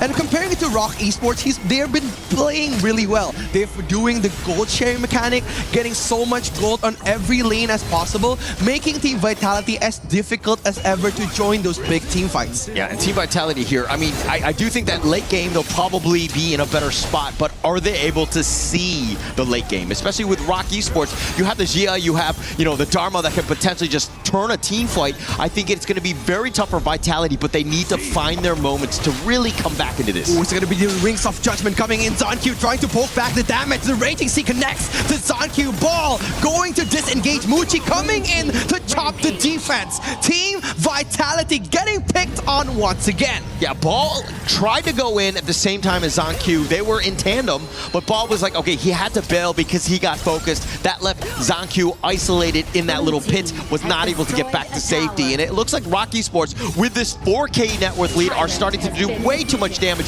But as we check out this, you know, the replay here, the Invincible Warrior, that's nice, but the two-man stun, and look at how Ball has to just run for the hills. ZonQ stuck in, nowhere to go. It's crazy, right? Like, Muchi and also Waypit has been so good this game. Like, we know that Muchi is going to be the solo carry coming in with Wendy's Sanctification, but Waypit, he's been setting up so many good team fights for his teammates, making them getting the advantage on almost every fight. Yeah, and actually going back to the interview that we saw with Sky, I mean, Waypit was trash talking, right? He was saying that this is not going to go to an ultimate battle. We're just going to dominate. We're going to take over this game. All of these things right now are coming to fruition. Yeah, they're trying to get their winning condition now with Rock Esports, getting those objectives, those big towers, and also getting 2 Tyrants, making Team Vitality unavailable for those big team fights in the early game. Basically, they're doing what Blacklist did in Game 3 against Team Vitality. And right now, they're not going to make the same mistake. Well, we have still yet to see that. I mean, we have it in the 10-minute mark, but if Team Vitality,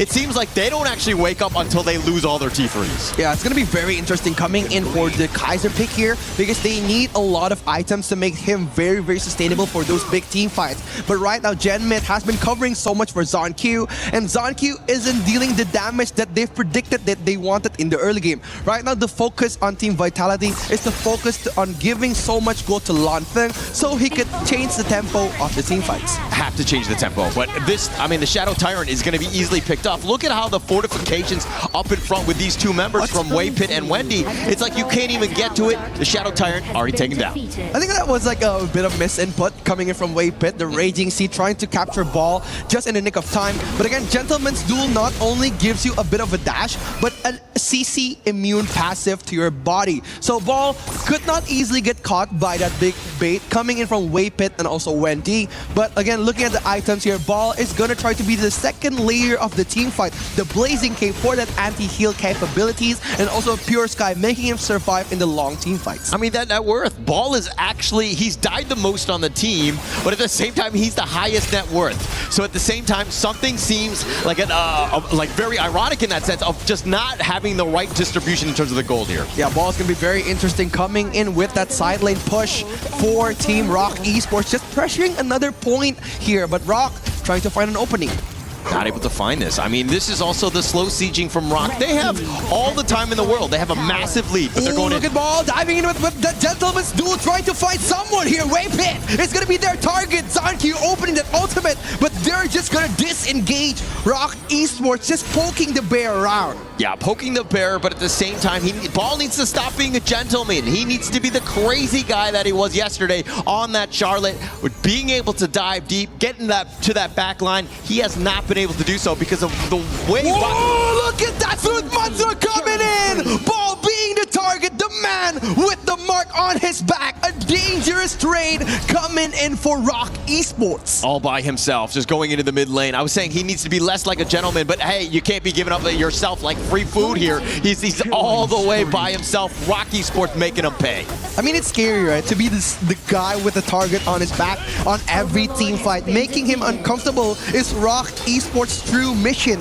And right now, without Ball, with 4 death count, it's going to be very difficult for Team Vitality to get those single target picks and single target initiations. All right, but Team Vitality are like, haha, we got them right where we wanted them. We have 0 kills to our name, and that's exactly what happened with Blacklist International when they were able to come back in Game 3. They got 1 kill when Joshi went a little too deep. They're looking for someone to make the same sort of mistake here. Yeah, I think they're just waiting here. But again, playing passive is not always the answer, especially coming in for Team Rock Esports, the team that has so much discipline in the MKL, but opening at the Wings of Judgment just to clear the wave in the mid lane, watching the Vanguards come. Yeah, if I'm going to be completely honest though, playing passive Honor of Kings is losing Honor of Kings. And I think that Team Vitality need to change things up, but this siege is going to be tough to hold here. Yeah, they're just trying to defend here. The high ground has been chopped off. The bottom lane is left. Lanfeng going to disengage to fight Team Rock Esports. Kongling trying to poke it back again. F1 just kiting up this team fight.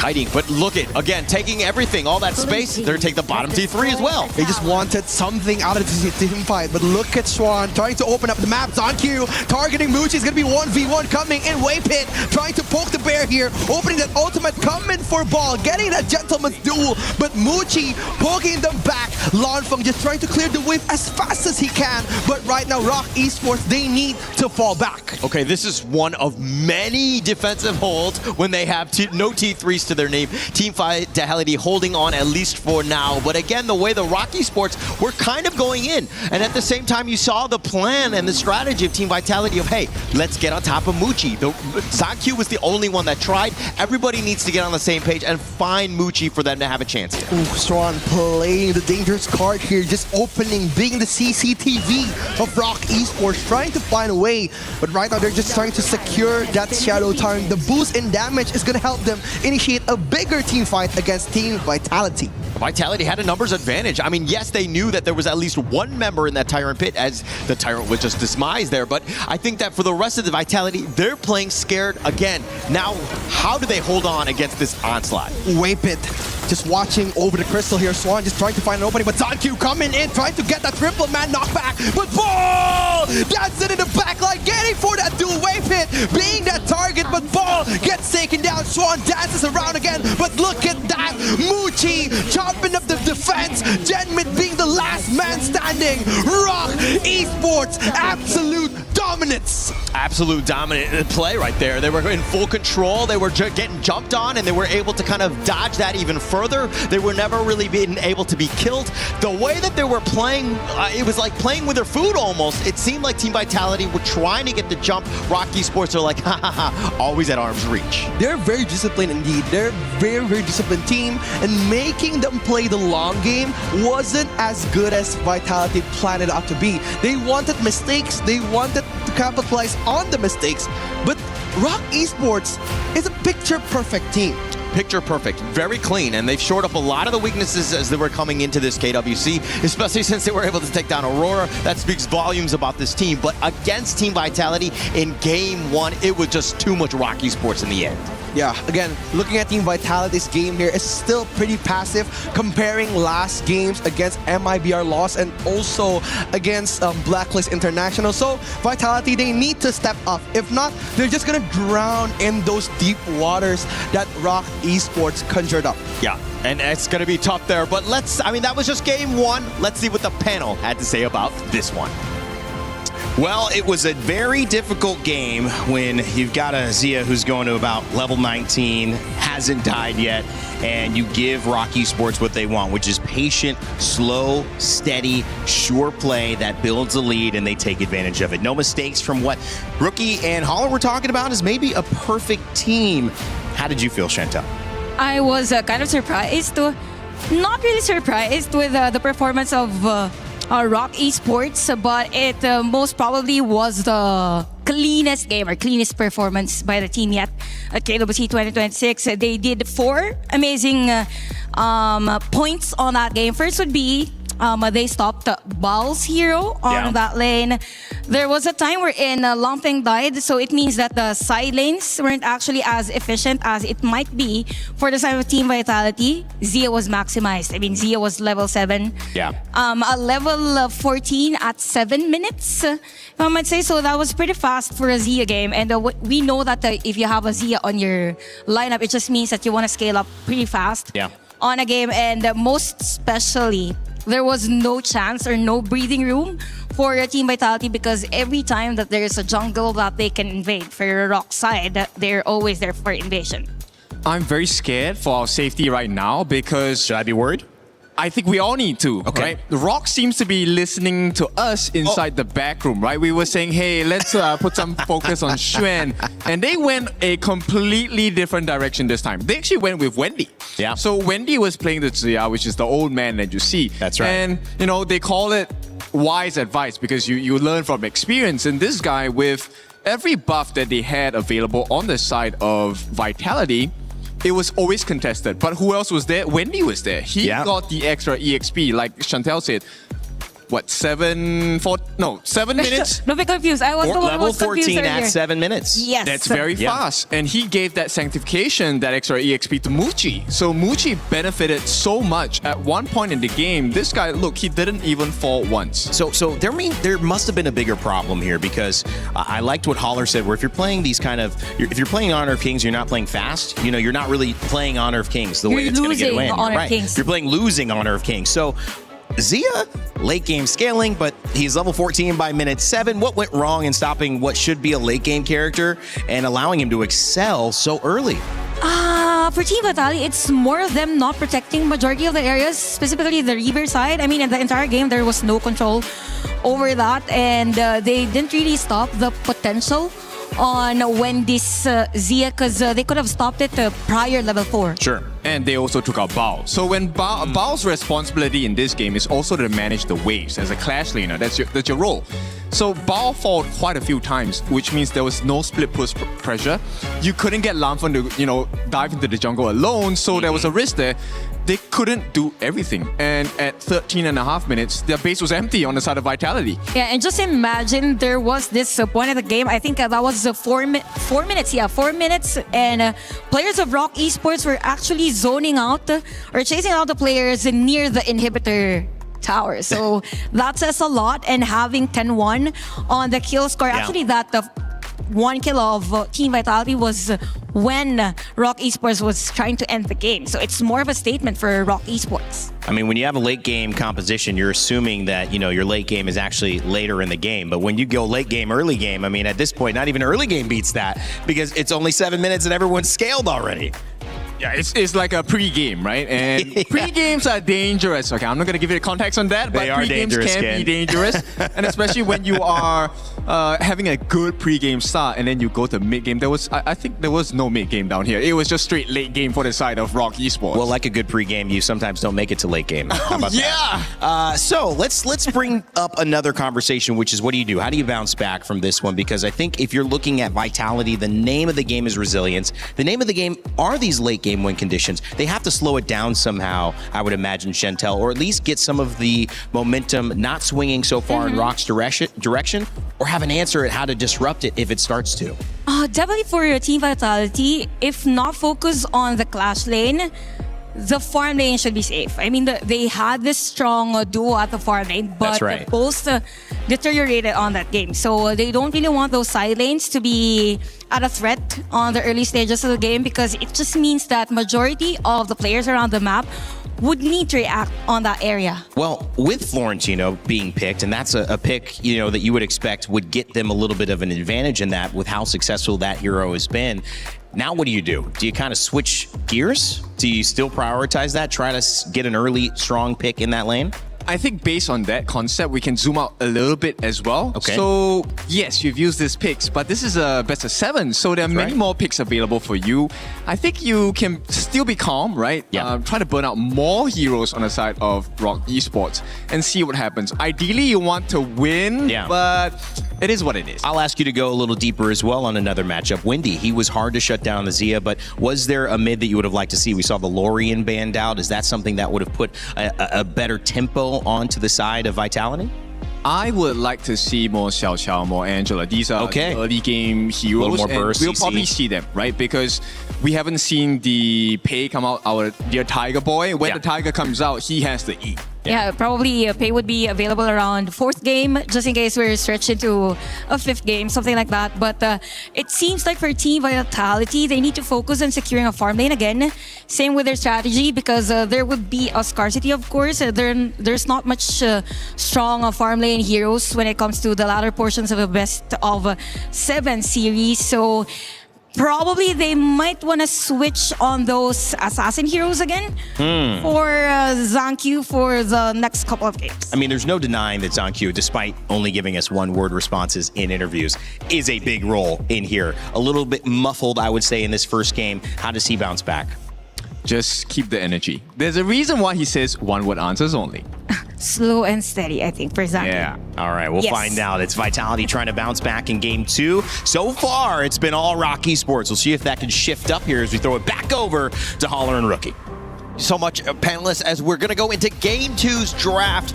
Let's talk a little bit about that first game here. For me, it didn't seem like Team Vitality were picking some of the best heroes available. Honestly, it hasn't been their power picks for Game 1, especially with Zankyu on the Kaiser, making him very uncomfortable being the first layer of the team fight.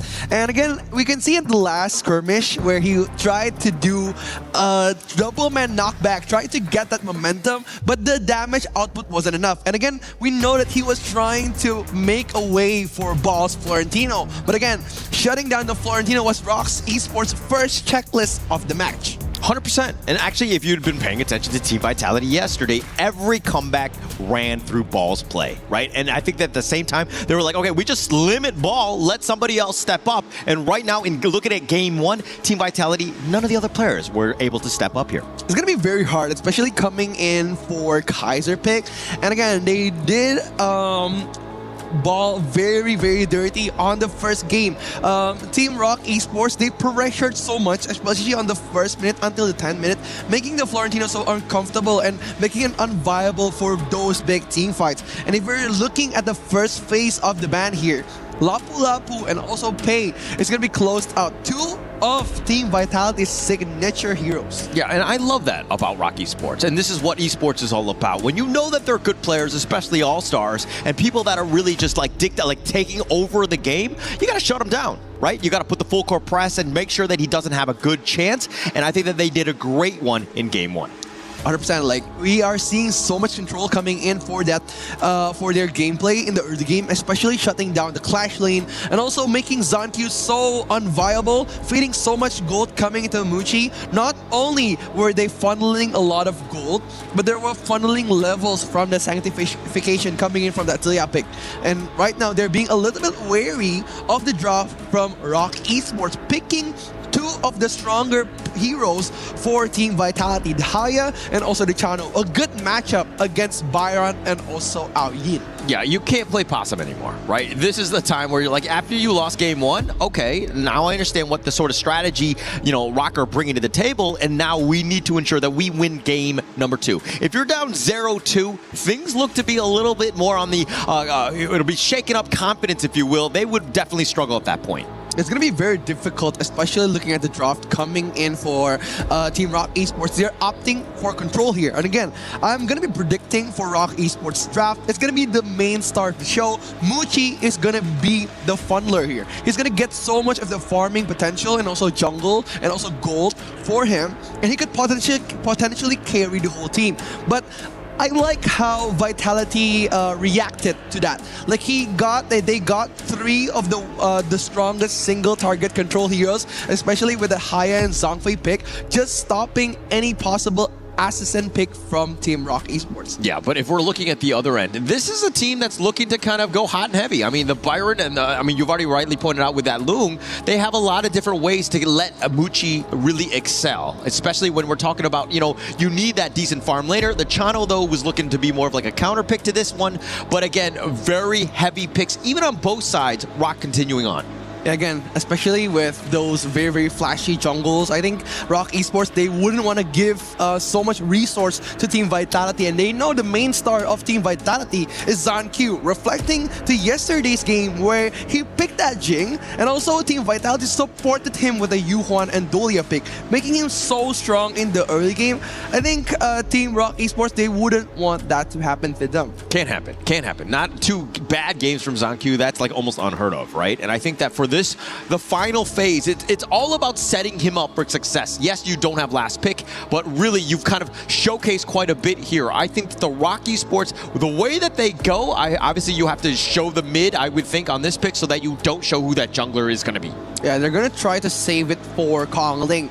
And again, Kongling has been a very, very good addition coming into Rock Esports, especially if you're comparing him to CY. CY has been a very, very utility jungle. He likes to use those tanky and sustainable jungle. But if you're talking about Kongling, he's been very, very aggressive, coming in with the Luna pick, with the Jing pick, and right now the Agudo.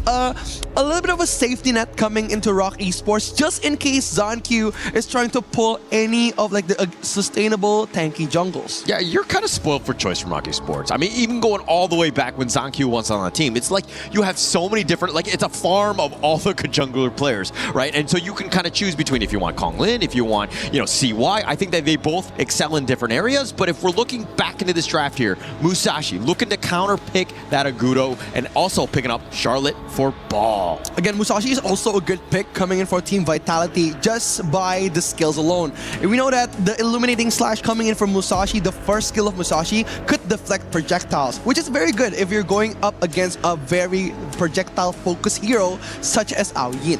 Yes, and as we go into this, I mean, it looks like the Angela will be the final pick.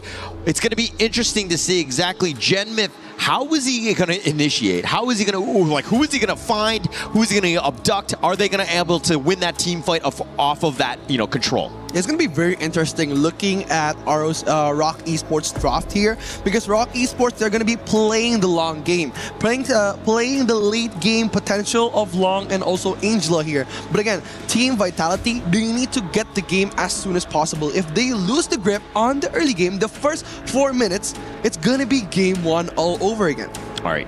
I think it's a little bit longer than 4 minutes, at least for me, because I always look at Team Vitality's resolve, right? Their ability to kind of find mistakes, to get themselves back into it like we saw with yesterday. But again, Rock Esports, a whole nother animal, different beast, if you will. Very difficult to kind of come back from here. It's going to be very interesting looking at Game 2, the matchup of all of the old friends here. Team Vitality against Rock Esports.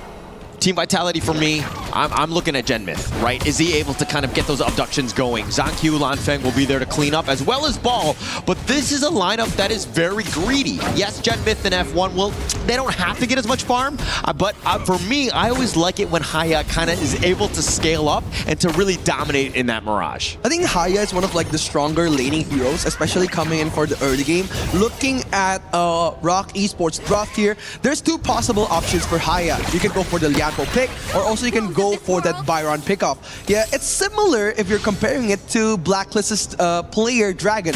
He did it with Ball. He took a lot of opportunities to catch the Byron. Yeah, taking him away, right? All that control, and then Team Vitality can hopefully ambush whoever's left over. That's like the best case scenario.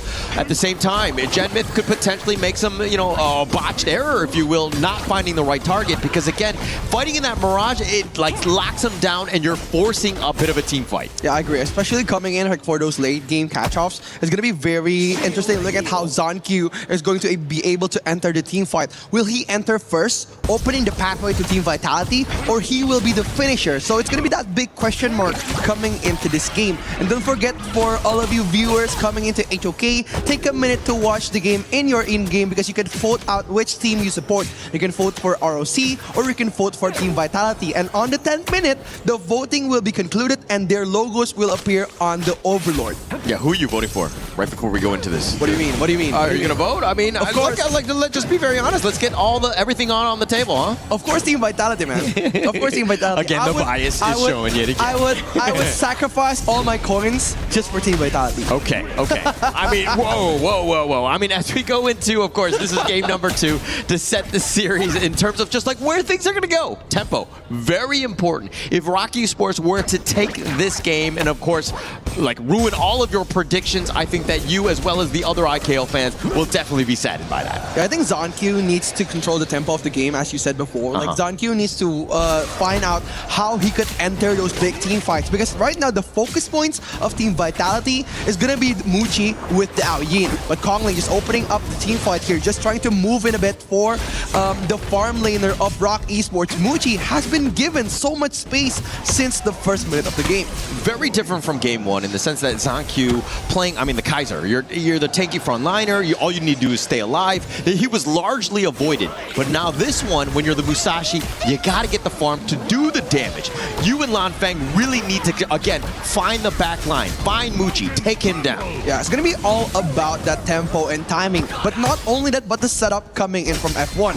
You would need to utilize those outburst potential at the biggest moment of the game, because right now, with that outburst, I think Kongling is gonna be a little bit more calculating when he's gonna try to join those team fights. Yes, and I think that with that, I mean, when they win that team fight, Kongling on this Agudo, it's about that just siege. They're just gonna munch down towers. They'll have a very quick work of it. So again, Vitality cannot be giving up any sort of kills. They can't be getting picked off. Everything in terms of initiation needs to start with them. Yeah, they need to start with Gen Mid with that Moonscape Mirage. I think a possible pick would be for Waypit or maybe Sean, because they're very, very good at handling damage and letting Kongling get so much space to go in the team fight. But look at the Moonscape Mirage going in for Waypit, and right now the Tyrant gets taken down by ZonQ. But Rock Esports, they would want this team fight. Ball getting melted in the mid lane here. Team Vitality barely scraping for the defense. Yeah, scraping, but they're going to continue with that Crimson. It looks like ZonQ will look to potentially take that one back, but now with the duel to death. Oh, coming into Muchi, but look at ZonQ a little bit too far here. F1 getting picked off just in the nick of time.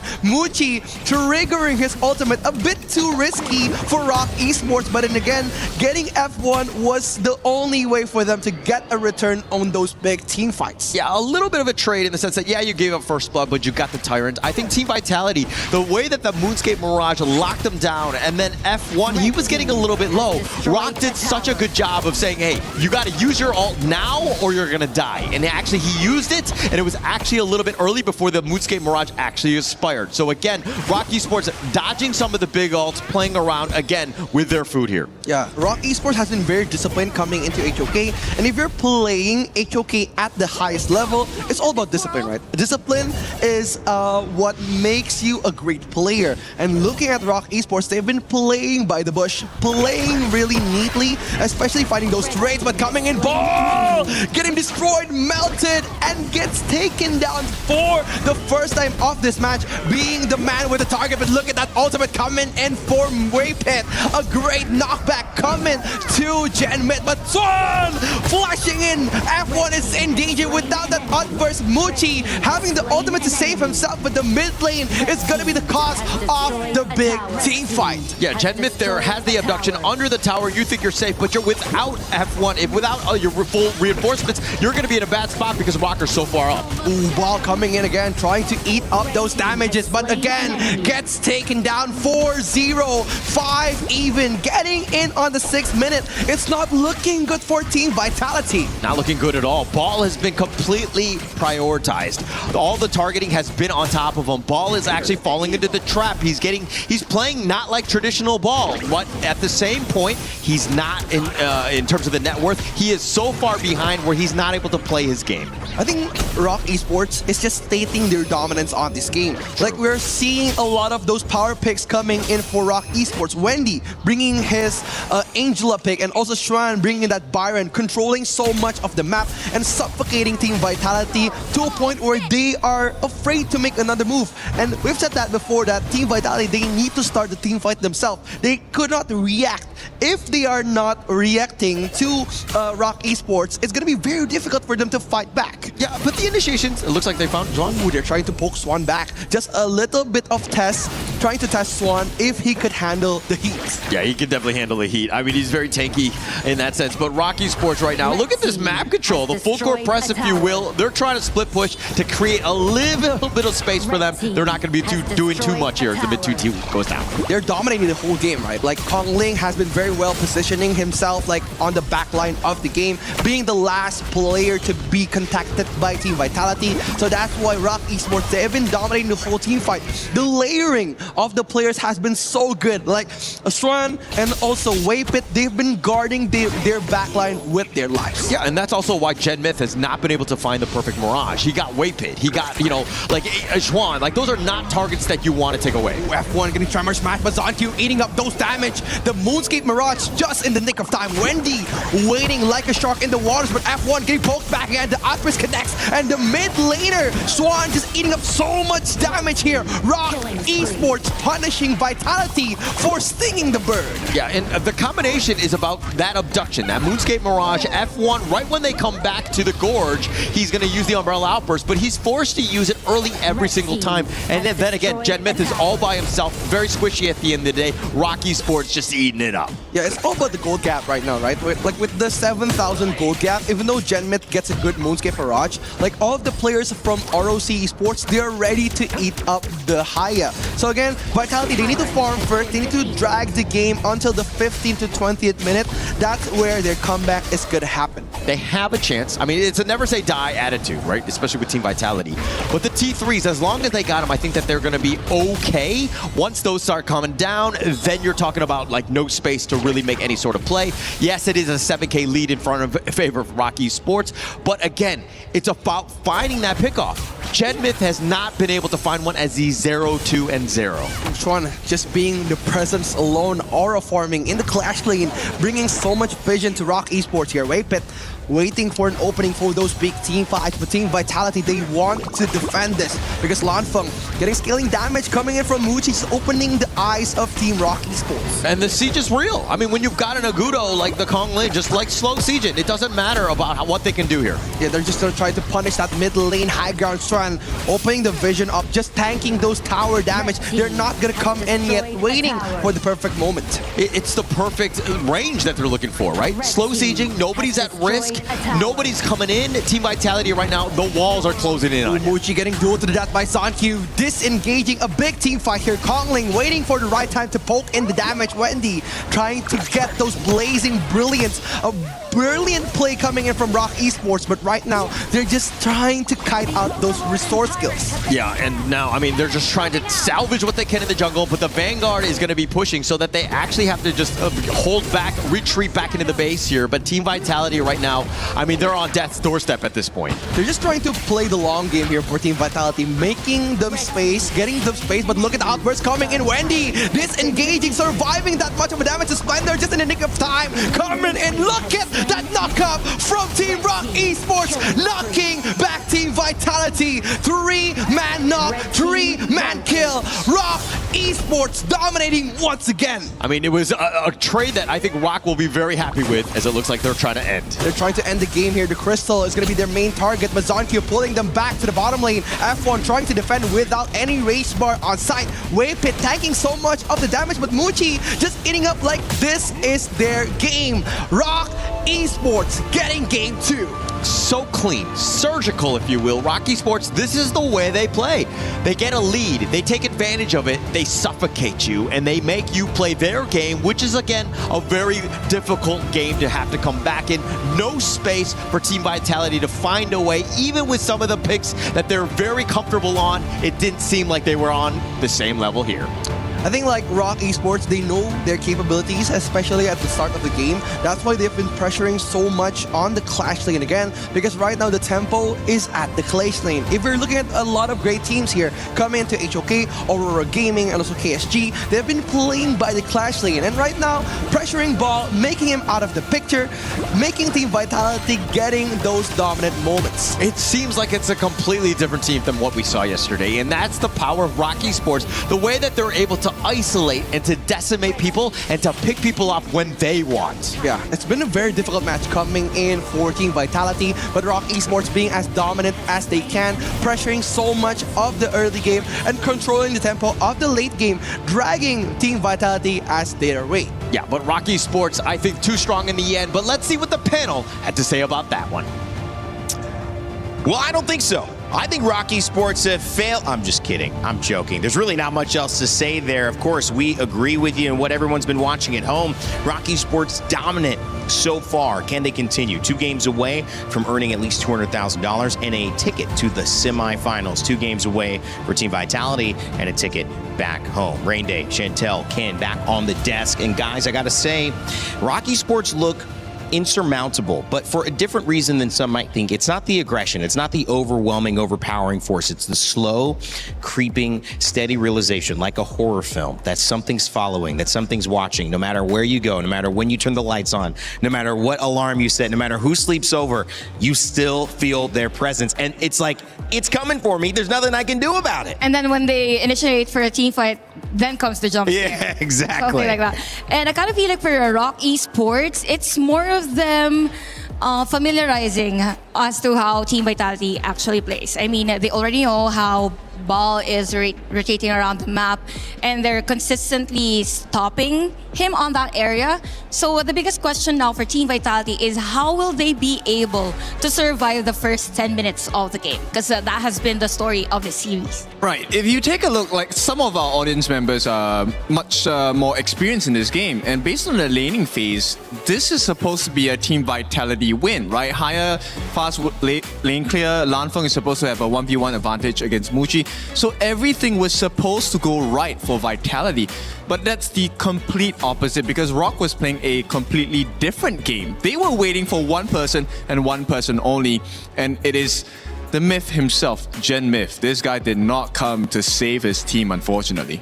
I gotta look at something that surprises me here. In a game where they lose, and you have your jungler not die, but be on the losing team in such a fast fashion, what does that tell you, Ken, about how they had to play, or how Jean-Q felt he had to approach this game? Because didn't take enough risk, obviously, because he didn't die, but also didn't die because he didn't want to put himself in a position, I would assume, to put his team in even a bigger deficit than they were.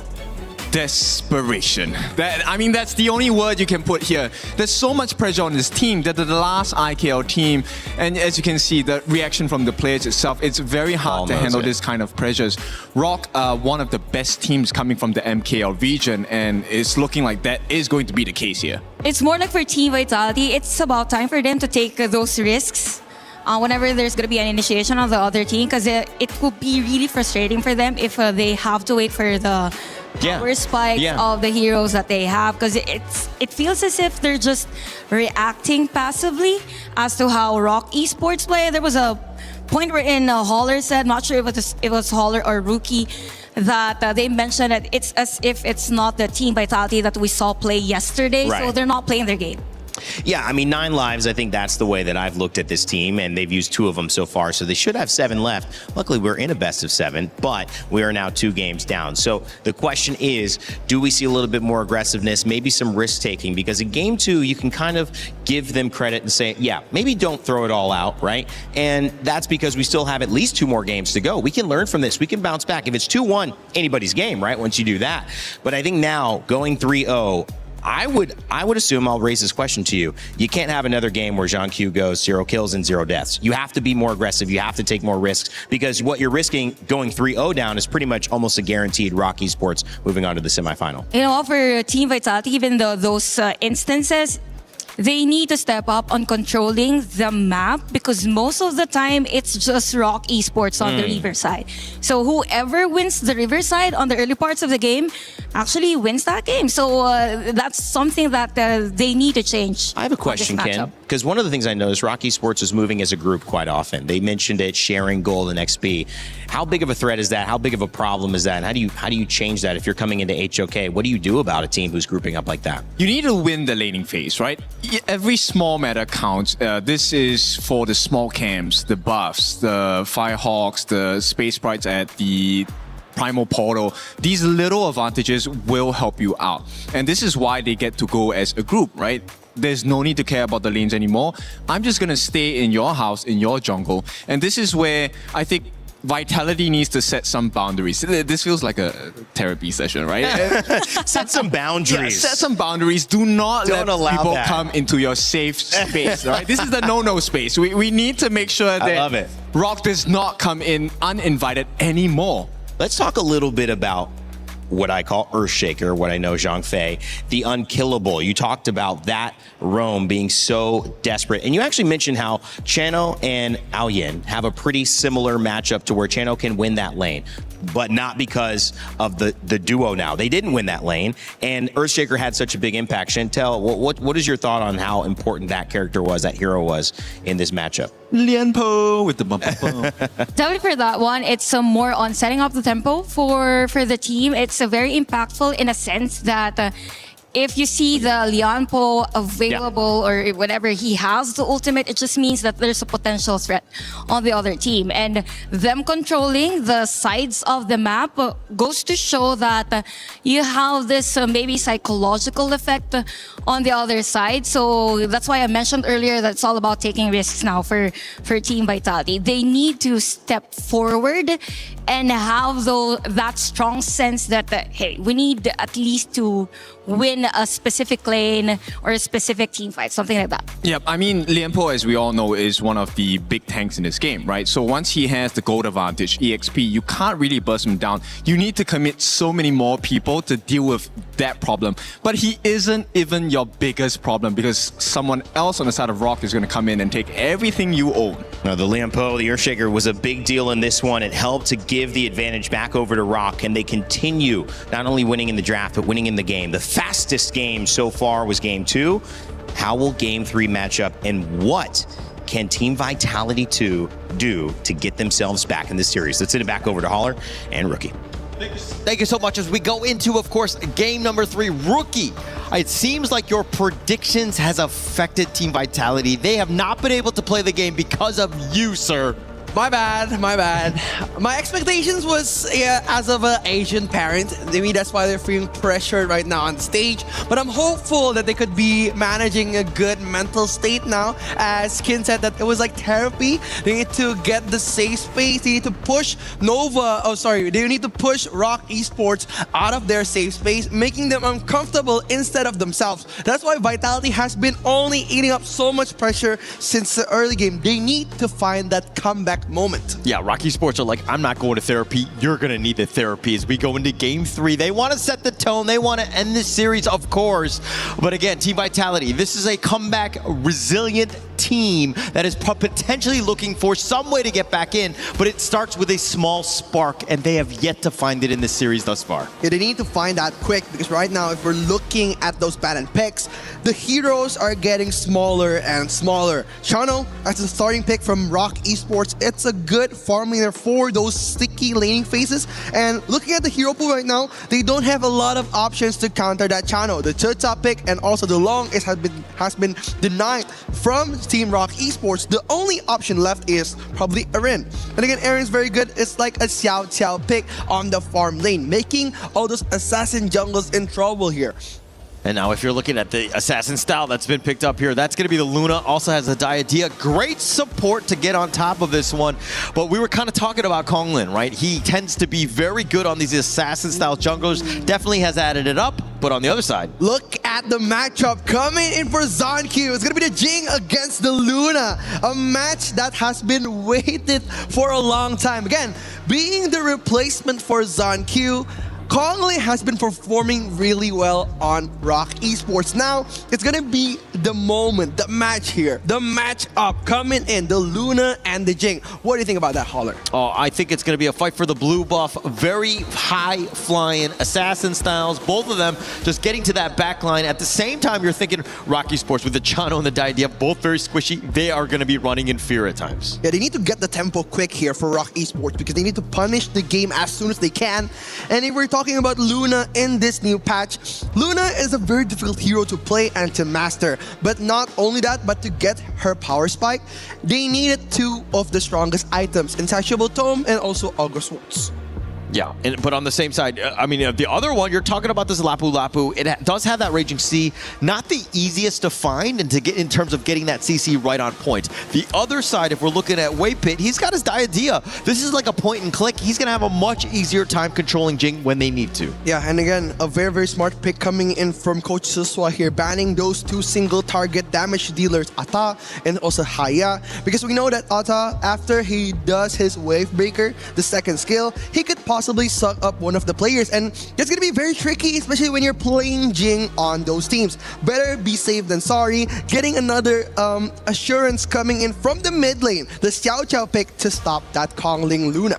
Assuming you're able to hit it. These are definitely skill shots, not the easiest to do, but I think that if you're looking at, hey, how do we stop it? Let's just go with quantity. Let's pick as many of these AoE stuns as possible. Hopefully one of them will hit. Yeah, it's going to be very difficult coming in for Team Vitality, trying to catch that Luna alone, especially facing another two of the homework coming in from Rock Esports, the Idea and also Chano. And again, another setup hero coming in from Rock Esports, that Yuhuan pick, and also Guan Yu. Xuan has been amazing so far. Yeah, amazing, but Guan Yu is definitely one of his tried and true. Plus the fact that if you're able to Razor Cavalry Jing out of the domain, I think that, you know, you're able to just basically just like isolate her as much as possible. You would have a great time. Then again, if we were speaking about history, Xuan has been playing the Guan Yu for the longest of times, even matching up with Yin Wo on the world stage. Yeah, and I think that even for this one, if he's able to continue, I mean, they did win against TTG when they were able to play that Guan Yu. Xuan was definitely an all-star in that game. If he's able to carry it in this, of course, game number 3, that would really set the tone for them. Yeah, they need something, right, for Team Vitality. They need that spark back, and right now, this is their moment with Zonkyu's strongest hero, that Jing pick, and the setup coming in from the Dharma, and also that Lapu Lapu. I think Rock Esports, they need to be wary of the Tyrant and Overlord contested, because that Lapu Lapu Dharma pick, it's going to make them struggle. Yeah, and actually going back to the panelists, when they were talking about this, it didn't seem like Zonkyu has really been able to excel in this series.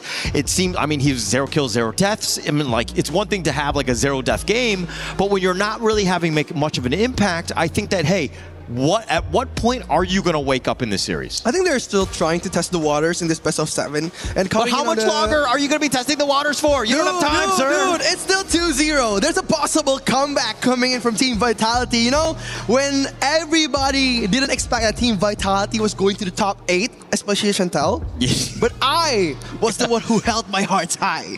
Okay, but it was more, that was more of an internal rivalry thing more than anything else. When we're talking about regions, the IKL and the PKL. So that was a little bit more on the personal side, but now we're going up against an MKL team, and you're seeing just, man, they are so clean at the end of the day. Again, their dominance was always expected coming into the world stage, but again, Team Vitality, they need something. They need that spark back, especially from the supporters that are coming in, watching at home, supporting Team Vitality.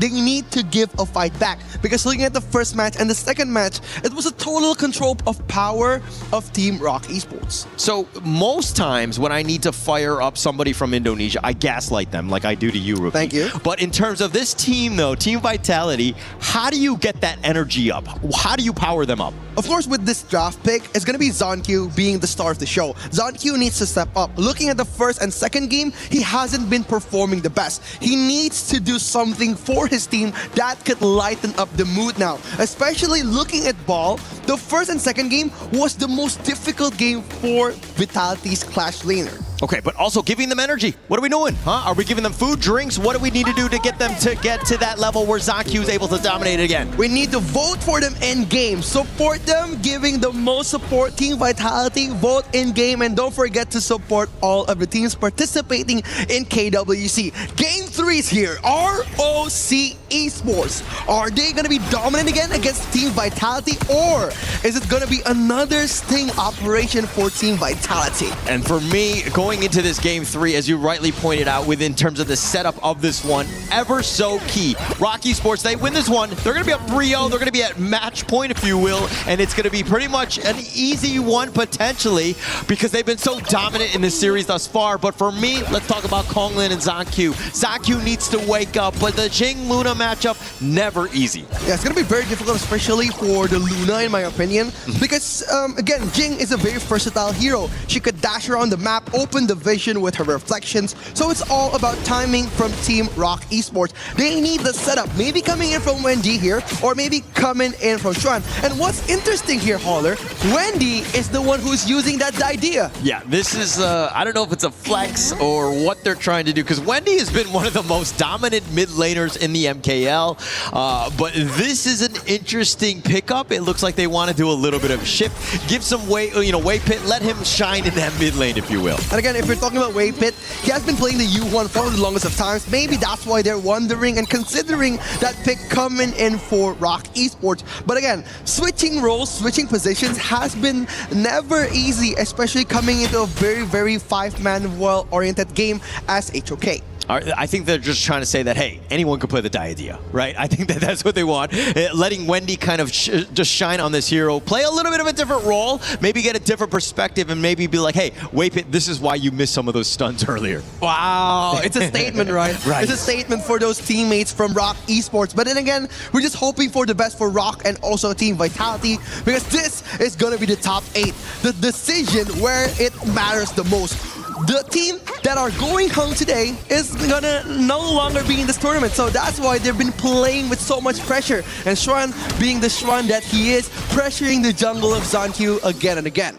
So it's one thing to win. I mean, you're going to go on, of course, and into the top 4, but at the same time, you're also going home with an extra 50K USD. So that's another, carrot on the stick, if you will, for this series. It's very interesting here, coming in from Rock Esports, just waiting for the moment to capture Ball. And again, they know that Team Vitality's weakest and strongest points is also Ball. If Ball performs, he's a monster on the Clash, and he controls and dictates the tempo. But if he's being pressured since the first minute, he will be the kryptonite for Team Vitality. And you kind of saw what they've done, right? It looks like Ball has been like, hey, I keep getting focused, I'm not able to do my thing, and it looks like ZonQ and F1 were actually in the top lane to provide that support, if you will. Yeah, he's just giving and funneling so much help to Ball here, just making him space, getting him help. And right now, Wendy trying to poke it back, ZonQ trying to dive in, getting that Doom, man, knockback, the Raging Sea connects to Wave Pit, but Wave Pit barely dodges it.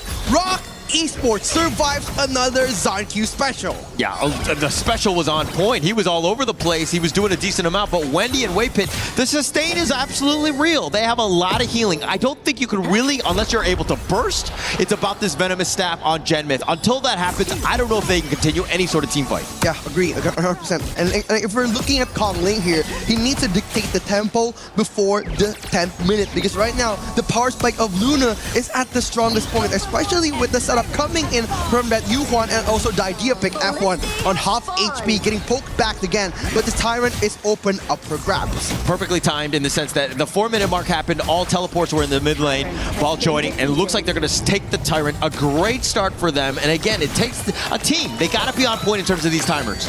Wendy just poking Lanfeng on the back lane here, but look at 1v1 coming in from Ball and also Kongling. It's going to be a personal matchup here. Ball getting poked back, getting the first blood coming in for ROC.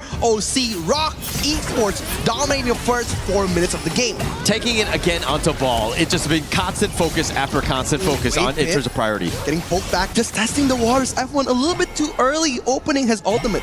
Yeah, a little too early, but I think you're just trying to save your teammates more than anything else, right? I think with Ball down, you're like, hey, we cannot lose multiple lanes. We have to at least take the bottom. Ooh, but look at ZonQ. It's going to be 1v1. The ex-jungle against the now jungle. ZonQ loses that team fight. Kongling gets the kill, but Xuan entering the fight at the chokest point of the game. Genmyth gets taken down. Lanfeng disappears to raise himself with Wave Pit. Xuan, it came from behind. You always need to check the rear view mirror, if you will, but in the top lane, this is what things started. Kongling finding the solo pick, even under the tower, takes away Ball, and then in this part, this is the one-on-one with the jungler. ZonQ a little too low. Kongling with yet another value, and the Razor Cavalry all the way from the back. Xuan showing up when you need him. Wow, and in the midst of the team fights, Kongling was taken down by ZonQ, so basically you're saying, I got you after you got me. a revenge kill. Yeah, revenge kill, but I think that it's, again, you're taking any sort of pick-off that you can find, but they find it in the enemy jungle. He stuck around a little too far, and they finally make him pay for being a little too aggressive. Yeah, again, the power spike that Luna has been very, very difficult to hold up, especially coming into the late game. Team Vitality, if they could drag this game as long as they wanted to, they could possibly take game 3. It's about extending, right? But look, it's Zonkyu diving into the backline. Kongling's gonna be 1v1. It's a 3v1, getting Zonkyu out of the picture. Swan just diving in, getting taken down. Wave Pit on half HP. Kongling entering the team fight again. He wants this dance. Team Vitality just backing down. Rock Esports eating up so much damage on this team fight. Yeah, Konglin understanding this, the cooldowns, the timers, the way that he was able to outplay it, getting Zonkyu, and you'll try to wish Swan. I think at the end of the day, they're going to be happy with that trade.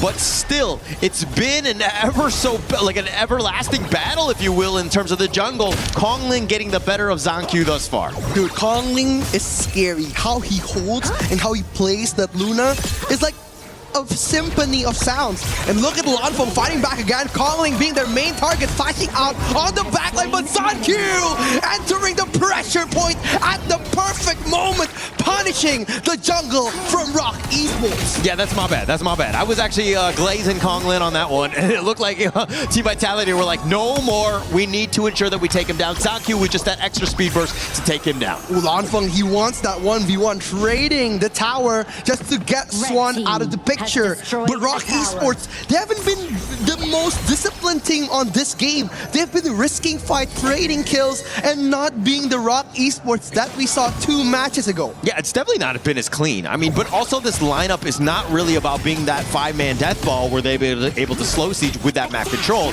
This has been more about Konglin. It's feast or famine in terms of where he is and when he dies. Ooh, look at the Lanfeng just juking out the player from Rock Esports. Swan barely escaping, but Lanfeng getting the orb just to get the heal here. Rock Esports putting their sight on Lanfeng. Zonkyu poking it back. Wendy getting targeted by Genmid here, getting poked again. The mirror domain expansion destroys Rock Esports. Gotta be frustrating for Wendy. I mean, when you're normally playing the mid lane, and the Yuan probably should have been the hero that you were playing, but yeah, it looks like with this flex, that swapperoo, if you will, has not paid off for Rock. Look at that mid-tier kill coming in, but Kongling diving in, just dancing around the players from Team Vitality. Ball trying to get the perfect knockback. The Truth Monster connects to Muchi, but look at the double kill coming in from Rock Esports, taking 2 players down. Zonkyu is going to be 1v1 here. Ex-teammates, ex-best friends. Zonkyu just watching from the back, but Ball gets that Crimson Golem. Oh, he stole that one away, but it was, if we check out this replay, it looks like Lanfeng just a little too far ahead. The damage is actually pretty real, and Muchi just barely able to stay alive. Xuan has been a menace as well as being the big brother of course, just being that bouncer. Nobody comes near my farm laner. It's very dangerous looking at how Kongling dives in without any setup coming from Rock Esports, just basically gambling his life. It's going to be very dangerous if he holds this tempo onto the late game. Kongling opening the vision for Rock Esports, just finding a pathway here. The Raging Sea, a bit too early coming in from Team Vitality, but they are going to hold back the game again. All right, as a Lapu Lapu player myself, I've done that with that Raging Sea, completely whipped. It's a little embarrassing, but unfortunately for him, it happened. But the Tyrant going to be picked up by Rock Esports. I think that they're going to be happy knowing that, hey, Team Vitality could fight. Oh, but look at that Swan get the man knock up. It's so good. The flank from that Guan Yu, but no follow-up coming in from Rock Esports. A bit too early, or so I say. I mean, but it was a 5-man. I mean, it's going to look great in terms of the highlights, but they were so far deep. There was no way that they would be able to just surpass and frog over that T1 to get to a position to take any sort of fight. They're just going to try to poke the B here. Team Vitality just trying to hold the game as long as possible, but the Overlord is open for them. F1, he has the Raging Sea. He is looking for the opening. With Rock Esports, they are just going to bait it out. Kongling diving in, opening a flash on Zonkyu. It's such an amazing initiation, but look at Zonkyu dancing around Rock Esports. Wendy getting that triple man knockback. Swan entering the perfect moment here. Muji gets taken down, and Wave Pit is erased off the map. Rock Esports getting punished for their attack. I mean, Team Vitality were on the assault. That was a very good attempt. And ZonQ just staying alive at the very last minute, but it started with this Azure Golem. That Raging Sea was on point with 3, and then the setup. Look at how ZonQ goes in, but he gets stunned. He gets on back to safety. Juan is again controlling, making sure that nobody jumps on top of Wendy, but they find Muchi, the best target, the greatest target, if you will, in that team fight. Like, we found the spark that we're looking for, right? Team Vitality, they've been trying to race back up after the mistake that they made in Game 1 and Game 2. And now the tempo is going in their favor. 8-9 on the point kill. And also their gold gap is almost at 4,000 gold. Yeah, and I think Team Vitality, not normal, comfortable position for them, because they, throughout the KWC, they've been usually on the losing end and have to dig deep to come back. But this is an interesting one where they now have a chance to play from ahead. Ooh, look at that Sean getting the flank going into Lanfeng, but opening the ultimate coming in from F1, getting that triple man knockback here. Swan dancing around with the horse. Wendy just riding that wave. But look at Kongling getting poked back. ZonQ is opening the revenge fight for Team Vitality, but the trade is going on. Lanfeng and Genmit have been destroyed by Rock Esports. Lanfeng getting caught out a couple too many times here. I mean, he's died 3 times, which is not a great amount, especially since he's been targeting. Once he goes down, the rest of the team really struggles to do enough damage. Genmit has also been very close. If we check out this replay, look at how close they are. When this jump in happens with that Razor Cavalry, yes, they've been shepherded in, but I think that you need to, again, stay so far back where this doesn't have a problem, because Xuan always on the prowl looking for that CC. Dude, those chivalry combos from Wendy and Swan is an amazing combo coming in for that knockback damage and also power destroyer for Swan here. So again, those combos have been doing very well on these long-term team fights from Rock Esports. Yeah, and Kongling getting a little bit low. I think they might have given up the Overlord. Oh, Kongling, he wants it now, but look at Kongling get bounced back up, but he gets the Overlord. Kongling, crucial kill theft coming in from Rock Esports. I mean, he stole it, but he kind of started it at the same time. He was kind of backing off. But man, Kongling, he started 3-0 and whatever, but now he's 3-3 and 4. He's really fallen off. It seems like Team Vitality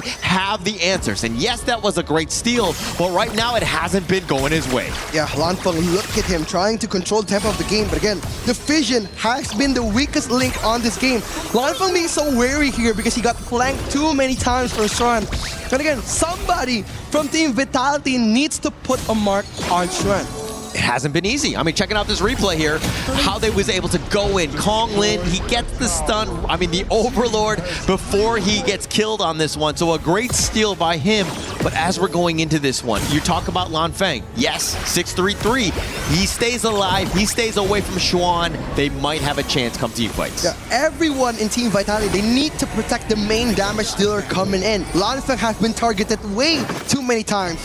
And right now, Rock Esports just opening the field of vision here. Wendy and Xuan looking to punish ZonQ on those risky team fights. Yeah, ZonQ scouting it out. He understands that they are all within their jungle looking to steal. But this Crimson Golem, up in about 2 seconds, this is going to be a fight for it. Ooh, Kongling opening the map here. ZonQ getting that Crimson Golem. Xuan getting the vision for Team Rock Esports. But right now, their main objective is to hold the game as long as they can. Team Vitality, they need a breather here because Rock Esports is getting slowly to their power spike.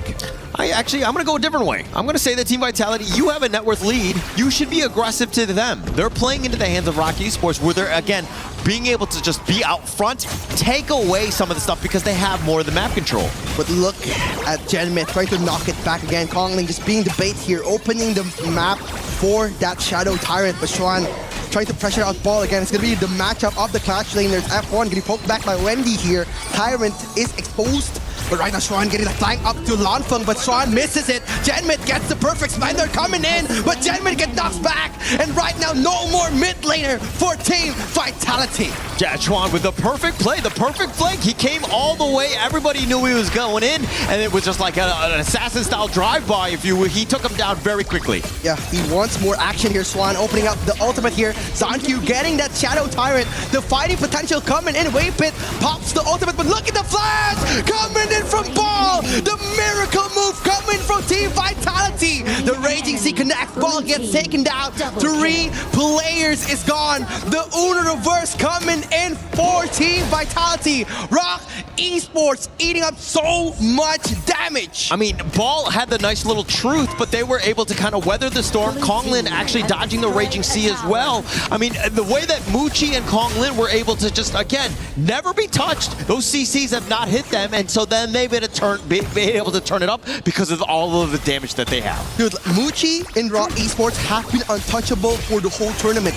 All of the players have been doing so well at keeping him at bay, and look at Genmit.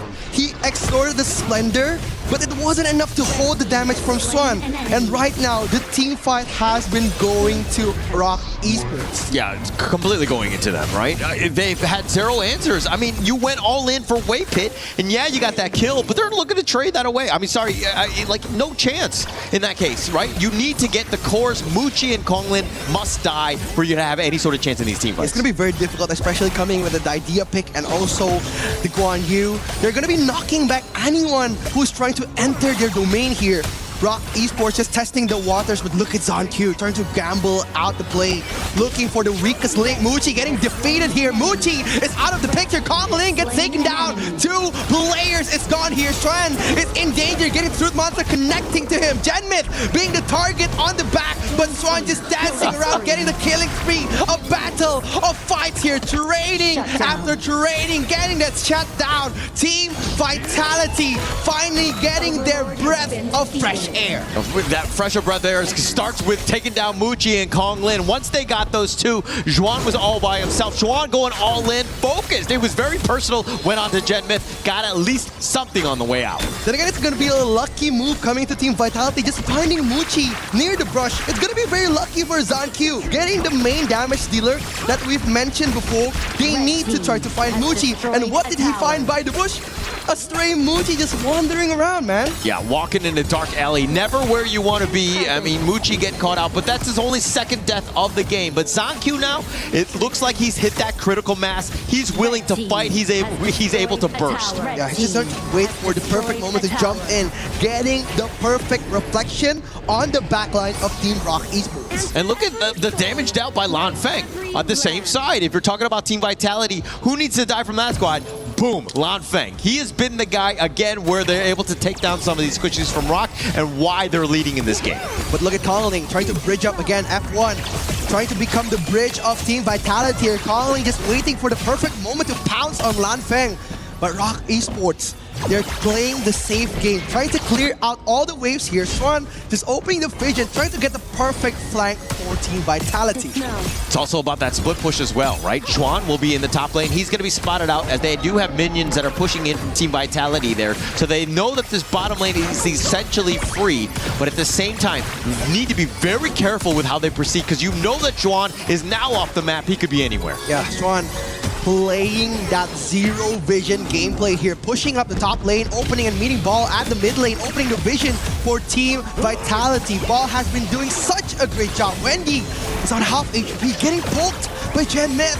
But they're going to try to bait Rock Esports with the Shadow Tyrant. And look at the top lane. It looks like Zhuan is realizing that they really can't fight into this. They have a deficit that they need to overcome. They're trying to force some sort of rotation as this Tyrant is about to be started on the side. Yeah, they're just trying to kite it out for Team Vitality here. Konglin being the sole player, opening up the vision, but Ball just meet up with Zhuan in the mid lane, making so much space for Rock Esports. What an amazing macro play coming in for Rock Esports. Oh, so smart. So smart there. And this is why Rock Esports are tough. The way that they were able to push with that minion wave, force the rotation, Team Vitality had to give that up, and that opened things up for the Tyrant. And we're looking at Tempest Dragon area soon. Oh, but look at Wendy getting punished at the backline, but look at that Raging Sea from F1! Getting the triple man crucial cut control. Konglin wanted to dance, but Vitality denied it. Getting killed on the backline. Swan popping in, popping off, getting that triple kill for the IKL farm laner Lanfa Muchi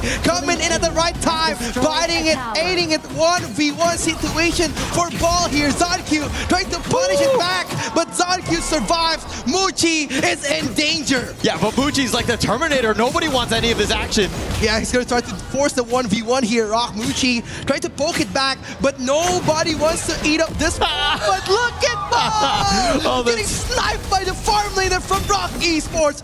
What a mistake! What a mistake there, but the play by Muchi, he has so much damage. He can do whatever. They were trying to fight. Zankyu couldn't do it. Ball couldn't do it at the same time, but check out this replay. I mean, it started with a great win and taking down Wendy. Konglin really had no chance because all of them were grouped up. Xuan had shown up to the party, has that CC, but Muchi, look at this guy all the way on the outskirts. Lan Feng right now doing too much damage. Dude, if you saw, nobody wanted to do anything with Muchi. Like, they had the 5-man gank potential, but they sent out Ball just to handle the top lane wave. And if they wanted to, they could, but they wouldn't want to budge. They wanted that Tempest Dragon. They wanted damage scale up from the objective, and right now Rock Esports, they're forced to defend. I mean, the fact that Ball had to burn that Sage's Sanctuary charge, it might be huge. Coming in, we're in the essentially the late game. It could really make a factor here as we go in, of course, to this final potential push. Team Vitality waiting for the perfect moment for the last push. The high ground is their highlight here. Genmet poking it back. Zankyu trying to switch up the domain with that mirror domain here. Team Vitality checking the first mark of the team fight. Yeah, going in for that spacing, but it's all looks like a little bit low from Wave Pit. They have to go back into the fountain. They will regroup on this one, but Team Vitality now in the driver's seat. You have the Tempest Vanguards. This is a potential push. You're up about 5K. Everything is going your way thus far. It's gonna be their way here unless Rock Esports finds something to set up. But Kongling just opening up the vision, giving so much information here. Wave Pit getting poked back again. The mirror domain becomes the death of Team Rock Esports because right now they're gonna try to push another high ground. The mid lane is gonna be their main focus. Yeah, Konglin was thinking about going for some sort of split push, maybe a flank. Team Vitality understand that, hey, our flanks are potentially vulnerable. Ball was there to scout things out. You cannot let Xuan or Konglin get the better of you because that's pretty much the only way you're gonna lose a team fight. 100%. Lan Feng being the main star of Team Vitality, the main target on his back. Right now, he needs to play the safe game here. Wave Pit getting poked back again. The meteor kill coming in. Kongling trying to dive in on the backline. But look at the Guan Yu for Sean. Just diving, being the kryptonite. And look at that man stun. Team Vitality is in danger. Coming for Team Vitality. Rock Esports punishing, destroying, annihilating a lot of the players. Team Vitality getting punished here. Oh, Xuan is one of the best players on the Guan Yu. He is so good. His ability to find flanks and to go in and to just control the team fight. Ooh, but look at that. Zankyu getting the kill on Wave Pit, but the Destiny popped off. Kongling getting the shutdown on the jungle from Team Vitality. It's going to be a 2-on-1 dash Ball. It's going to be poked back again, getting that switching item very fast on the death mark of Team Vitality. Rock Esports raising from the dead. Raising from the dead, trading blow for blow. They are back into this game. Net worth, it says, a whole nother story in terms of an 8K lead, in terms of Team Vitality, but being able to bounce back, Konglin getting those kills, but it started with Xuan. Look at this control, locking him down to the ledge. They're all together, and Muchi says, I will take them all down myself, as he's able to clean up, but Xuan with that CC, he is so good. It's crazy, right? He's playing by the bush, just waiting for the right time to pounce on Team Vitality. And when he made it to that quadruple man rigid charge stun, it was an incredible moment for Rock Esports. Yeah, and you can see the fans right now saying, oh my gosh, what a play. Rock Esports now, they have a Tempest Dragon. They're trading Tempest Dragons at this stage of the game. They're just trying to bait out as much as resourceful skills that Team Vitality has now. And with Xuan on the map, they're gonna focus extra on that Guan Yu, making space for Kongling to become the main damage dealer of Rock Esports. Yeah, and Rookie, you were talking about it. They need to mark Xuan as much as possible. They have not done a good job where Xuan has been able to get the better of them with these amazing flanks. Yeah, they're going to try to push it back again. The Tempest Dragon is on their side here, but look at the destined counter Kongling, waiting for that entryway. F1 still having the flash, still having the Raging Sea, playing the long game for Team Vitality. Yeah, how many T3s do you want? Yes, they're taking them all down, especially with that Tempest Dragon buff. No chance. They're going in. They are going in indeed. Zonkyu getting pulled back in. Look at Swan! Coming in for the backline. Look at the moment! The quadruple knockback. Rock Esports being the Punisher, getting the victory. Patience is key. 3-0 for Team ROC. Rock Esports with yet another amazing play. I mean, Xuan, he actually came from the fountain, and I think that they were like, what is going on? Why did we leave our back door open? And just completely able to come back and take that game. That was a crazy one. What? How? When? And why did that happen? Xuan got the back door, got the quadruple man knockback, no way out, initiating the cage for Team Vitality. Such an amazing punishment from the Malaysian team. Yeah, absolutely immaculate play there. I mean, Xuan just like, hey, hold my beer, I got you one. This highlight after highlight is going to be nothing but Xuan with those pushbacks, the Razor Cavalries, the heroic charges, just controlling the battlefield this entire game. It must be frustrating, like controlling the game since minute 1, holding the game to a double Tempest game, but they are releasing the stress onto Xuan. And after Xuan getting that momentum on the gameplay, it makes it very difficult for Team Vitality to do a comeback because vision is their weakest weakness. I mean, look at this. Every single time, Xuan taking advantage of all of that vision that they had, always going to the back line, and he gets out. He has enough speed. Even in a losing team fight, he realizes, oh, okay, all right, but I find the pickoff. Who needs to die? Lan Feng, his target priority of who needs to be controlled. The way the timing comes in, he's lit like the bat signal comes up, Batman is there, and Xuan is that man. Dude, Xuan has been impeccable on this match. Not only does he got the impact on those big team fight moments, but he also made so much homework for Team Vitality. They need to put a one-man vision ball to Xuan. And when they don't do that, Xuan will punish them from time to time. I mean, you gotta lock the doors, you gotta close the windows, you need to ensure that you're safe because again, it looks like Xuan finding ways to get into the back door of your house. But let's see exactly what Rain Day and the panel have to say about this Game 3. Thank you so much, gentlemen. Wow, Game 3 or Game 7, it kind of felt like we were at the end of days, but it turned out to maybe be even worse. Of all the eventualities, all the possibilities that Vitality could have gotten back on the board to bring them 2-1, it ended up being the one possibility with Xuan leading the charge on that Guan Yu to bring it back to a 3-0 victory for Rock Esports, now one game away from the semifinals. Rain Day here with Chantel and Ken. And I'm gonna stop talking. I need you guys to tell me what in the world just happened.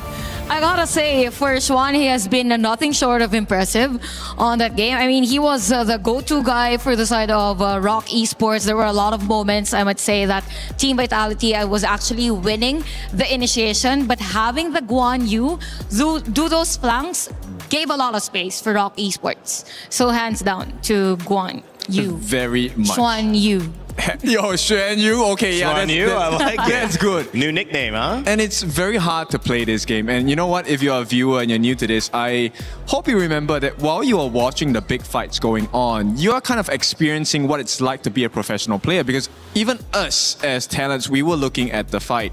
And we just saw suddenly the Guan Yu came down. Xuan was like from the fountain, as Holler called it.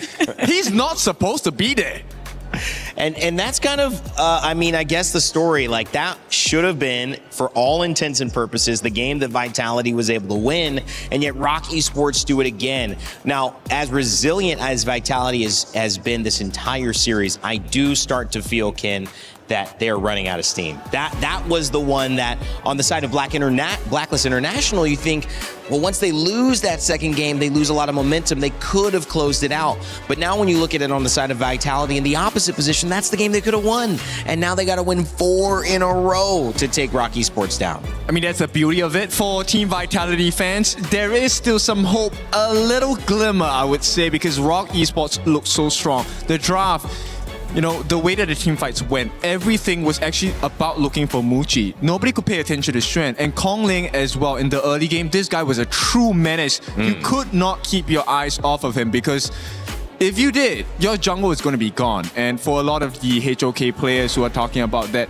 mid lane Diadea pick with the Yuhuan, boom, that's not meta. That's not something that you normally do. I think it's something that Rock Esports only can do in a game. But I kind of feel like now for Team Vitality on the drafting earlier, they are running out of options, specifically on the farm lane. Because the first 2 bans of Rock Esports was actually 2 farm lanes. So they were forced, or they opted to pick the Aryan first. So it just means that it kind of affects now the sequencing of the prioritization of heroes for the side of Team Vitality. But definitely that performance is a boost of morale for Team Vitality. It's more on them trying to stop other players now for Rock Esports. Because for Rock Esports, they're stepping up whenever there is an instance for them or whenever they're needed. Yep. I think if you take a look at the bans and picks so far, the only option that Vitality are left with is the Alien, our dear Dragon Boy. And there's still a lot of options to deal with this guy. So, you know what? It looks like they have one foot in the grave. But okay, you know what? Maybe I should support Rock Esports now. Okay, maybe. And I feel like it's less than it's just a foot. It literally feels like a torso, maybe a 75% of the body. Maybe their head's still just peeking out. I mean, it is 3-0 for crying out loud, which doesn't take anything away from Vitality and how amazing this IKL representative has been in this tournament so far. But they are looking at a tall task, and it continues to get taller. And when I look at the impact Lanfang had in that game, and you look at that, 39% of the damage dealt was done by them. That's 40% of your team fight if they go down. And clearly they were able to figure out an answer to that later on, Chantel. And part of it is that an overperformance by Lanfang? Is that what Vitality need to figure out? How to be more threatening across multiple roles rather than just isolating that damage on one, where if he goes down, that's it. I think it's more on them not giving that space or breathing room for the other team, because it will come to a point that the equilibrium, there will be an equilibrium on the game. So it's just Rock Esports able to stretch out the game. They brought it. And then they had all the items that they need at a maximum level as well. So for Team Vitality, it's more of them trying to finish the game a little faster once they have those items already, or once they're currently on a snowball. It's a great point as well. We mentioned being haunted. I know this feels like an awkward segue, but if you have seen the anime Dan to Dan, you know what I'm talking about, where they deal with all kinds of ghouls and spectrals. Well, Rock Esports seem to be haunting the chances of Vitality here. But if you want your own version of Dan to Dan, you could check out in-game. Honor of Kings doing a cool collaboration with them, and it's live right now.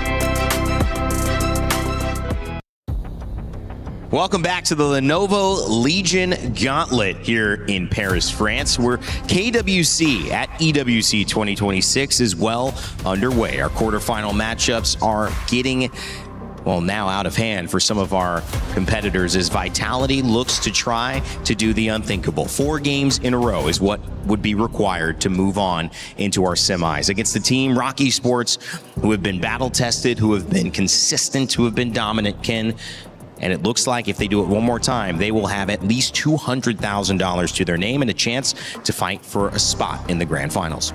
So put the money aside, put all of your ego aside. Right now, it is all about one thing and one thing only. It is not over until you win. So do not lose your focus, give your best, because this one must count. Game by game, Chantel. Definitely, and it has been the theme of our previous game. I mean, we all thought that Team Vitality was winning that game, but if in this game they're able to secure that win, that 4 straight wins isn't impossible. Well, it's certainly not impossible for Rock Esports because they're on the verge of doing it. One more win and they've got 4, although it's the opposite of our IKL competitors. Holler, rookie, it's time to take us to game 4. Will it be the last one or will we see this continue on? Thank you so much, Rain Day. As we go into game number 4, look, Team Vitality, that was probably a game they let slip through their fingers.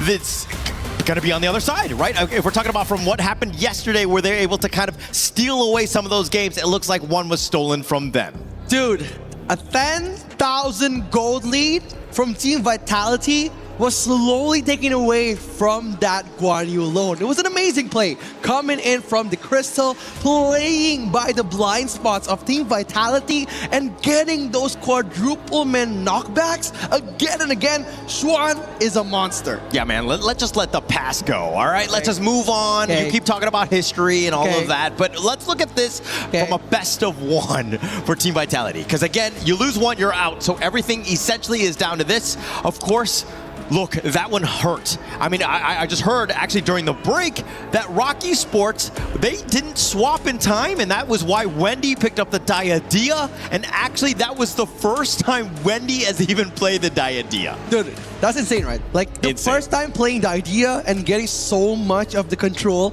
of those team fights, it's gut-wrenching to see, especially for Team Vitality, who has been holding up so much of a lead on the game, just losing by a bit of playing on the knife's edge, especially coming in from the moment from Xuan. And right now, it's gonna be the reverse card here. The Guan Yu goes to Ball, and F1 is gonna be playing Annette, one of our newer heroes. Yeah, one of the newer heroes, but at the same time, I'm kind of like, okay, yo, your back is on the wall. This is you lose this game, you go home. Is this the hero you want to be bringing at this stage of the game? And that's really good, right? So Annette's ultimate could make everybody in the circle basically immune. So that's why it's very good for those long-term team fights. And looking at the first two picks of Team Rock, he's bringing up so much stun effects like Wendy, it's gonna be Kong Ling playing the Fullborn Tank and also the Mozi for Wei Pit. So it's gonna be a lot of CC coming into Team Vitality's roster. That's why the Annette pick is gonna make them so viable for those long-term team fights. Yeah, and it's about the long-term team fights. At the same time, you're looking at the Flowborn Tank very much into the extended team fight, if you will. You've got the Aaron also with the damage on the outskirts.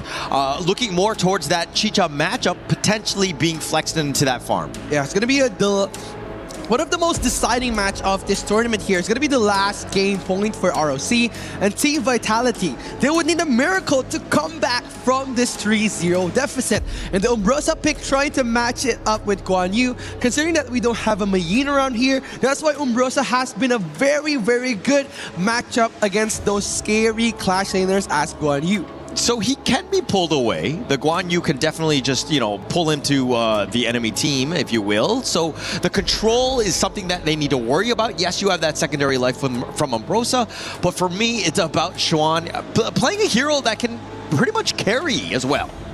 Agree. Like, they've been using Umbrosa in this tournament, such as Charlotte. So that's why it's been very dominating in the early game, making him very sustainable in the long-term teamfights of the late game. And that's what Rock Esports wanted with the Mozi and Flowborn pick. They need the setup coming in from these two heroes. And the finisher is going to be coming in from Xuan and also Muchi. Yeah, and actually one thing to take note of is Rock Esports has not been able to show too many cards. I mean, they played in the groups. They played about 5 games there, and they've played 3 thus far. So in terms of showing their hand of what sort of heroes they have quite a lot of versatility. They're showing almost everything. So come future teams that play against Rock Esports, assuming Rock Esports, of course, moves on, it's going to be very difficult to find out what you need to ban. Wow, the last pick of Rock Esports is going to be very challenging for Team Vitality. Looking at Lorion here with the setup coming from the Mozi and also the Flowborn Tank, is going to be very difficult for Team Vitality to juke it out. Maybe Annette could give a little bit of help come into the late game, but the matchup for the early game, Ziya is going to have a little hard time to go lane to lane with that Lorion from Wendy. So I'm not a huge fan of the Xia in general, right? I just feel like it's a hero that really, if you're leading and you're winning, it's great. But if you're losing, it's really hard to come back from because the Universal Law just doesn't do enough damage, plus the control, and you're always in the back, right? You will always be there and never kind of dictating, some of the rotations early. Yeah, sometimes the Xia pick is very, very unpredictable for most teams because either they're going to probably funnel the level to one player or they're going to play it safe. And I don't like it when the Indonesian teams play it a bit more passive. because right now Team Vitality is in the danger zone. They need to step up. They need to give Genmith those aggressive heroes. Playing safe hasn't been the answer from game 1 to 3. How will it be changing on game 4? Yeah, Genmith has not been able to play his game. ZonQ is as well, because of the fact that if we're looking at Rock Esports, Muchi, even continuing on from that last game, they got a king's moment as he got a pentakill in that last one. So all I can say is cha-ching for Muchi. Thank you. Thank you, Holler, for just rubbing the salt on my wound here, on my heart.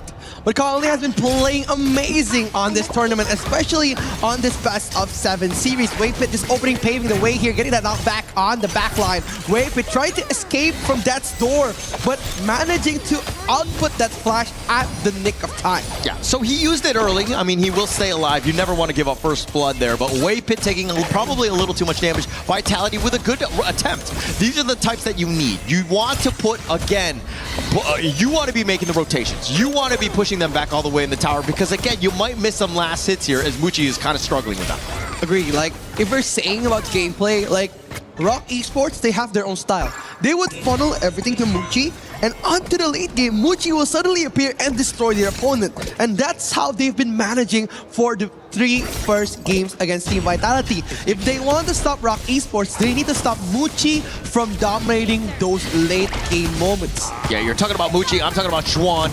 Ooh, looking and coming in with that starburn on Kongling, but again, not enough damage on the early game. Team Vitality just trying to task their damage onto the players, but Lanfeng getting the ahead advantage coming in. Muchi's just getting cornered from Death's Door. Sven hasn't had the final frenzy is not here yet. Not here yet, but a 300 gold lead in favor of Team Vitality. The flash forward. Ooh, they're still trying to fight that back again.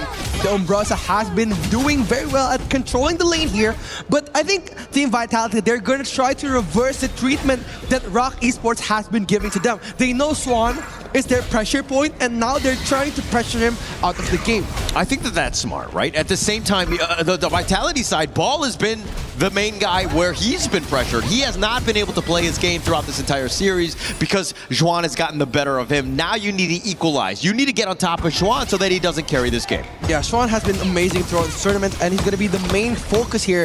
I think ROC and also Team Vitality, they've been performing really well, especially when their Clash Saints was won. But look at the StarNet connecting to the backline, but the ultimate from the Annette just in the nick of time. F1 trying to survive the damage coming from Wendy, but Team Vitality losing their jungle on the 3rd minute. 3rd minute, but ZonQ did have the level advantage over Konglin, so I guess there's that silver lining where he's not going to be losing or so far behind. Obviously, it's about the net worth here, and if Wavepit steals this Crimson, oh my gosh, this would be a disaster for Vitality. I don't think so. ZonQ still has his might here, so there's not going to be possible stealing option. Maybe if Wavepit got lucky, but if we're talking about luck has been on Vitality's side. I mean, it's been thus far. I mean, Vitality was all lucky yesterday, but as we check out this replay, ZonQ just a little too low. Konglin, the slowboard tank, is a problem. The way he's able to dive and control you, and ZonQ knows right there he made a mistake. Yeah, it's hard, especially coming back from the last match where they've put up such a big lead. They doesn't only need like a mental reset, but they need to trust each other more. Because again, the mental game is strong coming into the last match of the game. Very frustrating, if you will. Losing the game like they did, that's incredibly draining. And especially in a best-of-7 where we're like in a must-win game to kind of get yourself back into this series, had a chance, and the way that they lost it, ZonQ opening the ultimate onto Wendy. Wendy gets taken down, but Ball pointing in at the perfect time here. ZonQ gets pulled back, but Xuan wants more action. The ultimate from Annette just in the nick of time, but Ball disengages. Not enough damage coming in from Team Vitality. It's going to be 1v1 coming in from Muchi and Lanfeng, but Rock Esports capitalize on that one. I mean, the only one that was able to survive from Vitality was Genmith. On the same side, Wendy was the only one to have fallen. Rock was able to win the one-on-ones, always getting that advantage, and now they're starting to roll. They're up 5-1. This is already a 1K net worth lead, which will get further exacerbated by this Tyrant take. Again, it was a gamble on Vitality's side. They wanted to try to poke on Wendy, but again, after getting the reward that came with Wendy, they don't have a plan B. And after that, Rock Esports punishes them and gets the spike of gold. Now, 2,000 gold lead in the 5th minute, but Wendy getting punished against ZonQ, getting up back by the Starry Knight. The ultimate coming in from Wendy a bit too quick. Rock Esports still survives. I mean, good attempt there. I think that having him recall back is going to be, again, just trying to slow him down as much as possible. But this is where Team Vitality, you're seeing a bit of a desperate play. They're playing to, trying to get some sort of pick off, but Rock are not giving them anything here. It's going to be very hard, considering that they're bringing in a Xia mid that scales very, very long. Like, Xia needs a couple of items for him to be viable, and now with the Venomous Staff on the roster of the items, it will take him longer to deal more damage for those risky team fights that Team Vitality likes to take. Yeah, it seems like you have a little bit of hatred towards Xia because of the fact that he's old. Nah, I won't hate you for that, Holler. I just hate Xia. Why are you naming me? It's about Xia in this pick. I was just talking about that. But now, I mean, if we're talking about this mid lane, ZonQ, I think that you need to just stop and farm, right? You need to find a way to get back in. Konglin has gotten the better of you in almost all of the team fights. Yeah, it's going to be very risky if Team Vitality manages to pull one more team fight on Team Rock, because right now they're dominating with 2,000 gold. And if they're going to try to pull a risky move again, I don't think that Team Vitality could rise back from the dead. Because right now, total tempo control coming in from Rock Esports. It all really comes back to Ball. But look at ZonQ getting the 1v1, just barely surviving here. But Chan gets pulled back. Lanfeng wanted that dance here. Coming in, Ball getting that knockback on. Two players from Rock Esports barely managing to get the return. Rock Esports, they need to defend. Yeah, Ball actually played a bit of a Chuan. I mean, continuing from the last game where he's able to get that perfect flank, made sure that Chuan, yeah, he was flashing away. He thought he was safe, but Ball coming at the right time ensures that he gets that pick off, because again, they don't do that. It looks like Rock starts to roll even harder. Yeah, Rock Esports has been very, very disciplined throughout the tournament, but look at Wendy coming in, trying to poke the ultimate onto Gen mid and F1. A bit of a risky move coming in from Rock Esports, but with the gold lead here, I think it's still possible for them to pull one through. Yeah, Team Vitality, though, understanding how to play from behind. I think that they're going to stick to their MO. Look at how they're split pushing. They're cutting the creeps on this bottom side, the top lane. You saw that ZonQ was also pushing there. So this is about, again, alleviating, slowing this game down as much as possible. Oh, but Chuan, he wanted that 1v1 here, coming in with the final frenzy, going for that 1v2. But again, the output damage coming from Team Vitality, a bit too large. Wendy, just a bit late coming in to help Chuan here, but again, still a good trade nonetheless. Closing in slowly from the gold gap from Rock Esports. Yeah, the CC was on point, right? In the sense that he had nowhere to go. He was not able to get on out. Chuan was in a bad spot. The Final Frenzy only does so much. It like prolongs the fight more than anything else, but not able to do it. And even without Chuan, they're going to take an Overlord here. Yeah, they're just going to try to take a trade out of those team fights. And again, that's what ROC does best. They got and they could capitalize on every moment. And that's why Team Vitality has been punished for almost every team fight. Yeah, they've almost been able to kind of dictate whenever they want to go in. Oh, but look at Lanfeng coming from the backline. Such a good moment here. Ball getting the knockback on Muji. A revenge poke, just to be honest. But look at Ball eating up so much damage. ZonQ getting the choke point on Team ROC. ZonQ getting poked back again, entering the final frenzy from Sean here. Getting the trade on those team fights is what ROC has been doing. Yeah, Guan Yu has been the MVP hero throughout for both teams. And the way that Ball was able to find and be like a homing missile right on top of Musi, even when he's trying to run away, he was chasing him down. But ZonQ dying in the end really kind of, I mean, they had a great trade in a 2-for-1, but then ZonQ going down and you're kind of thinking, okay, now we're back in even Stevens. Like, it was very, very unfortunate, right? ZonQ should have left. He could have recalled, he could have like farm, but he wanted to continue that team fight and force another one on Rock Esports. That's why Rock Esports was so eager to capitalize on that mistake. And we know that Team Vitality, right now, they need the gold, they need the farm. But I don't know why, but Team Vitality keeps on initiating those risky team fights. And this is the desperation that we're talking about, right? They understand. They're feeling the pressure. They're not playing the way that they should be, which is like calculated risk. ZonQ right now understanding that, hey, with a 2-for-1, there's only 3 members. We have 4 members. We got the power play, if you will. We should be able to do stuff. But again, not a great decision in the end. Again, not a great decision coming in from Team Vitality. Just poking it back, wave pit. Getting pinned down to the wall here. But F1 trying a desperate move, opening up the vision but Wendy is setting up his ultimate, the Starry Night, trying to go for the kill. Rock Esports just baiting out the players from Team Vitality to take the Tyrant and putting the apple on a stick. Waypit getting poked back in. Wendy with that ultimate. An amazing initiation coming in from Wendy. What a moment from Rock Esports. I mean, F1 just barely just steps a little too close, you know, to the river, if you will, and he was kind of walking out of position. Wendy made sure that he takes that pick. Yeah, he just wanted this now. Just getting the trade over the big objective, the Shadow Overlord, getting that pushing potential, but the Star Knight is targeted from Wendy. Getting it is the reward. Waypit will be the one who's eating those buffs. Yeah, stealing that away. I mean, Waypit, very, very sneaky. And now Rock Esports having a bit of an advantage here as they're looking to just push this mid lane. Wendy has been on point with his Lurian.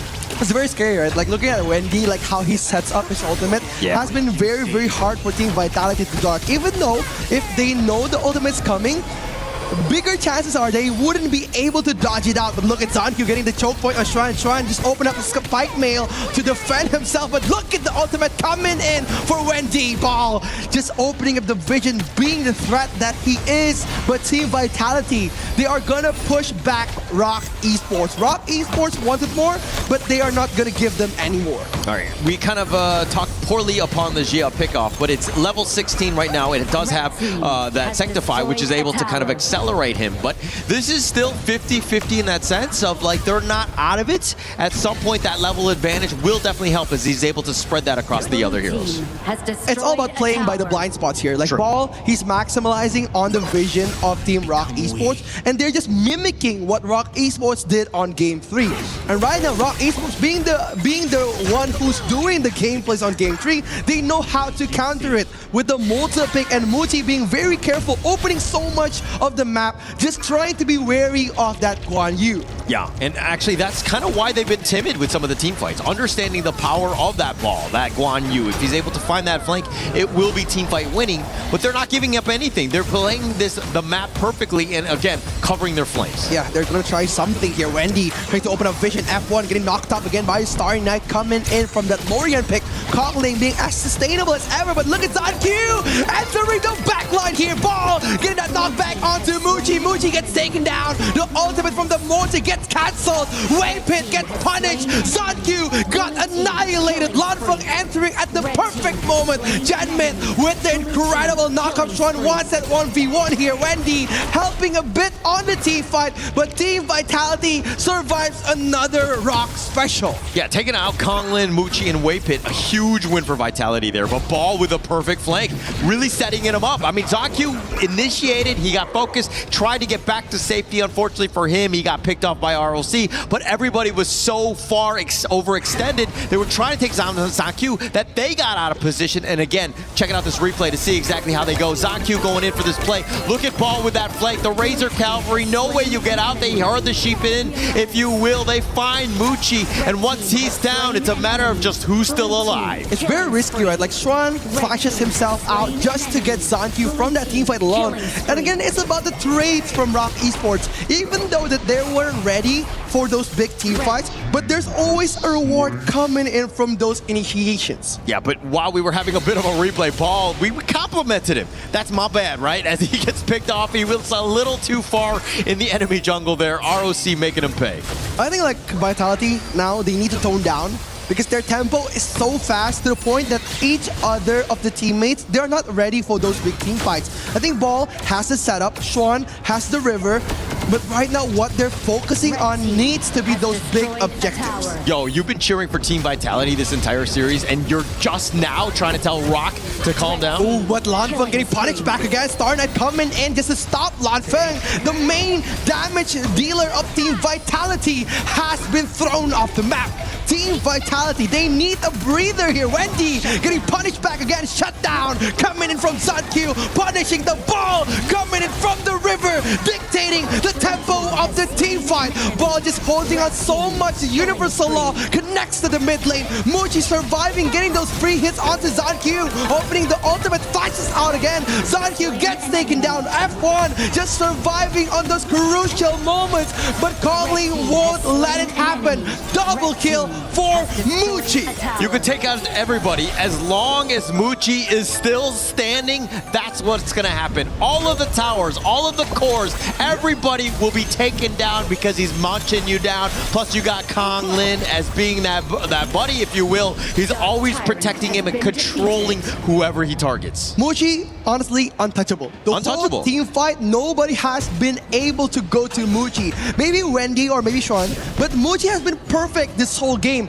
His positioning, his targeting, and also on those big team fights, he performs really well. That's why Zankyu and Genmit, Lanfeng also has been having a very difficult time to find the main damage dealer of Rock Esports. This is why this roster from Rock Esports was like the team of 2025. Yes, they didn't win the championship, the KIC 2025, but everything else, they were the top team in terms of the global scene.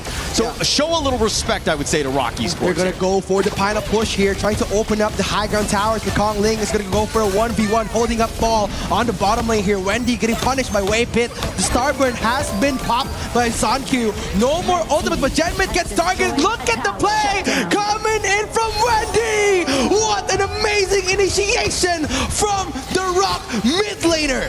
Wendy coming in like Superman, finding the pickoff onto Genmit, taking down the old man, if you will. Just a huge win for Rock to start things off. It's going to be a ticking time bomb here. Team Vitality, they need to defend. But look at the pressure coming in. Zankyu trying to dive it out on the backline. The thinking is at the box connecting. But right now, Ball dancing around with the horse on the players of ROC. They're punishing the Punisher. Sean gets taken and he pops the ult at the perfect time. Rock Esports survives another one. I mean, Vitality right there, able to salvage that one. They got a 3-for-2 trade. I think that they're going to be happy as we check out this draft in. Look at how they dive deep. Ball coming in with that Razor Cavalry. The control is real, but they took down Muji first. That has to be target number one. But Schwan with that secondary life says, actually, I might be a core now. I'm able to carry from my position as well. Yeah, they're trying to find some ways to come back from Team Vitality. But Rock Esports, they have an answer for every question that Team Vitality gives them. And this makes it very difficult, especially going for like the targeting of each team fight. Muji gets killed, but there's still Wendy and Chuan. So again, a lot of questions to answer from Team Vitality. Yeah, I think the biggest question though is pick your poison. Like, which one do you want? You know, everyone, like, yeah, you go on to Kong Ling, yeah, you go on to Chuan, like Wendy, whoever, but somebody else picks up the slack. They're able to do the damage, and why they're up about 2.5K. This is a team that's, again, just take up one of them down, you got the others popping up. It's scary, right? Like, especially like the setup from Wendy, like when he pops his ult, getting that quad man knock-up has been so good, and he plays it so well here. Trying to set it up again to Ball. Ball gets knocked up again. Lanfeng coming at the perfect time. The Starburn connects to the backline. Wendy just trying to survive, but look at Kong Ling gets melted in the front lane. Chuan popping up at the perfect time, but Muji gets initiated and he falls back down. Rock Esports finally getting pushed back by Team Vitality. Yeah, that was not easy to do. Kong Lin is very tanky. That's all he's been trying to build at this stage. But now with a chance to siege the top T3, Team Vitality finding ways to get back. They want this. They want this high ground. They're going to try to push it with that Overlord Vanguard. But again, the high ground defense of Rock Esports, it's going to be another question they need to answer. Yeah, I mean, Kong Lin is going to be up in about 10 seconds. There's not enough time for that to completely push. Maybe they get this top T3 on their way out. I think they'll be happy with that trade thus far. They've taken the mid T2 as well. So again, this is the way Team Vitality want it. We're at the 19-minute mark. We're talking Tempest Dragons right around the corner. They want this. Tempest Dragon. It's going to be the second Tempest of this 4-match series. And again, the lead is on to Rock Esports. And look at Swan. Just playing by the bush, playing hide and seek with Ball here. Yeah, I don't think anybody wants to be playing hide and seek right now. I think it's because it's scary, right? If you were to get caught out, you might just lose, and you might, you know, turn that team fight in the favor of the opponents. Never a good spot. As we go into this Shadow Tyrant here, this is going to be the last one. I don't think they have enough time. It will despawn in a second here as we get to the Tempest Dragon again in 30. I think it's a very good play coming from Team Vitality, right? Like, they set up the fight beforehand. They already set up the top lane push. That's why Xuan wasn't able to join the fight. He needed to defend, and he dragged the game for so long. But look at ZonQ trying to poke it back again in the mid lane. But again, there's the Tempest Dragon in front of their eyes. A bit of a risky move if they initiated a team fight now. Yeah, so right now it's about where the lane equilibrium hits into the bottom lane. If it's able to push, then you have a bit of an advantage as this Tempest Dragon is about to be started, because somebody needs to clear that bottom lane. It's incredibly far, and they're not able to fight in this team fight. Ooh, he's going to be playing by the bush here. ZonQ opening up the vision for Muchi. Muchi has a target on his back, but look at Wendy! Getting destroyed by Lunfa, coming at the perfect time, but Muchi dances around again. Ball targeting him again and again, getting taken down. Muchi still survives. Look at Lunfa getting the double kill, but Shen at the perfect time, getting the double for ROC. Look who survives. Muchi is still here. Still here, but as is Lanfang, he's becoming a bit of a monster himself. He's 8-2-3, cleaning up when they need to. But the Bash brothers of Ball and ZonQ, they've been doing some work, finding Konglin and Wendy. But at the end of the day, those are probably not the true targets that you're looking for. You need to find Muchi. You need to find Xuan. And both of these guys, I mean, Xuan is 7-2-6, absolutely carrying. What a play. He just waited out for the dap, and Ray Pit gets taken down. Creates himself for that high ground tower, and now without any of the players in the jungle, Team Vitality and Rock Esports, they will risk it. They will risk it. I mean, Waypit is down for about another 30 seconds, an eternity at this stage. If Team Vitality are looking to burn it, they can, but Konglin is around the corner as well. Yeah, they want this. They want this final objective. Konglin just waiting for the opening. But look at him getting punished bit by bit. Wendy coming in, but Ball just dances around in the backline, coming in at the perfect moment. Look at ZonQ eating up so much damage, but Lanfeng gets deleted in the front line. Ball gets another one. Konglin still survives. And who is gonna be the damage dealer? Muchi still here. Xuan with an amazing initiation, finding actually, it looks like Lanfang, but he's going to be traded away here. ZonQ gets that pick. That might have been a bit of a disaster. A bit of a risky play coming in from Shan here. But again, no Tempests have been poked around. Team Vitality still has to defend with the waves that are coming. And ZonQ playing with fire here. He's gonna force a single solo Tempest invasion. Yeah, this is incredibly scary for Vitality. I mean, Rock right now, they have the numbers around the Tempest Dragon, but the 50-50 smite, or how is this gonna happen? I mean, it's Konglin and ZonQ at the end of the day. Look at Ball though, just conquering the mid lane, trying to get the vision for Team Vitality. 40,000 HP coming in for the Tempest Dragon, but Konglin, he wants this more than anyone. Wendy setting up the ultimate, but look at Wendy!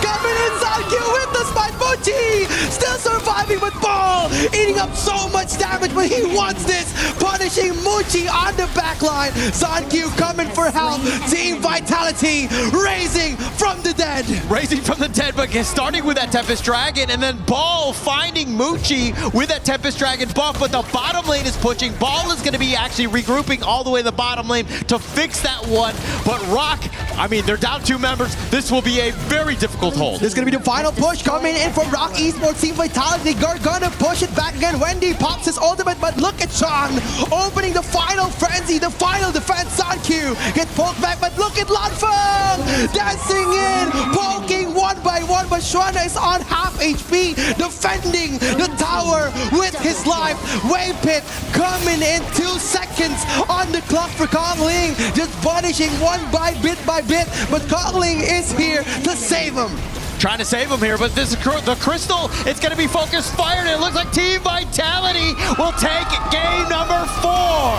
The comeback, the breath of fresh air. Team Vitality has gotten their breath. They've gotten at least one on the board. They needed this one. Hopefully it will be more to come as they come into this one, but they finally found a way. They had some answers, and Rock Esports, again, not able to find this one, at least in this game 4. And again, with that mirror pick coming into game 3 and mimicking the pick on game 4, Team Vitality utilizes those drafts amazingly, punishing almost everyone who came onto those big team fights for Team Rock Esports. I mean, for me, this was, we're going to check out the highlight here, but for me, Ball, making some serious plays on that Guan Yu. The way that he was able to run down Muchi, to constantly hound Wendy as well. And Juan put up a great fight. There were many times the counter initiations were on point. He always was in the right spot at the right time, but it was just too much vitality in the end. Again, this is a very, very Clash Lane focused game. Ball and Xuan was trading hits on many team fights, but the one who survives is always Muchi. Yeah, and it looks like we're going into this. I mean, look, that was as back and forth as you got, right? Tempest Dragons being taken here. We even saw them in the last game, but it came down to this final team fight here. Yeah, it was very scary, right? Like, we don't know how did Muchi survive this team fight. Zankyu and Ball was going all in, but look at Xuan. He closes the exit from those two players, and Zankyu getting that Tempest Dragon was a reward coming from Team Vitality. And look at Ball. Look at them diving. 3 members. He doesn't seem to care, but let's find out who does care as we go back to the panel now. Oh, I care, and I think the world cares as well. Indicus in the front of the stage also cares. She's been very, very active on camera, by the way. There she is, right there. Singer. I'm just learning as we get some more action for the fans here at the Lenovo Legion Gauntlet. It's always fun to see everybody enjoying what can be the start of a dream, and what a dream it would be. Vitality trying to do it. Chantel, Ken, I love the approach that we've been able to take over the course of this series, because you never count a team out. You always say it's possible. It didn't look very probable, but now we get to see there's a chance, there's a spark. What went right? What allowed Vitality to finally come back and keep this series going? I think for Team Vitality, they just played around the strengths of their lineup. I mean, it was the same performance as to how Xuan played. The Guan Yu Ball has been very effective on those flank plays. You have the setup play from Zankyu as well. So I kind of feel like for Team Vitality, as long as there is an on-point or efficient layering of skills, it is possible for them to mostly win the succeeding games for this match. Wow. It is a difficult formula, because if you take a look at what happened, the last part where Bao finally came on, they actually hit all 3 markers, which is to get rid of the Clash, the farm, as well as the jungler, right? So let me show you what it means here. In the early parts of the game, what Vitality had to go against was the fact that they were constantly behind. Bao was never ahead in the Clash lane in terms of gold or EXP. And, you know, Xuan was the saving grace for the side of Rock Esports, because yes, you take down Kongling, the big tank, you take down Muji, the farm lane, but Xuan was always ahead, and he was ahead of everyone on the side of Vitality. So they could never end the game. Vitality had to hold on until the Tempest game. If that was not possible, they would have lost the game very much early on. That 20-minute Tempest Dragon made a big impact, Chantel, and obviously that fight, it was delayed. It was back and forth. Zhang Q able to finally get it, but it was one where everything was on the line. That moment, that final hit could have tilted things back the way of Rock Esports. I think it all boils down with this pick of Team Vitality, the Hero of Gen Myth. So there were a lot of moments that it could have been a setup play for Kongling and the rest of Rock Esports. But because of the second skill of Zia, there is the disrupt. Yeah. With a possible initiation on the other side. So you have layers of crowd control. You also have a net on F1. Again, I've mentioned about the layering of skills, and it goes to show that for Team Vitality, as long as there is a clear vision or a clear space for a Longfeng, then everything will be a lot easier for them. They traded the Guan Yu wins. It was a longer game for Rock Esports, but when you look at the way that actually Game 3 and Game 4 have gone, it was long on both. There was a chance for Vitality on both. Ken, you're shaking your head. Does that give you now some sort of confidence? I mean, it's weird to say to a team 3-1 down, but do you agree? I agree, because in most cases in a best of 7, this is where the momentum starts to change, right? For Rock Esports, you're so close, and every time you fail, you're like, wait, I'm supposed to be close to the finish line. But for the other side, on the side of Vitality, it's, hey, we're catching up. So the momentum swing, you're getting the groove back, right? Yeah. It's like, okay, I'm in the flow now. And for Rock, it gets more and more difficult, because it's so close, but you can't touch it anymore. Yeah. We know you love running, Chantel, or at least everyone knows when I'm on desk with you because I always bring it up. And I wanted to know what you think is the comparison of this because, you know, we talk marathon, we talk sprints. This is obviously a marathon, but what's the comparison of when you think your run's over or you think you have only a little bit of time and then you find out, oh man, there's another big hill I didn't pay attention to. There's another something. How is that feeling that Rock is running into? In terms of running and if we relate it into how the game goes, you always just have to remember that even though it is fast for others, it depends on your pace. So one game at a time for your team vitality, because as long as you get your groove, and then you'll finally be able to do the things that you don't think you can do. Yeah, I feel like Rock Esports, though, have set the pace. And as you're trying to keep pace with that, you don't want to get off till maybe the end where you can get a sprint or you can use all your energy to get ahead. Vitality, though winning and though coming close in Game 3, do you still feel like Rock is the pace setter in this one, Ken, and Vitality are catching up? Or have they switched momentum enough for you to think that now Rock is really responding to Vitality in this upcoming draft? I think for now, it's still Rock setting the pace, right? Because from the game plan of the coach in the draft, it seems like Vitality is playing the game of patience, right? They want endurance. They know that they can't possibly win the early game for now because it's so difficult. They're left with so little options in the farm lane, in the clash lane as well. So they want to burn the energy of Rock Esports. And once they're low enough, welcome back to the deep end of the pool. Let's see who can swim deeper. Well, Zia has won both games that he's been played for both sides, Rock Esports and on Vitality now. That late game monster is gone. Also, Guan Yu has traded wins as well on both sides, so he's gone as a pick. Chantel, where do you go from here for a team like Vitality who likes to play late?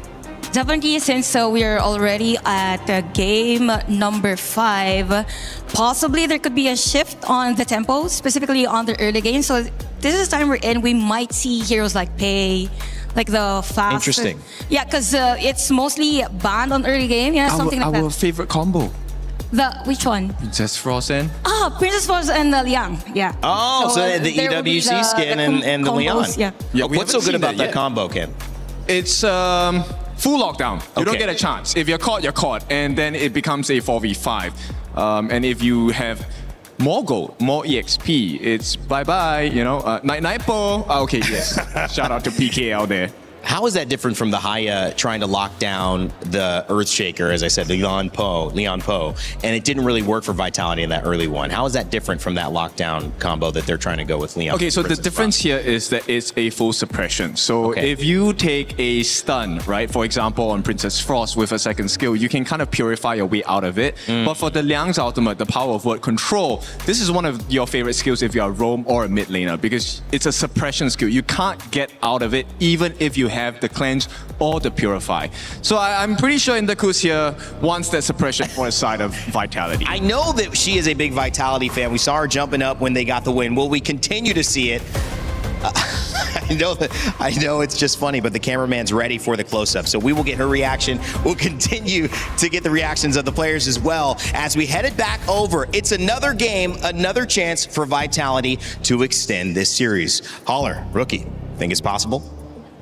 Team Vitality were able to finally find that first win. Is this one of many, rookie? I hope so, because Game 3 was very, very good for Team Vitality. I was hoping for the 2-2 series coming from Game 3, but again, it's better late than never. Wouldn't you rather have a reverse sweep here? How amazing would that be, right? That would be the ultimate insult to come back from down 0-3 to 4-3. And again, if we're speaking about Vitality, they have been very lucky this whole tournament. Again, but luck has his part. They have the skills to fill in the gameplay too. That's why on Game 4, they perform really well. And again, if they win this one, they're going to bring it to Game 7. And again, it's going to be a battle of mental and a battle of endurance. Yeah, and I think at the same time, Rock need to be like, okay, we need to shake that one off. I mean, we've had some crazy games back-to-back, even to get to this moment where the last two were kind of like coin flips, right? It came back to just like who made the least number of mistakes towards that final stages of that game. But going going in, I think that you need to shake things all off. Yo, we got to go for these in best of one just to close it out from Rock, or Team Vitality, hey, let's continue to fight. Yeah, it's a strong first pick coming from Team Vitality, bringing that Molter and countering them with the same pick that they brought up on Game 4. The Annette pick. The Annette has been very versatile on these big team fights. His ultimate, the Win Barrier, has been helping getting those CC immunes on those big risky fights. And to counter that, bringing the Ata and also the Angela pick, punishing those possible tank jungles. Yes, and actually picking, I mean, the Arlie and the Annette to really set things off. There's still quite a number of heroes that are available. I mean, we're talking about Game 5. Not everything has been taken, but if we're looking at the Vitality side, the Ata and the Angela, it looks like people just want to pick heroes with the letter A. It's gonna be very interesting, right? Like the Arlie, the Annette, and the Aya. No, the Haya. The Haya pick is here too. That's probably gonna be going to the Moltzu or the Ata here. It's gonna be an interesting matchup looking at the possible assassin jungle pick for Team Vitality. Yes, and now, I mean, the Haya with that one to potentially just kind of abduct, but it's the same one where you're like counter-picking into the Angela. We saw this actually in Game 1, where Team Vitality started with the Haya, and they actually countered with the Angela. So this is an interesting turn of events, if you will. Agree. Like right now, they're banning most of the most important plays of Team Vitality, which is the farm laner. They're closing in on the long pick and also the full-born marksman, making them in a very difficult position. And again, for those who are new in HOK, we are rolling in with a global ban and pick system. Once you use a hero in one match, the next match, the hero is not going to be available for you to pick it again. Yeah, not available, but if we're talking about some of these bans, some of the picks, the ban, like the pay has not been seen throughout. It looks like most of the times they're just like, hey, we're not giving anybody some sort of edge in that one, but now we're talking about very deep into the hero pools in terms of these bans. The Shoyi being banned out here by Rock Esports. I think Shoei is a great ban coming in from Rock Esports. It's going to be playing by the range, which very, very difficult for Arlie to counter. That's why Shoei has been banned, and it's been seen in a lot of like KPL matchup, Arlie against Shoei. The Arlie is having a harder time. That's why closing on Shoei is a great ban coming in from Rock Esports. Plus it has that range advantage. It makes it very difficult to kind of, get on top, especially when your Arlie wants to be kind of free firing, if you will, especially in that lane. But for me, this Vitality one, it's almost like the Princess Frost the Princess Frost Liang pick, but you've got your Motes Angela. This is also a nice little 1-2 combination. You're talking about the Cannon Blast, you got the Chaos Cinder, stun for days, plus the Blazing Brilliance to, again, barbecue whoever you stun. But again, looking at this matchup, it looks like Game 2, where look like Game 1, sorry, where Wendy picked the Angela and Ball got the Charlotte, and Ball gets punished almost every time. So again, preparing for those tanky jungles and fans coming in from Team Vitality is a great choice, and closing it out on the Fatigue and also the D-Rangy pick. It's an interesting matchup coming in from Team Vitality. Very much so. I think the Fatigue, I mean, you got to let Ball carry, right? I think that it's still, like you saw in that last game, the reason why they won, right? Why they've been able to bounce back is, yes, he's been prioritized. He's had a tough one, but he's stepped up when he needs to, especially in that Game 4. Wow, the Algren closing in the last ban and pick phase off this game. It's going to be very interesting. Looking at the counters available from Team Vitality, they have the Motu, they have the Angela, and the D-Rangy pick, making Charlotte and Algren a very risky pick from Rock Esports. Yeah, it actually, I mean, they have a decent number of counters. I don't think that they're going to be 100% comfortable, especially in that mid lane with Kong Lin on this Algren. But at the end of the day, I think that if our OC were to just kind of, let's put our head down, let's play our game of just farming, right? As long as we're not kind of forcing the action, initiating, and trying to fight when we don't need to, we stick to our MO of the first 2 games. I feel like Rock Esports has mastered the art of rage baiting. Okay. Like they are very good at baiting team fights to Team Vitality, especially coming in the early game. That's why on Game 1, Game 2, they are just following the tempo and gameplay of Rock Esports. Okay. Your statement there was rage baiting me, so I was wondering which direction you were going to go in as we go into Game 5 here. Team Vitality, hey, they won the last game. That is a lot of momentum. Hopefully it continues on into this one. It's going to be interesting coming to see Team Vitality. Will they survive? survive this best of 7 series? Rock Esports, will they be able to maintain their lead to a dominant win against the Indonesian team? And this is where the true test of patience is, right? You were expecting, I mean, these best of 7s are long. They're drawn out. If you were to sprint the first 3 quarters of this race, you would have been completely gassed out at this stage. Hopefully for both of these squads, understanding that stamina is definitely a factor here. Oh, but look at Rock Esports. They know that fatigue in this patch isn't as dominant as he used to be. But Wendy getting punished in the early game by Genmyth, getting poked, losing so much health in this phase of the game. A bit dangerous coming in from Rock Esports. For the record, I was talking about fatigue and not fatigue as we go into this one. But again, let's talk a little bit about Ball versus Xuan to kind of get into the top lane. I mean, Charlotte, both of these, I mean, actually both of these heroes are definitely a mid to late game hero when they need to, right? And if they're able to get the back line, they could just potentially burst them down. Yeah, agree, 100%. Like, they need something on the late game here. They're going to try to drag this game to the latest of late game. Probably going to be another Tempest coming in from these 2 teams. But again, what a surprise coming from Team Vitality, being the dominant team from IKL. Right now, they're struggling against Rock Esports. And Rock Esports is also having a bit of fluctuations coming in from Game 1 and Game 2. They're not performing as dominant as they used to be. All right, what team doesn't struggle against Rock Esports, right? I think that is something that we need to consider because their level of play is incredibly high. Again, I think that Team Vitality able to steal 1 game away, a huge win for them, giving them more opportunities as, again, this Game 5 is underway. Yeah, they want this team fight. Team Vitality, Ball haven't has his ult yet. That's why Team Vitality isn't approaching for that aggressive play. But it's a good decision coming in from Ball to freeze the lanes off the wave, making the farm laner of Team Rock Esports a bit far back. And right now, Team Vitality waiting for the 4th minute. Yeah, waiting for that 4-minute mark. I mean, if we're talking about Lanfeng and Muchi now into the farm lane, DRenJ and the Arlie for both of these ones. They had great games in the last one, right? It was really back and forth, and it really came back to which of the farm laners got picked off early in that team fight. Yeah, this is interesting coming in for Rock Esports to be playing such a close game here, playing a bit close to each other, just trying to get that gold advantage coming in from the gold sharing mechanic of HOK.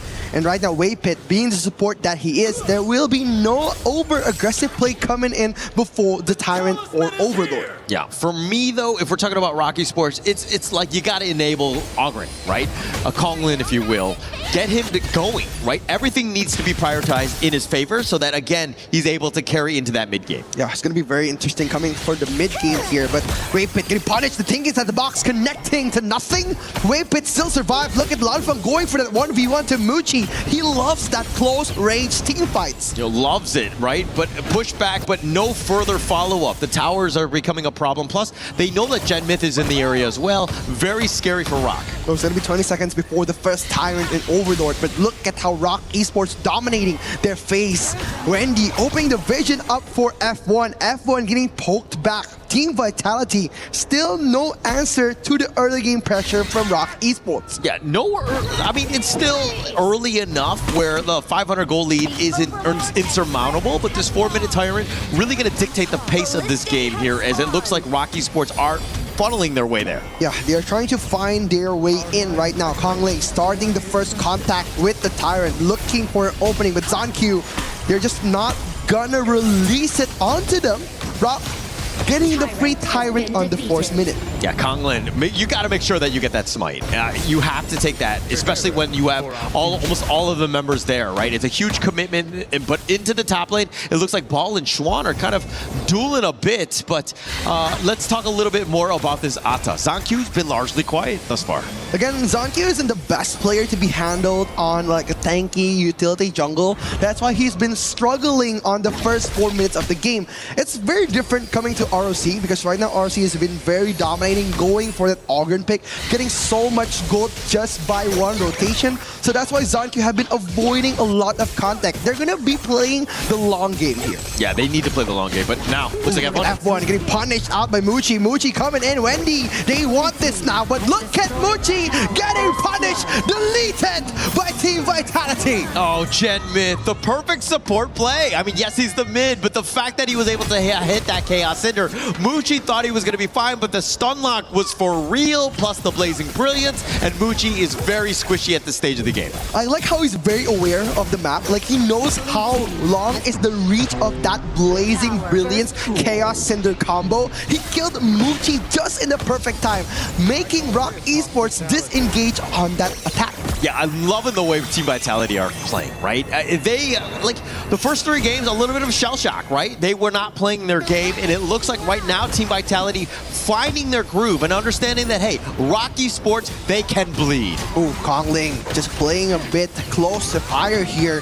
ZonQ just getting those objectives. The Cannon Blast being one of the stoppers. Ball haven't been performing the best on this game, but again, time will tell. Yeah, the net worth in favor of Vitality, but Rock Esports right now with the map control. They're looking to take this top T1, and it looks like they'll leave it to the minions. Yeah, ZonQ getting popped by Wendy. Wendy closes in on F1. Gets taken on the Moonscape Mirage, but look at Kongling. He initiates a 1v1 with ZonQ, getting so much damage coming in for this team fight. But look at Team Vitality sacrificing ZonQ. Ball a bit late coming to the team fight, but look at Shen just getting those choke points inside the tower to our Team Vitality. Oh my gosh, Ball is hanging on by scotch tape there. He was so low at this point, and I thought the last shot would just barely hit, but to the middle point, and we see the start of that fight. What? Wendy, such a close fight, but look at Wendy coming in with the left-right jab combo, taking down Lanfeng. What? Yeah, I mean, it did seem like he was able to recall, but checking out this replay, it started when they were able to find F1. They didn't use the Moonscape Mirage right away. They were able to burst, and once they threw him into Purgatory, they will take him down in the Thunderdome. Wow, this is nothing but personal here. Yeah. Like, look at Waypit. He forces the flash, he gets the kill for Wendy, basically just setting the alley-oop on the dunk. Yeah, but why would he flash to the right? He should have flashed towards the fountain. Maybe that you get to safety at that point. Again, hindsight is 2020 though. Yeah, it's going to be very dangerous here. Coming in for the net worth, the 2,000 gold lead. Rock Esports, they want this attack, but Sran just waiting for the entryway. But Lanfeng just holding on the fight here. ZonQ poking it back, but look at the Cannon Blast coming in. ZonQ gets adopted by the Moonscape Mirage. They are in danger here. Yeah, the perfect play in the sense of the maximum distance of that the flash Mirage. coming in from Waypit, but look at Shen eating up so much damage. Lanfeng coming in at the choke point. Ball just dancing, chopping up one by bit. And look at Muchi testing the waters here. Kongling opening up a path of passing just to rage bait a bit to Team Vitality. Rock Esports, the way that they're playing around the Haya ult is just the absolute limits of that hero. Understanding that even if it's under the tower, but I've got Kongling. He wants to be hiding there. Plus he has that path of passing to ensure that he gets that safety. They have enough burst. This is an incredibly scary draft if you're Team Vitality. But look at Kongling poking around the bear here, getting the Crimson Golem. ZonQ has to save his breath again. No more red buff for ZonQ. And the turn is exposed. No contest will be made again from Team Vitality. Oh, ZonQ on this Ata, though. I mean, there were questions. This is the problem with the global ban pick. You're not able to pick the most optimal of heroes, and you're seeing just this Ata not having true value. It's not able to play to its limits. There's so many different heroes from Rock Esports that's able to circumvent some of the problems that this hero will bring to the table. So again, ZonQ playing from behind. He's died twice. ZonQ, he doesn't want to be the next target. Coming from Kongling, just opening up a pathway, but look at Waypit getting annihilated by a bit of damage coming in. ZonQ kiting, a bit dangerous coming from the mid lane, but Kongling, he wants this action, putting up the ghost ship, blocking the way of the jungle from Rock Esports. Yeah, Kongling actually got kind of caught on that one. He's like, wait, my path of passing is not passing. What's going on? But it looks like he eventually found his way across. The minions had already been cleared, so not too much there. But Team Vitality, again, slow the game down, right? Let Lanfeng get his moments where he's able to do some damage. ZonQ still needs more time to come online. Oh, but look at ZonQ. As mentioned, Waypit jukes it out. And what's interesting is Path of Passing couldn't get on top of the ghost ship. That's the passive of the ghost ship. Nobody could build over the ship of the captain. Yeah, because it's a ghost ship. It's scary. Nobody likes ghosts, right? But as we go into this Overlord, it's going to be started by ZonQ, understanding that, hey, this is a potential moment for them. Oh, ZonQ poking the bear here. The Overlord is open, but Ball playing a bit close to the players. They're going to disengage, opening the pathway. Rock Esports, they want this Overlord. and Team Vitality just letting go of the pressure. Yeah, that zoning, right? The way that Rocky Sports, they're threatening, they're in your face, but actually all they wanted to do is create a little bit of space. They pick up the Overlord. Very well played by Rocky Sports. Yeah, Rocky Sports, amazing catch and shoot play here. Team Vitality was forced to do nothing, just watching them take over the whole map. This is game 1 and game 2 all over again. Yeah, also interesting is that Rocky Sports, they take the Overlord, the Shadow variant, as opposed to the Shadow Tyrant. Most teams usually play that, but it's about the push game for them. They want to kind of end this game early. Yeah, they wanted this game to end early. They hasn't expected to drag this game to the 5th game, but Muchi poking in. Look at Kong Ling at the perfect time, blocking in the pathway. Muchi disengaging, opening up the mid lane, but look at Way Pit setting up the death pit, coming in for Rock Esports. Space created, pushed it across, taking the ever valuable mid T1, and now they're continuing the siege into this mid T2. Yeah, they're just gonna try to push them back bit by bit. Team Vitality just waiting on the ticking time bomb. Gen Myth getting poked again, but this is gonna be a massive trouble if they let Rock Esports dictate their tempo again. Yeah, the Vanguard was actually doing some work in the top lane. The bottom lane will take that one out as well. So this is very smart. Again, they're sticking around the mid lane. Somebody from Vitality has to be there, and they force rotations, and the weaknesses are on the outside lanes. And now it looks like they've taken all the mid T2s. Right, like now their focus for Rock Esports is to get as much as objectives as possible. They could get the Tyrant, get the Crimson Golem from Team Vitality, and Team Vitality wouldn't be able to do their comeback. Yeah, and actually the comeback revolves around Ball, right? Zancu, assuming he gets online as well, but they need to kind of get to that mid to late game where they're able to overcome the beast that is Kong Lin, as he's like, what, 7.9 thousand? Actually, he's the 4th highest on the team, which is very weird for a Rocky Sports lineup. Yeah, Kong Ling has been very dominating, getting those perfect last hits on every jungle with his passive, making Team Vitality fall behind, especially on their gold lead. 6,000 now from Rock Esports. He's falling behind. Zancu a level behind Kong Lin at this point. And anytime an Augurin is starting to hit that groove and is feeling fine in the mid game, scary situation for Team Vitality to somehow deal with this death ball that is looking at siege this top T3. Team Vitality on that store here. Rock Esports wanting to break it right now. Muchi poking in. Kong Ling waiting for the perfect time, but Muchi dashes out on the perfect time. Swan just manages a 1v1 on the mid lane. Gen Myth being the sole damage dealer. They need something to turn this table around. Actually, but Vitality's lineup, the thing is that they have pretty decent wave player. You're seeing Rocky Sports understanding that actually we don't have a lot of minions. We need to take some tower shots so that we can do some structural damage. But they're going to try to push this around. Look at Kong Ling poking the bear here. Muchi trying to enter with his Lit Step and Autumn Storm here. Ball waiting for the perfect moment. Look at the Moonscape Mirage connecting to Zancu. Zancu is gone. And Rock Esports, they want more action. Muchi trying to poke in, but look at the Cannon Blast stops them from getting to the Crystal of Team Vitality. Yeah, that fight completely started with Wendy. Once he got Moonscape Mirage onto Zancu, that was the tanky frontliner. The rest of Team Vitality had to really pick their moments, and they were not able to do so. They didn't feel safe. Look at Kong Ling just dancing around Ball's damage here. F1 getting punished. Lanfeng on half HP.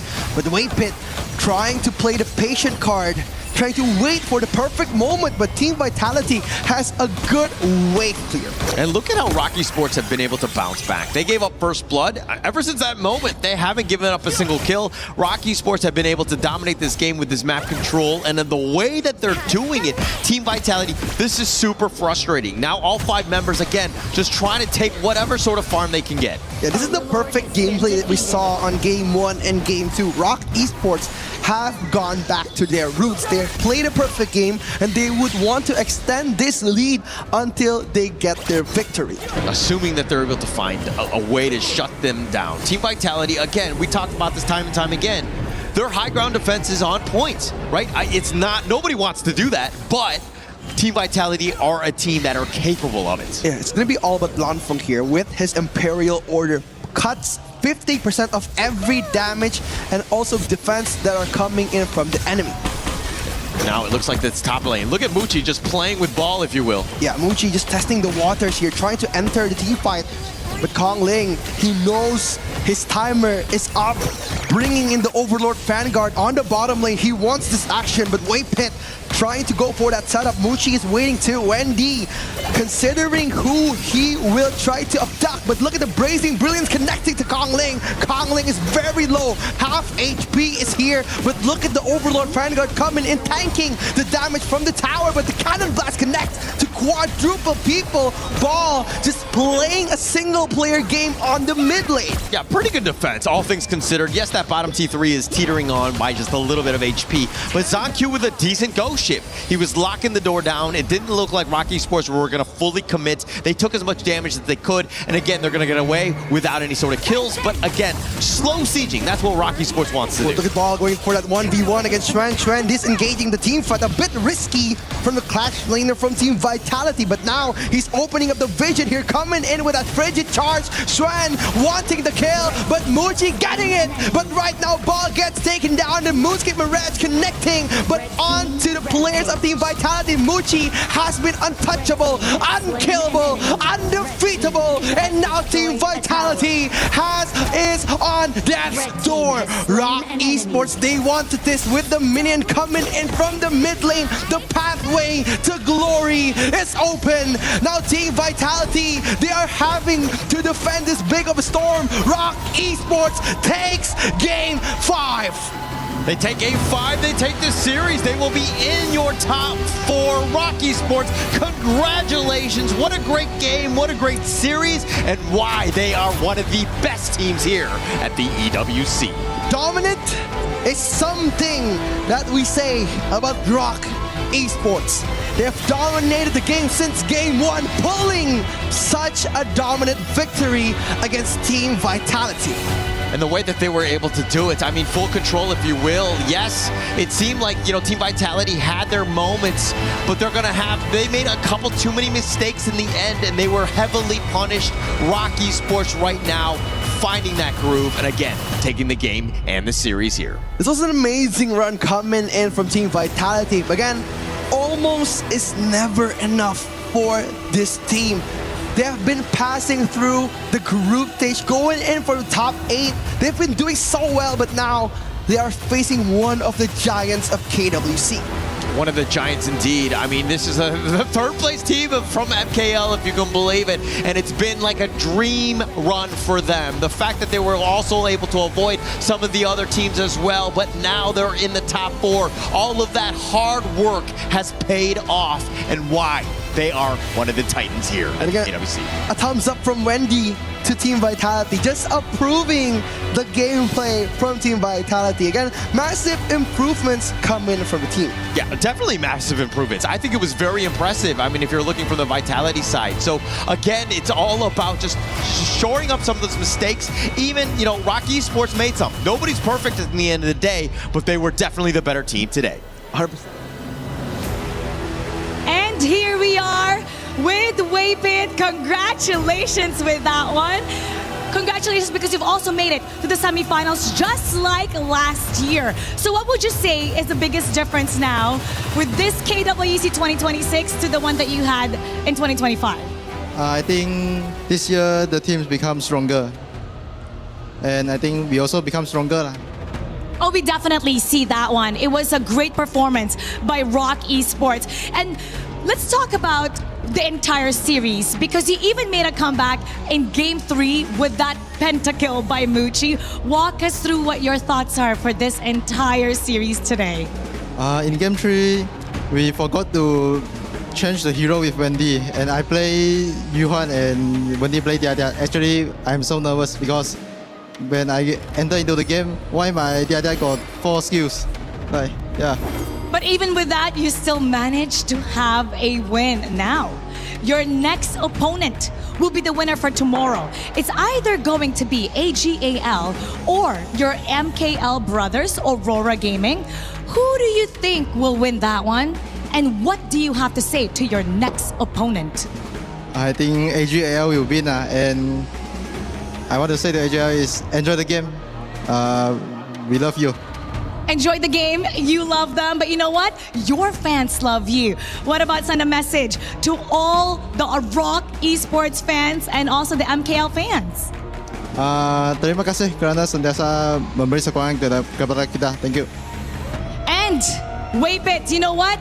You're gonna love this one. Come on over. Call your team over. Follow me.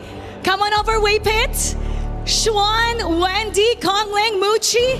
Come on down. This is your moment in EWC.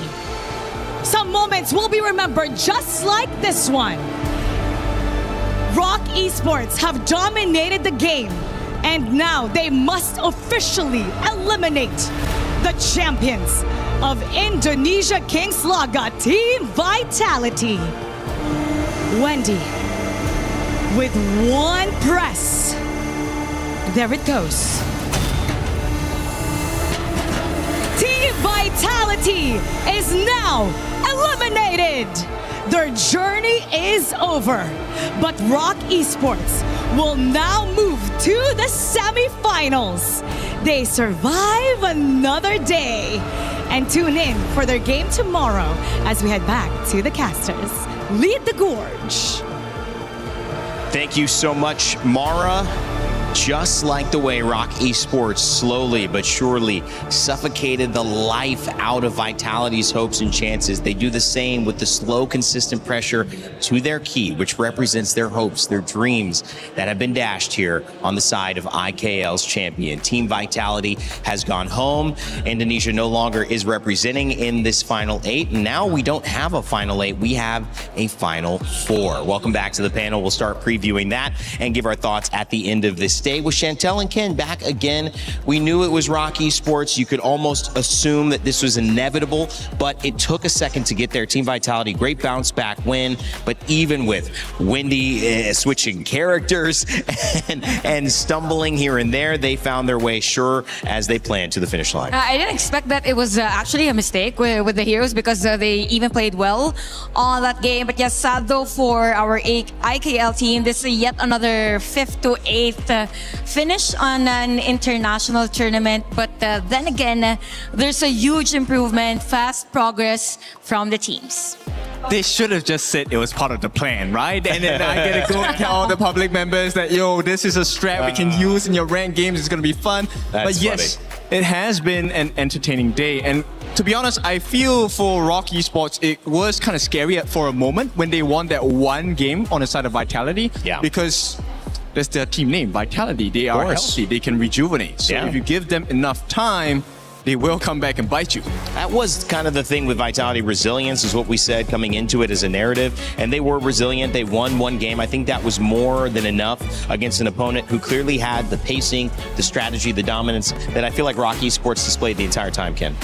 It's a very difficult game, especially with this last one as well, right? This big pick for Kongling. We have seen him play the Assassins all the time, but this Ogren pick with his seer state 10% and below, you're instantly out. So it took a lot of the strength from Team Vitality, and they were literally caught between a rock and a hard place. Yeah, definitely. Also, you will add up the aggression that Wendy gave on that game. I mean, 33% damage dealt all throughout the game. I think there was a setup play earlier on the final moments of the game wherein Zankyu was totally stopped by Wendy. I mean, for the most cases of the game. So, yep, Rock Esports giving another statement at KWC 2026. Sadly for Team Vitality, it was so close to them. I thought it was their momentum already. It was supposedly a momentum shift. It's just that Rock Esports, they know again how to adjust during a game. It felt like, again, and I don't know how many more metaphors I have for this. I could probably keep going. But like a rising tide in a sinking ship, where you kind of realize that this math is not mathing. The longer that I'm here, the less room I have to breathe, the less afloat I am, and it seems like it's a matter of time, and unless I can plug all of the holes available to stop the water from coming in. But there's, at a certain point, too many holes. At a certain point, there's too much to do. And Rock Esports made that very clear, that whether it was going to be in 4 games straight or whether it was going to be over the course of a best of 7, they were going to find a way to get a lead and not give it back to you. Yes, very important point as well. During the ban phase, they actually banned out the Soyue, which is one of the most painful late game marksmen in the farm lane. So that already told you from the start that Rock Esports, they were not playing the waiting game. We're not going to allow you to plug the holes. We're going to pour more water in. Yeah, because Vitality kind of did pull that miracle off. Not once, but twice getting here against Blacklist United, against MIBR Los, and they almost started to do it against Rock Esports, where they were finding these ways and going, wait a second, can they get back? You know, getting the bucket of water out over the side and saying, okay, maybe we can get to shore. But I think it was great from Rock, and now looking ahead to AGAL, who they said they love. By the way, I love you is what the statement was. I think we have a lot of I love yous every interview. I think it was also thank you the other day. It just shows that every player or HOK players love each other. You couldn't stop laughing before you said it. I mean, is it also just a little bit of take it easy? Not take it easy, but it's like, hey, I want to know I respect you. I don't need to make you upset. I don't need to act like I'm disrespecting who you are and what you come from. Obviously featured as favorites here, KPL team and defending champion of KWC AGAL. Was a little bit of that, Ken? I think it's more of love comes in many forms. So, it's sometimes love is tough. Sometimes love is sweet. For today, it's a bit of a sweeter love, I guess. Okay. But when it comes tomorrow, I think Aurora is going to have some tough love for them in store. It could be some tough love as well. Tomorrow's going to be an interesting one. And we will take a look at that soon, but we're still waiting for a moment to hear from our players as they have their final moment at EWC. Chantel, let's go wide though today. Looking at this afternoon, this series of games, what was the takeaway? What did we learn? Was there anything from the meta that you were surprised at? Anything from the player performances? What happened for you? Definitely for the best of 7, I wasn't expecting the Haya to be available on the latter portions of the game. Wow, yeah. If anything, you already stopped the other teams on getting that on the early game. So I was expecting it to be not available until the very end. And for this final match, I thought it was going to be a fast-paced one, but we had a lot of Tempest Dragons. I think it was 2 for this. So we're slowly evolving into that kind of competition wherein we don't really know who's going to win. So it might be a surprising KWC this year, and I'm just excited because it's actually my first time to watch KPL teams on live tomorrow. Me too. Yeah. High five. I'm just excited. I'm kind of like excluded. Okay, yes, you are. Yes, he is. Hey. Finally. Okay, I'll join the party now. Okay. No, it's true. I just am sitting here with Isaac and with Sagi. The things that they had against each other, I was both of them. Isaac was older than Sagi, and then Sagi was shorter than Isaac, and so they said I was old and short, and that's not okay. That's not very nice. It's okay. This time, it's not okay. We share the I love you. There is good love. The I love you has passed through the filter onto the stage. Remember yesterday we were all wearing green? Yes, we were. So we have this connection. We're very synergistic. I like that, guys. Just not today with our coloring. Just not today. All right. Well, I don't know if I'm getting ready for my exit interview. I'm feeling a little sad after that, but I am hopeful that I will have a lesson learned, just as hopefully Team Vitality's F1 has learned from this experience at EWC. Hey guys, I'm Sky. So I have F1 together with me for the post-match interviews. Please say hi. Hello. Yeah, it really was a tough game for you, actually, I think. So thank you one more time for your time with me. So it was actually more excited and more tension than we think this best of 7 will be getting. So somehow, is this something like different than you expected? Did you anticipate to have so many team fights during this best of 7? I expect so many team fights and also many draft will be come out, but I think it just our preparation not good enough.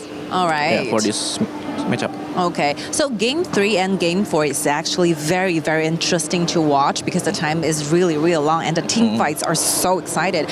So what's changed like between game 3 and game 4? So you magically have those fight backs in game 4. I guess after we lose 2 games, we just doing all out and no need to worry about a draft or also a team fight. We just do our best in the game 3 and 4. Game 3 we almost done, but we just overthinking too much in the end game. Yeah. So because of there's a lot of team fights, so what will be the things that you say in the future you might going to improve so that you will behave better in the future plays? Mostly it's about our teamwork and the positioning in team fight. Because we have import Chinese.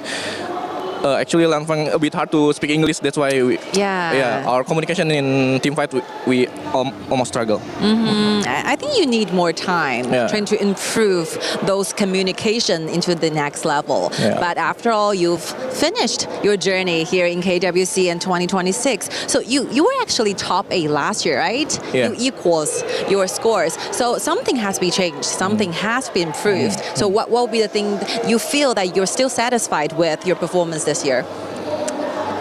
What I think because it's different roster from the last year. I think it's a good run for us, even though we only 6 months for this 5 roster. I think I hope in the future we can improve more and more teamwork for our team.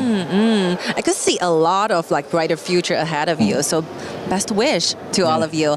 So last but not least, we have a lot of supporters. Of course, your fans and family. What will be the things you want to say to them at this very moment? Look, yes. Okay. For all the vitality and Hive, thanks for all the support. I hope this is a new beginning for us, so we can move more in the next tournament. Definitely. See you next year. Thank you. Thank you. Thank you for your time. And panel, take it away. Bye. Well, lots of lessons learned. That's the theme, Chantel. Not easy to be in this moment, but that's just where they are. Keys crushed, but hopefully come back stronger next time. Yeah, they're very positive with how they will move forward on the next tournament. And you know what? Now that you've mentioned about the communication inside the game, I'm now impressed with these pro players having imports in their team, because it's kind of hard to process everything that fast and say what you want to say to the players during a team fight, because everything's happening so fast inside a game. Yes, ideally you want to use your hands, but your hands are on the phone, so do this and that. Yeah, so stop that. That is a very difficult challenge to overcome. Language obviously is one of the first things that we need to kind of stabilize between teams. And then the second one is when you're put in a position where there's so much pressure. It's not just from yourself, it's from your fans, your family. You have used everything to go on this journey and you want to end it with a bang. Now it makes me wonder, maybe that's the reason why they always say, I love you. Because love is universal. It's a universal language, right? Love is a universal language. Maybe that's why. That is good. That is pretty good, Chantel. Did you just come up with that right there? Yeah, just now. Okay, all right. Big brains. Yeah, big brains. I like that idea. I mean, the difficulties in being a great player, there are many, not only maintaining that level, but working with all the circumstances that come from the situations you are put in, having to perform with different languages, different styles, having to work under a cohesive vision, which maybe your coach or your brand manager or the organization put in front of you to say, this is who we are, this is how we play. Go out there and do it. It's not easy, but again, if you are lucky enough to have the experiences these players have, you can move on, gain from it, and come back a little bit stronger. That's what we hope for Vitality, but as of now, that is the end of their story at KWC. Moving into tomorrow, we will have 4 new teams ready to set the other side of it all. And this is going to be an exciting one because you see Geekay Esports have moved on. They're going to play against KSG. It's going to be AGAL as well that is going to be playing against Rock Esports. So this is going to be an exciting one. But that's only if, excuse me, I got ahead of myself. They're going to have to play Aurora first, and they're going to have to play Virtus Pro first. So never mind. I'm sorry. I jumped the gun there. So KSG jumping out. It's going to be Virtus Pro that they face on. Kang Kang team and Ping Ping team. You might be wondering who that is. That's our show match. So we're going to have a lot of fun. One best of one. It'll be some familiar faces that you're familiar with. And then AGAL and Aurora Gaming will be facing off tomorrow. Here are the members of Kang Kang team and Ping Ping team live from the Lenovo Legion Gauntlet in Paris, France. That's going to be in between our first match of the day and our last match of the day. today. So best thing to do, jump in when we start, which should be 11 a.m. CEST, and you can go ahead and catch all of the games. It's going to be a lot of fun, Ken. It is going to be a lot of fun. Now, these are the superstars coming in from the KPL sector. So you need to learn from these guys ASAP. They can offer you so many tips, so many lessons on composure, flair, and action. Yeah, I mean, and it's kind of funny because we know how much that KPL is setting so many standards for Honor of Kings. KWC is kind of entering KPL Day, where we'll get to see KSG here in the knockouts. We'll get to see AGAL here in the knockouts. They do still have a matchup, though, so again, they're going to have to play their way through. It's not guaranteed, so we'll see who can bounce back and fight them. Aurora Gaming, Virtus Pro, we're not counting you out. Don't worry about that one. But we do have a club championship update from Chris. I believe he's alongside Trav to let us know what's going on in one of the biggest tournaments happening across all of EWC. We are very near the Allianz Vault to have a chat with Trav. We actually found the Honor of Kings booth here, which is very, very convenient. Obviously nothing to do with what's going on your stage though, but a big week coming up for you and the Club Championship, of course. Yeah, absolutely. So the Allianz Vault-wise, it's looking like Team Falcons again, no surprise. Obviously they sprung to the top of the leaderboard thanks to their performance at the Allianz Vault last week as well, and they're back again with 4 players. It's an all-Pakistani lineup, which is huge for Tekken, as that seems to be the main demographic that plays this game. And it's the same, Twisted Minds back once more. AGAL have big hopes as well, and I've heard from your stage as well, it's looking pretty good for AGL too, so it's their chance to get some good points on the board. And Team Vitality putting their faith in one player who came from the LCQ, so I'm not sure how I feel about his chances considering he's had to crawl through the LCQ last minute, but Team Vitality obviously needing some big points at the moment. Well, pressure on Falcons, if anything, because there is going to be some other teams. I mean, look, for us, I think we are thinking AGL win. That will propel them to the first place if Falcons don't pick up any points. I'd imagine they will do, but we'll be checking in with Trav and the rest of the gang across the board. Thank you very much, mate. Guys, back to you. All right, thank you very much, Chris and Trav there on the Aramco Club Championship Power Rankings. Had to name Trav. I didn't get him in the last one as well. I was just talking about Lauren, Jeannie, and Chris, but Trav, I got you. Thank you, man. I love the idea of constant change, constant questioning. AGAL, that question still looms heavy in KWC because they have a chance to win it. They're defending champions. 1,000 points go to a winner of a tournament here, so they could jump up maybe to the entire top of the leaderboard. However, Team Vitality, who are right above them, are out. So that will be the most points they have from KWC. Chantel, that obviously a little disappointing for Vitality, but 4th place overall, that's got to be encouraging. And I think this is by far the closest points that we got for all throughout the EWC even last year, because before there's a huge gap. There was. The club, so things will be interesting moving forward. Okay, we will show some love to VP as well. Maybe there is a miracle of a chance they make it out into the grand finals on our stage here. That's going to be putting them in a nice position in the rankings as well. Yeah, that really would. And Clue getting the French fans going yesterday when you saw him on stage, getting that win. So we're hoping that they can continue on with that run. Again, they know they are facing some extreme competition. Chantel, though, as your final thoughts go from this afternoon towards tomorrow's matchups, are we expecting just excitement seeing KPL teams, the potential upsets? What stories are you most excited about? Definitely, again, I'm excited to see KPL teams play on a stage, and at the same time, I'm just looking forward whether there is or there will be changes for Aurora Gaming on their match against the other team tomorrow.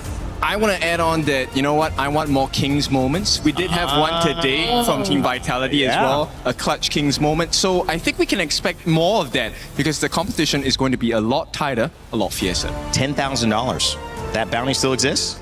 And 100 if you win. If you win. So not only Virtus Pro fighting for a spot in the semifinals alongside Aurora Gaming, but they would get $100,000 just for doing so. $10K for a win. You don't want to miss the action. KPL takes the stage on what we're naming KPL Day at KWC. So make sure to join us. My name's been Rain Day. That's Chantel and Ken from all of our crew here at the Lenovo Legion Gauntlet at the EWC in Paris, France. Remind you to never give up, never stop gaming, and leave you with the STC recap before tomorrow.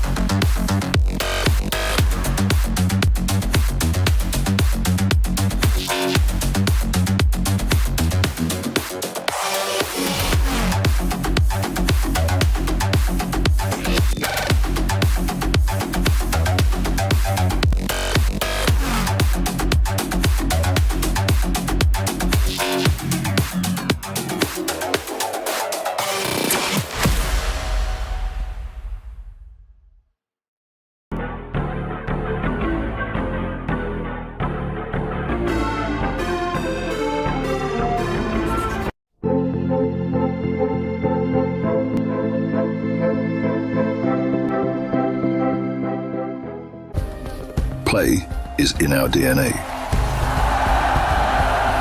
Whenever we let it out, it becomes our superpower. Now imagine an entire city being built to supercharge it. Kadir City, powered by play.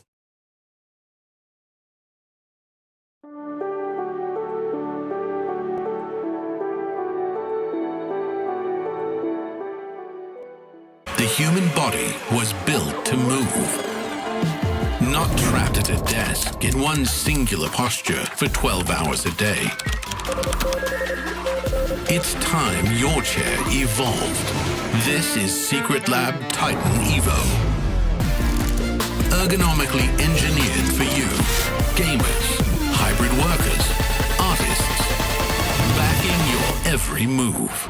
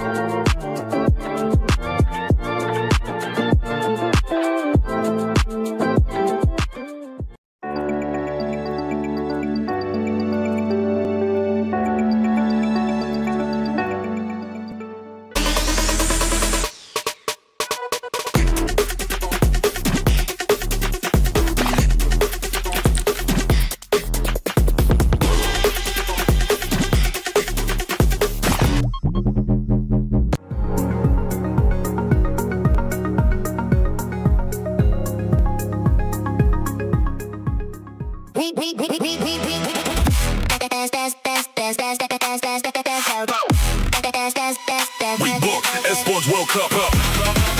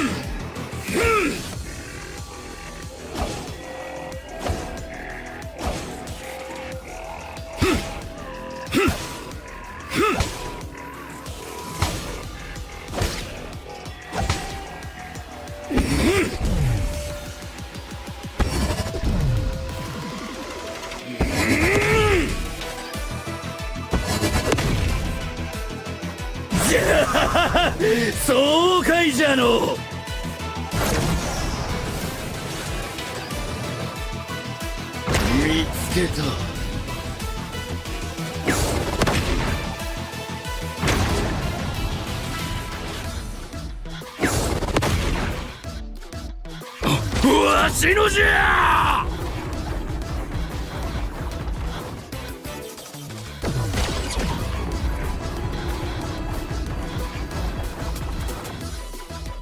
楽しいのう。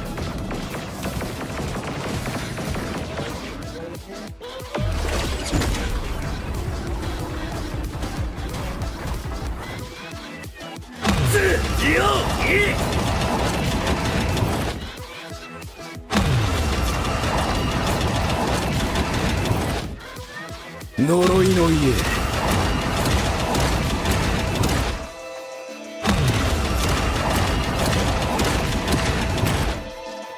早く戦うぞ。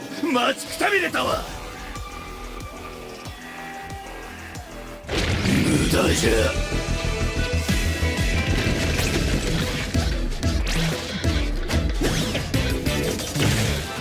これから人間にとっての地獄を見せてやるからの。早くしろ。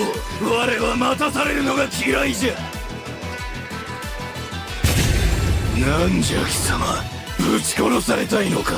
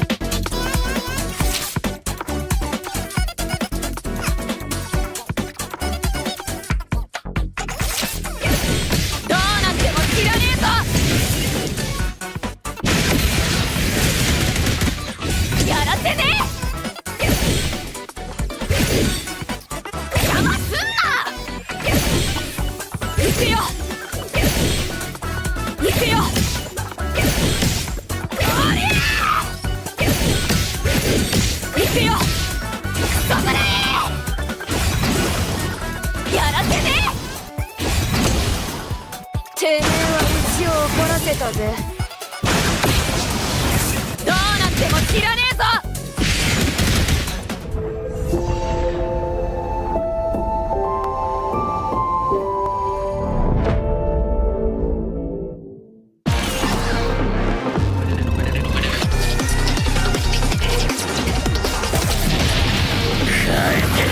自分の大切な友達を。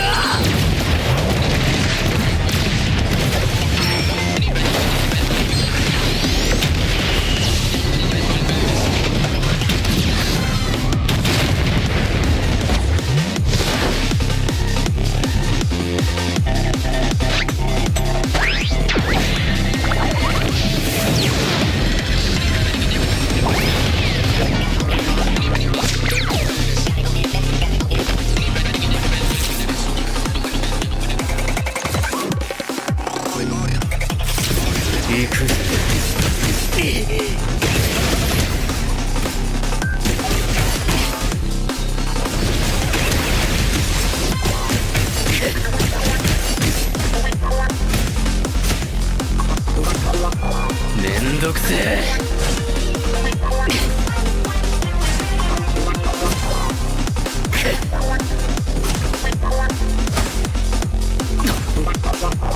行くぜ。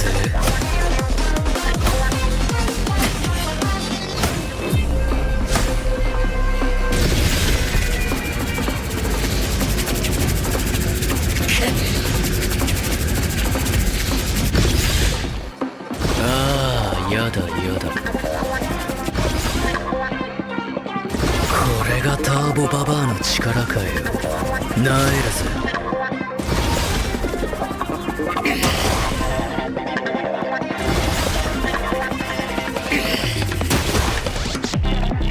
許さねえぜ、てめえはよ。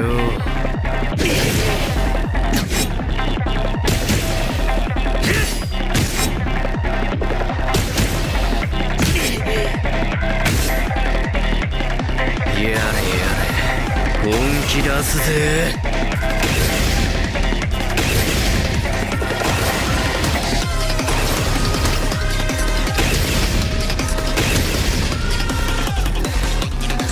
ももちゃん、会いたかったぜ。強くならなきゃ、もっと強く。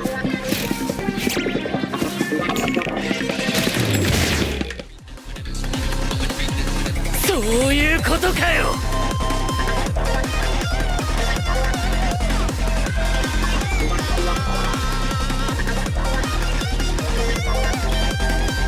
おっと悪い。